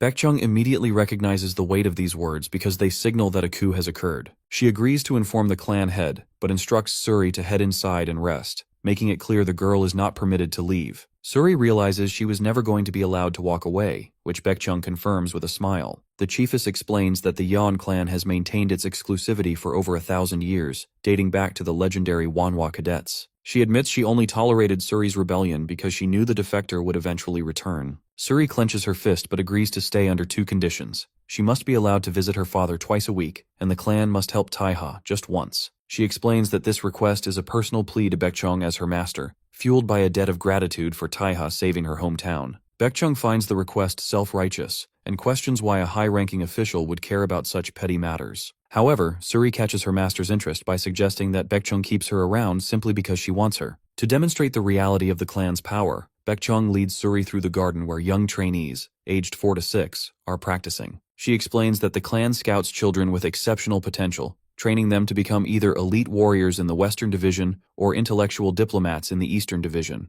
Because only those who possess beauty, strength, and intellect are chosen, they are brought in young. Baekjeong notes that she herself was a rare exception, brought in at 17, while she scouted Suri at 19. Suddenly, Baekjeong uses her invisible wires to snatch the young trainees, suspending them in the air. She tells Suri that she would sacrifice all these children without a second thought just to have a talent as blessed as hers. To test if Suri's skills have withered, she initiates a lethal exercise involving 8 complex wire knots. If Suri fails to unravel them, the children will either fall to their deaths or be strangled. Suri can only glare in fury, calling her master an evil woman as she prepares to fight for the children's lives. A few days later, the scene shifts to the Bowman Gukbab restaurant. Gray and Aunt Nana are jokingly presenting a new menu item, a tepid iced Americano, to mock our protagonist's tastes. Jin Taeha finally wakes up in his bed, still connected to an IV, and looks at the strange drink with complete bewilderment. His confusion turns to annoyance as a news report on the television announces that the new chairman, Jin Cheong, is preparing his inauguration speech. Surrounded by Vui Kim, Nameless, and his other allies, our hero acknowledges that while he has returned to the land of the living, he feels absolutely terrible. In the assembly hall, Jin Cheong addresses over thousands of members of the Cheonggu security force. Standing at a podium flanked by stone-faced guards, the new chairman delivers an inauguration speech that feels less like a corporate address and more like a declaration of war. He vows to lead the company into a global era while honoring the founder's footsteps, but his tone shifts into a manic intensity as he pumps his fist and grips his ornate eagle-head cane. He declares that Cheonggu will never waver in the face of terrorism, and promises that no matter how deep the darkness descends, the light of the company will never fade. Back at the Bowman Gukbab restaurant, our protagonist watches the broadcast alongside Vui Kim, Gray, and Nameless. Gray mocks the aggressive nature of the speech, but Vui Kim realizes the logic behind it.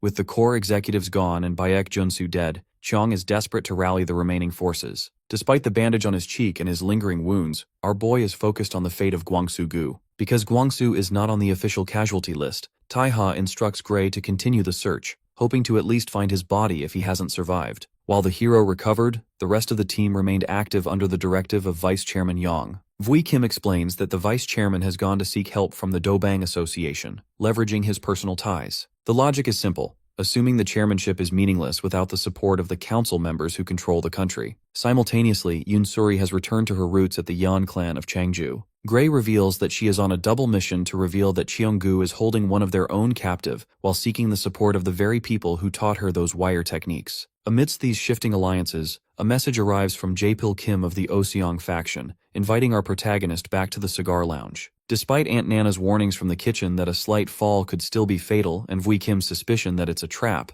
the hero prepares to go. He explains that his time in the mafia taught him that while confidence is half the battle, one must always believe in themselves to survive. Because he is committed to this path, he puts on his suit jacket and black gloves, asking his men to have faith in him. Luckily, his caution is justified. Upon arriving at the Solvere Cigar Lounge, Taiha and Vui Kim are intercepted in the parking lot by Mansu Kang and Jingu Yang, the Oseong factions number 12 and number 19. Mansu attempts to force a change of location, threatening to beat the hero if he doesn't comply. Jingu Yang adds that they have orders to kill him if he resists. Recognizing the strength of these opponents, Vui Kim prepares for a fight, but our protagonist remains calm. He notices smoke coming from the lounge and realizes his true target is already inside. As Taiha walks toward the entrance, the Oseong thugs lunge to stop him, but the hero's specialized team intervenes instantly. Nameless appears from the shadows, pinning Mansu Kang to the ground with a knife laced with neurotoxin. When Jingu Yang tries to swing a heavy bat at our boy, Iri Kang blocks the strike and neutralizes the giant with a huge punch. Vui Kim and the others take a stand against the remaining thugs, proving their absolute loyalty. Because they have total faith in their true master, they hold the line so the hero can have his meeting. Inside the lounge, a loud laugh echoes through the room.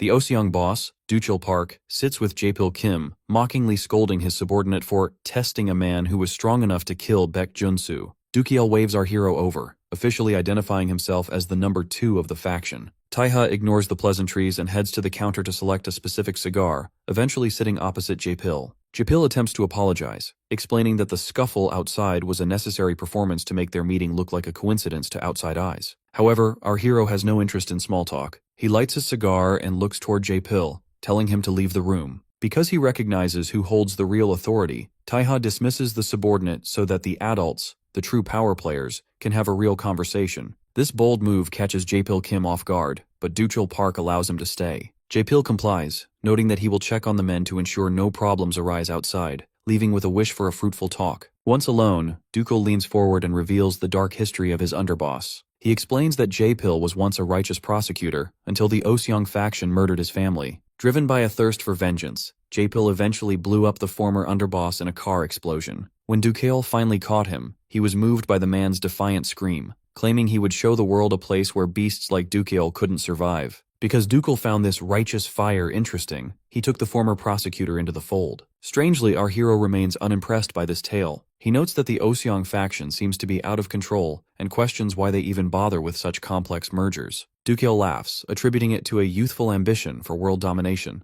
This casual attitude pushes our protagonist to his limit, and he slams his hand onto the table to demand the elder's full attention. Outside the lounge, the tension has reached an unexpected stalemate. Because both sides recognize each other as high-level professionals, Taiha's Team Black and the Oseong thugs have actually become quite chummy. They trade cigarettes and compare tactical knives, even discussing if such weapons are sold in Korea or acquired overseas. Jae-pil Kim observes this with a stern suspicion, wondering when everyone became so friendly. Fui Kim thanks Jae-pil for his time regarding the board meeting, but Jae-pil remains focused on the test at hand. He warns the men to keep their distance, as the boss's whims are lethal. When the red-haired Nameless reacts to this as a threat, Jae-pil clarifies the logic. Doochil plans to recruit them, but should they refuse or fail to impress him, they won't leave the place alive. He reminds them that the legendary Baek Junsu was only respected because he was one of the few men to ever face Doochil and live to tell the tale. Back inside, Doochil gets straight to the point. He acknowledges Taiha as the heir and offers him a deal: work for Oseong, and he will personally deliver Jincheong's head by the end of the day. However, he warns that even if our protagonist becomes chairman, the company will be permanently barred from the council simply because Doochil has willed it. Our hero responds with a cold, logical counter-proposal. He explains that revenge is a personal duty to honor the dead,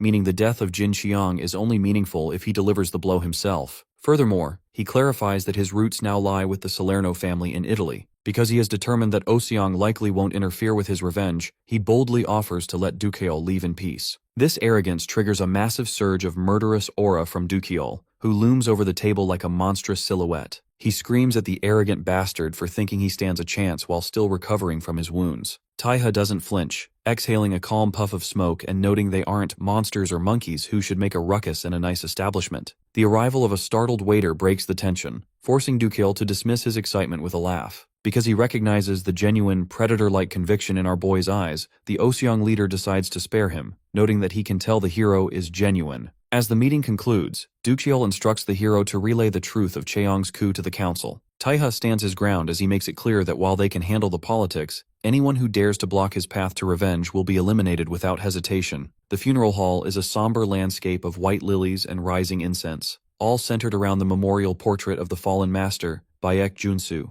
Because the pillar of Cheongu's security has finally crumbled, Do Gyung-han stands alone before the altar, bowing his head in a silent, solemn tribute. Behind him, a sea of guards in suits press their foreheads to the floor. This display of absolute grief, however, cannot mask the growing anxiety among the survivors. Moon Young-min and Hwang Junhyuk exchange hushed, panicked words, wondering if the company can even survive now that their legendary shield was defeated in a one-on-one duel. Strangely, the funereal silence is shattered by the heavy stomp of a black shoe. The mourners turn in alarm as Doochil Park, the formidable boss of the Oseong faction, strolls into the room while casually smoking a cigar. When a terrified official tries to demand respect for the dead, the number 2 ranked gangster simply sneers, demanding a bottle of soju instead of an apology. His presence causes a ripple of awe through the crowd, Even in his embarrassment, Huiman Cheon recognizes that the boss personally coming to pay respects confirms the rumors of the legendary rivalry between Du Cheol and the deceased master. Ducal Park's tribute is as violent as his reputation. He drops into a cross-legged position before the altar and plants his lit cigar directly into the incense pot alongside the green sticks. After shattering the top of a soju bottle with his bare hand, he drinks deeply from the jagged glass, offering a grim grin to the portrait. He notes that because a real deal opponent took Junsu out, the man has nothing to be embarrassed about in the afterlife. Luckily for the Oseong faction, they aren't just there for a drink. The underboss, Jaepil Kim, watches as Dukeol suddenly turns his predatory gaze toward the Cheongu mourners. The atmosphere turns lethal as Dukeol barks a warning, telling the twerps from Cheongu to go hide like rats in their tiny building. He declares with a grin that until the Oseong faction says otherwise, killing scum like them won't even be considered a crime in this country. As Dukeol begins to depart, he is suddenly blocked by the silent, towering figure of Do-kyung Han. The two men lock eyes in a heavy stalemate. Dukeol's smile returns, noting that it's surprising to find people willing to come at him 2 days in a row. He leans in close, questioning why a man like Do Gyeong is bothering to prance around with a human mask on, sensing the suppressed violence beneath the guard's suit. Meanwhile, the scene shifts to a circular building deep within a forest, where the council's authority is being asserted. So Hui Yeon, the third-ranking official of the Yeon clan, stands before the new chairman, Cheong Jin. She delivers a cold decree. In 2 weeks, Cheong must appear before the council to justify his bloody succession. To ensure compliance, she presents a vial of poison, explaining that without an antidote, he will succumb to an agonizing death within 14 days. Cheong Jin merely grins at the threat, prompting an outburst of rage from So Hui. She drops her professional mask, admitting she would rather kill him on the spot. She warns him that even if the council finds him innocent, any harm brought to Heron will result in him being ripped to pieces. Rather than showing fear, Cheong Jin erupts into laughter, grabbing the glass vial and, to So Hui's horror, shattering it between his teeth. He mocks the council's rules, claiming they have no idea what he and Junsu truly poured their hearts into creating. While Cheong Jin descends into madness, Do-kyung Han returns to a minimalist apartment. Standing under a shower, he reveals a back and shoulders covered in a roadmap of jagged scars. These marks are the physical remnants of his past under Baek Junsu, who once commanded him to forget freedom and spend his life bound by obedience. Because Junsu once forbade him from killing, noting that Do-kyung enjoyed the act far too much, the guard has lived a life of forced restraint. However, the logic of his world is changing. Do-kyung places his palm against a hidden wall, revealing a lit display of 3 Japanese katanas. In the dark room, surrounded by dozens of surveillance monitors tracking the faces of his enemies, he slowly draws a blade. Back in the circular hall, Cheong Jin stands with blood dripping from his shredded lips. He issues a final, terrifying message for the council. He will play their game for now, but if any of them dare to assist Taiha, they are already dead. In a dark urban alley, the silence is shattered by a sudden and lethal ambush. Do-kyung Han, moving with a speed that defies the human eye, utilizes twin blades to cut down 2 thugs before they can even finish a threat. This efficiency leaves Azra, the Unit 2 leader of Team Black, in shock seeing his men coughing up blood. Because Azra has spent years overseas in deep cover operations, he is stunned that anyone managed to track his team's movements so easily. However, a glance at a nearby brick wall reveals the simple logic of his defeat. He had forgotten to account for the local CCTV cameras. Black doesn't hesitate to capitalize on this lapse, charging forward with a curved blade. The alleyway erupts into a rapid clash of metal, but the struggle is entirely one-sided. Although Azra is a veteran, he finds no openings in the younger man's defense. This forced realization hits him hard. Do-kyung is not just playing with him, but is the true, monstrous successor to Baek Junsu. With a final, precise lunge, Do-kyung Han silts Azra's throat, ending the fight immediately. As the killer walks away, the dying Azra uses his last ounce of strength to clutch the wall. He realizes he must find a way to warn our protagonist that this man is the real deal. Meanwhile, the crisis within the Cheongu group has reached a breaking point. Inside a high-rise office, Executive Director Taechu Oh reports that the Oseong faction has successfully launched a total blockade against the company. Because the rivals have shut down access to executive clubs and ordered supplier strikes, the corporate leadership is paralyzed. To make matters worse, Director Myong-gi Kim reveals that 8,000 employees, including seasoned department heads, have submitted resignation letters in just 3 days. Despite the looming collapse, the new chairman, Jin Cheong, merely smiles. He views the chaos not as a disaster, but as the fireworks of a new era. Suddenly, a massive explosion rocks the building, blowing the 36th floor chairman's office into debris. Jin Cheong explains the logic behind the blast with chilling nonchalance. He felt the old office had a foul stench, and decided that total destruction was the only way to clean it. He uses this moment to announce Cheongu 2.0, a radical restructuring designed to shed all outdated traditions. As part of this purge, he officially disbands Cheongu Security and transfers all personnel to the Youngmu Corps. Pyong Won-ho confirms that the era of fighting with knives is over, as the group has been rebranded as the heavily armed PMC, Black Tech. Jin Chong warns his remaining executives to stop whining and get the staff back in their seats, threatening to treat them like useless cattle if they fail. Later that night, the tension shifts back to the chairman's office, where Do-kyung-han arrives carrying a blue cooler box. He thumps the container onto the table, revealing Azra's severed head inside. Jin Chong is revolted, not by the violence, but by the smell lingering on his expensive suit. He mockingly questions if Do-kyung is satisfied now that Junsu is dead, but the guard responds by lunging forward and grabbing the chairman's face in a vice-like grip. Jin Chong remains unfazed, reminding the killer that his training specifically ensured he could never kill the chairman. He mocks Do-kyung's anger, suggesting the guard is actually furious that our protagonist stole the chance to kill Junsu personally. Because a premature assault on the Jangseo district would trigger an unwinnable war with the Oseong faction and the Yan clan,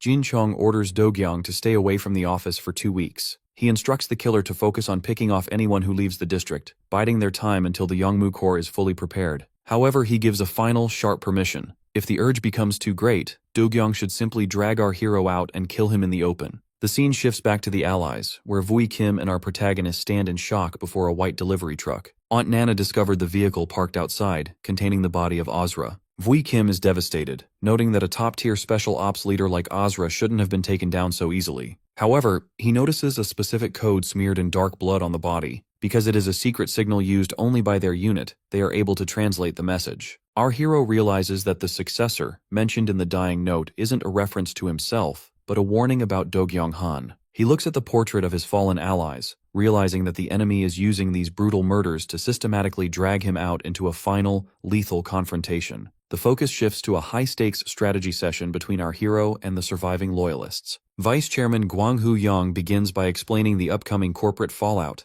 In exactly 13 days, the council is scheduled to hold a formal hearing to determine the legitimacy of Jin Cheong's succession. Because of the sheer brutality Cheong displayed, the vice chairman believes the new chairman's execution is virtually certain, especially since the Dobang Association is now convinced that Cheong instigated an illegal coup. Unfortunately, the legal path isn't quite as simple as it seems. Suri Yeon, who has recently returned from her negotiations with the Yeon clan, reports that they are facing a similar situation with a few added complications. During a flashback to the clan's traditional estate, Chief S. Baekchung Yeon explains the logic of the council's regulations. They move strictly by established rules, following only those they trust without exception. While the CCTV footage provided by Gray is an important resource, the chiefess warns that it isn't conclusive evidence that mandates an execution. When a surprised Suri points out that she delivered the message of a literal prisoner, Baekchung remains dismissive. She notes that Heron's confinement doesn't appear to have direct ties to the coup, meaning Cheong's death isn't 100% guaranteed. Consequently, Suri suggests threatening Cheong to secure Heron's release. Baekchung quickly rejects as she explains that because Cheonggu remains a member of the council until the hearing,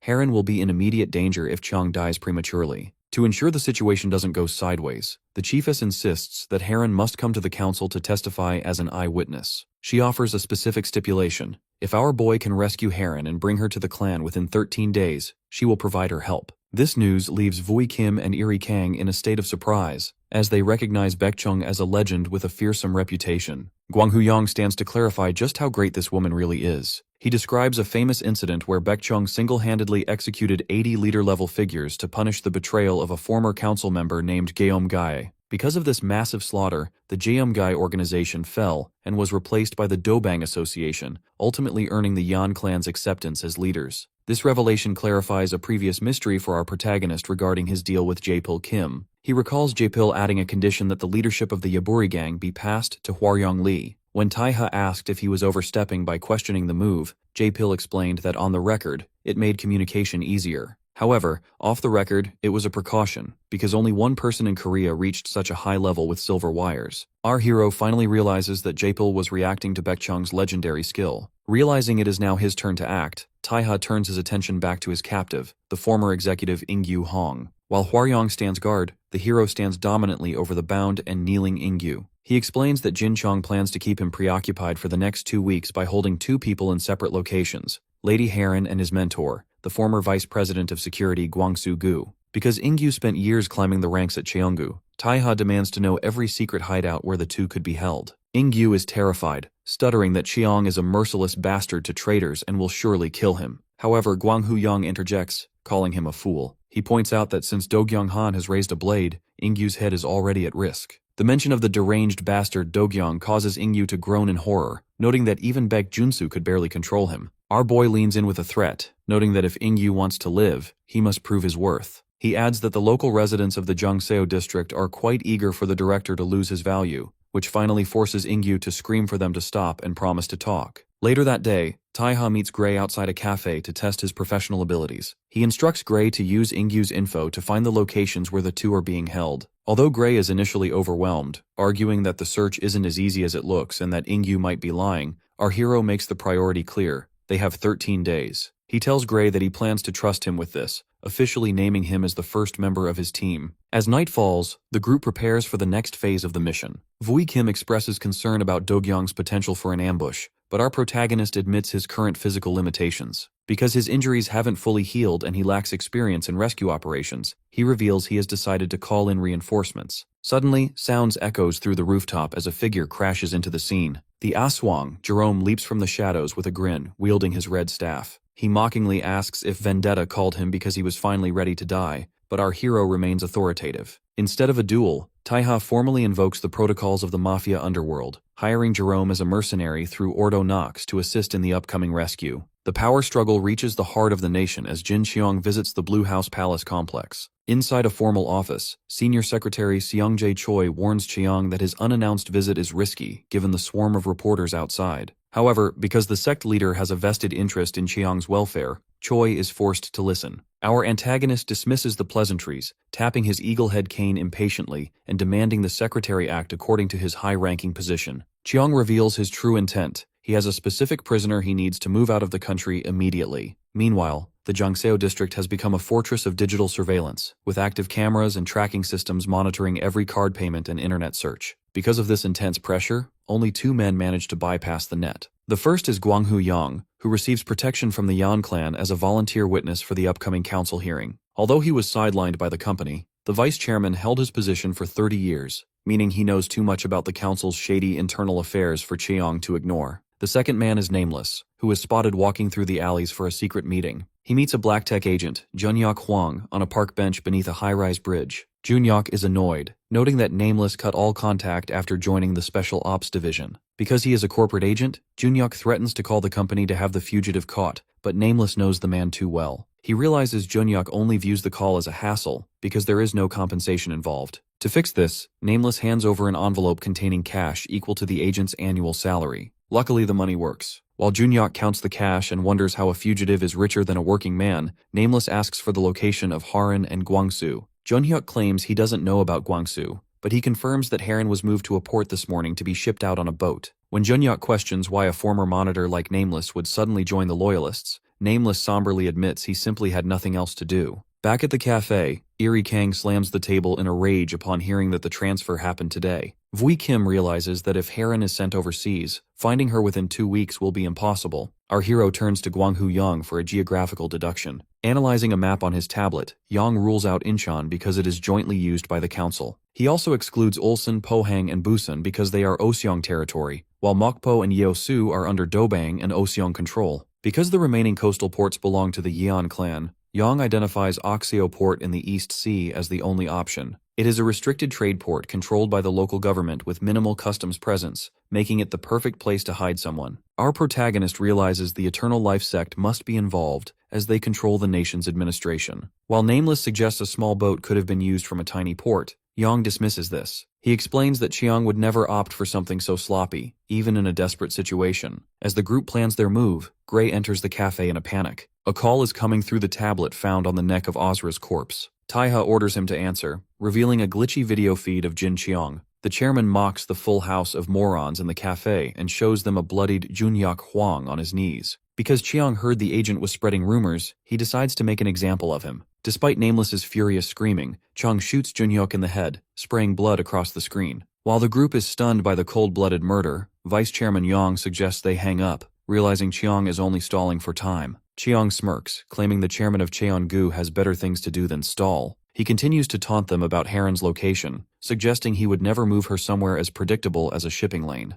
Heron is trapped inside a white straitjacket, suspended by chains inside the Seohui, a 3,000-ton class submarine deep under the East Sea. Chiang addresses our hero directly, suggesting that as family, they should have a private talk, but the vice chairman dismisses the move as a desperate ploy. Trusting his own instincts, our hero asks his allies for a moment of privacy. Before the cafe is cleared, Gray leans in to whisper a final reminder that every word is being recorded. This prompts a mocking threat from Jin Xiang through the glitchy monitor, as he warns the little brat that he might find out exactly how his father died. Luckily, our boy remains unfazed, and signals his team to trust him. Once they are alone, Jin Xiang begins to reflect on how Taiha has managed to survive this long. He admits that he has been mulling over the logic of the hero's resilience, noting that the hero should have died back at the villa, or during the board meeting where he was merely an uninvited guest. Jin Xiang confesses that he hates when his plans go off track, admitting that he never anticipated the death of Baek Junsu, or the fact that so many loyalists were still crawling around like roaches. Because our protagonist is currently lying low,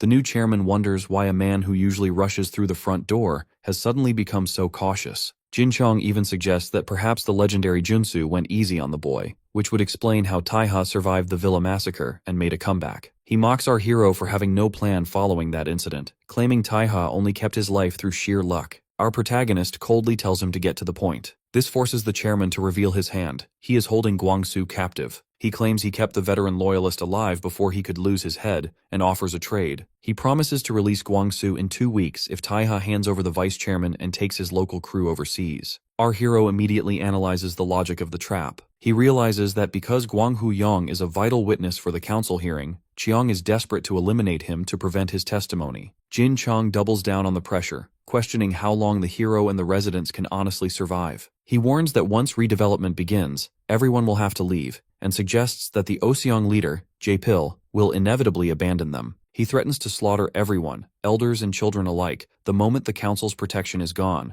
claiming that because Cheonggu controls the nation's industry and telecommunications, there is no place for the loyalists to hide. However, the tide turns when a subordinate interrupts the chairman with an urgent call from the Secretary of Political Affairs. A panicked Seongjae Choi screams through the phone, demanding to know why Jin Chong involved the secretary in a mess that has drawn the attention of international powers. It turns out that a mysterious English-speaking man recently called the secretary with a terrifying revelation. This stranger identified a massive cache of American-made weapons, rifles, rocket launchers, and grenades, tucked away in the cargo hold of a secret trade ship docked at Okseo port. Because these weapons were secretly planted by U.S. intelligence for covert operations, the stranger notes that exposing their presence on a Korean trade vessel would create an international scandal far worse than anything the secretary could imagine. The man behind the call issues a single demand: do not transfer the truck at Okseo port onto any submarine. He makes it clear that while he doesn't care about the cargo, he wants all Cheonggu-related business kept on land. This mysterious caller, who identifies himself as a father concerned for his boy, is revealed to be Caesar Salerno, the Don of the Salerno family. He is shown smiling over a plate of pasta, noting that any parent would worry when their child plays near water. Because the Salerno family has the backing to create a geopolitical nightmare, Secretary Choi informs Jin Xiang that he can no longer assist with the transfer at Okseo port. He declares that he wants nothing to do with Cheong's side hustle, leaving the chairman in a state of shock. Our hero immediately capitalizes on this. Taiha uses a hunting metaphor to explain the situation. He notes that a hunter first pinpoints the territory and sets up barriers to trap the prey. Our protagonist looks directly at the screen, revealing the symbol on his hand, and draws a tactical blade. He clarifies the logic of their struggle, stating that he didn't jump into Cheong's world, he trapped Cheong in his. With intense resolve, our hero promises that there will be no more talking. He vows to make every remaining moment of Cheong's life a living hell before personally delivering the killing blow. As our boy walks away with a confident smile, he thanks the chairman for the vital information regarding Okseo port.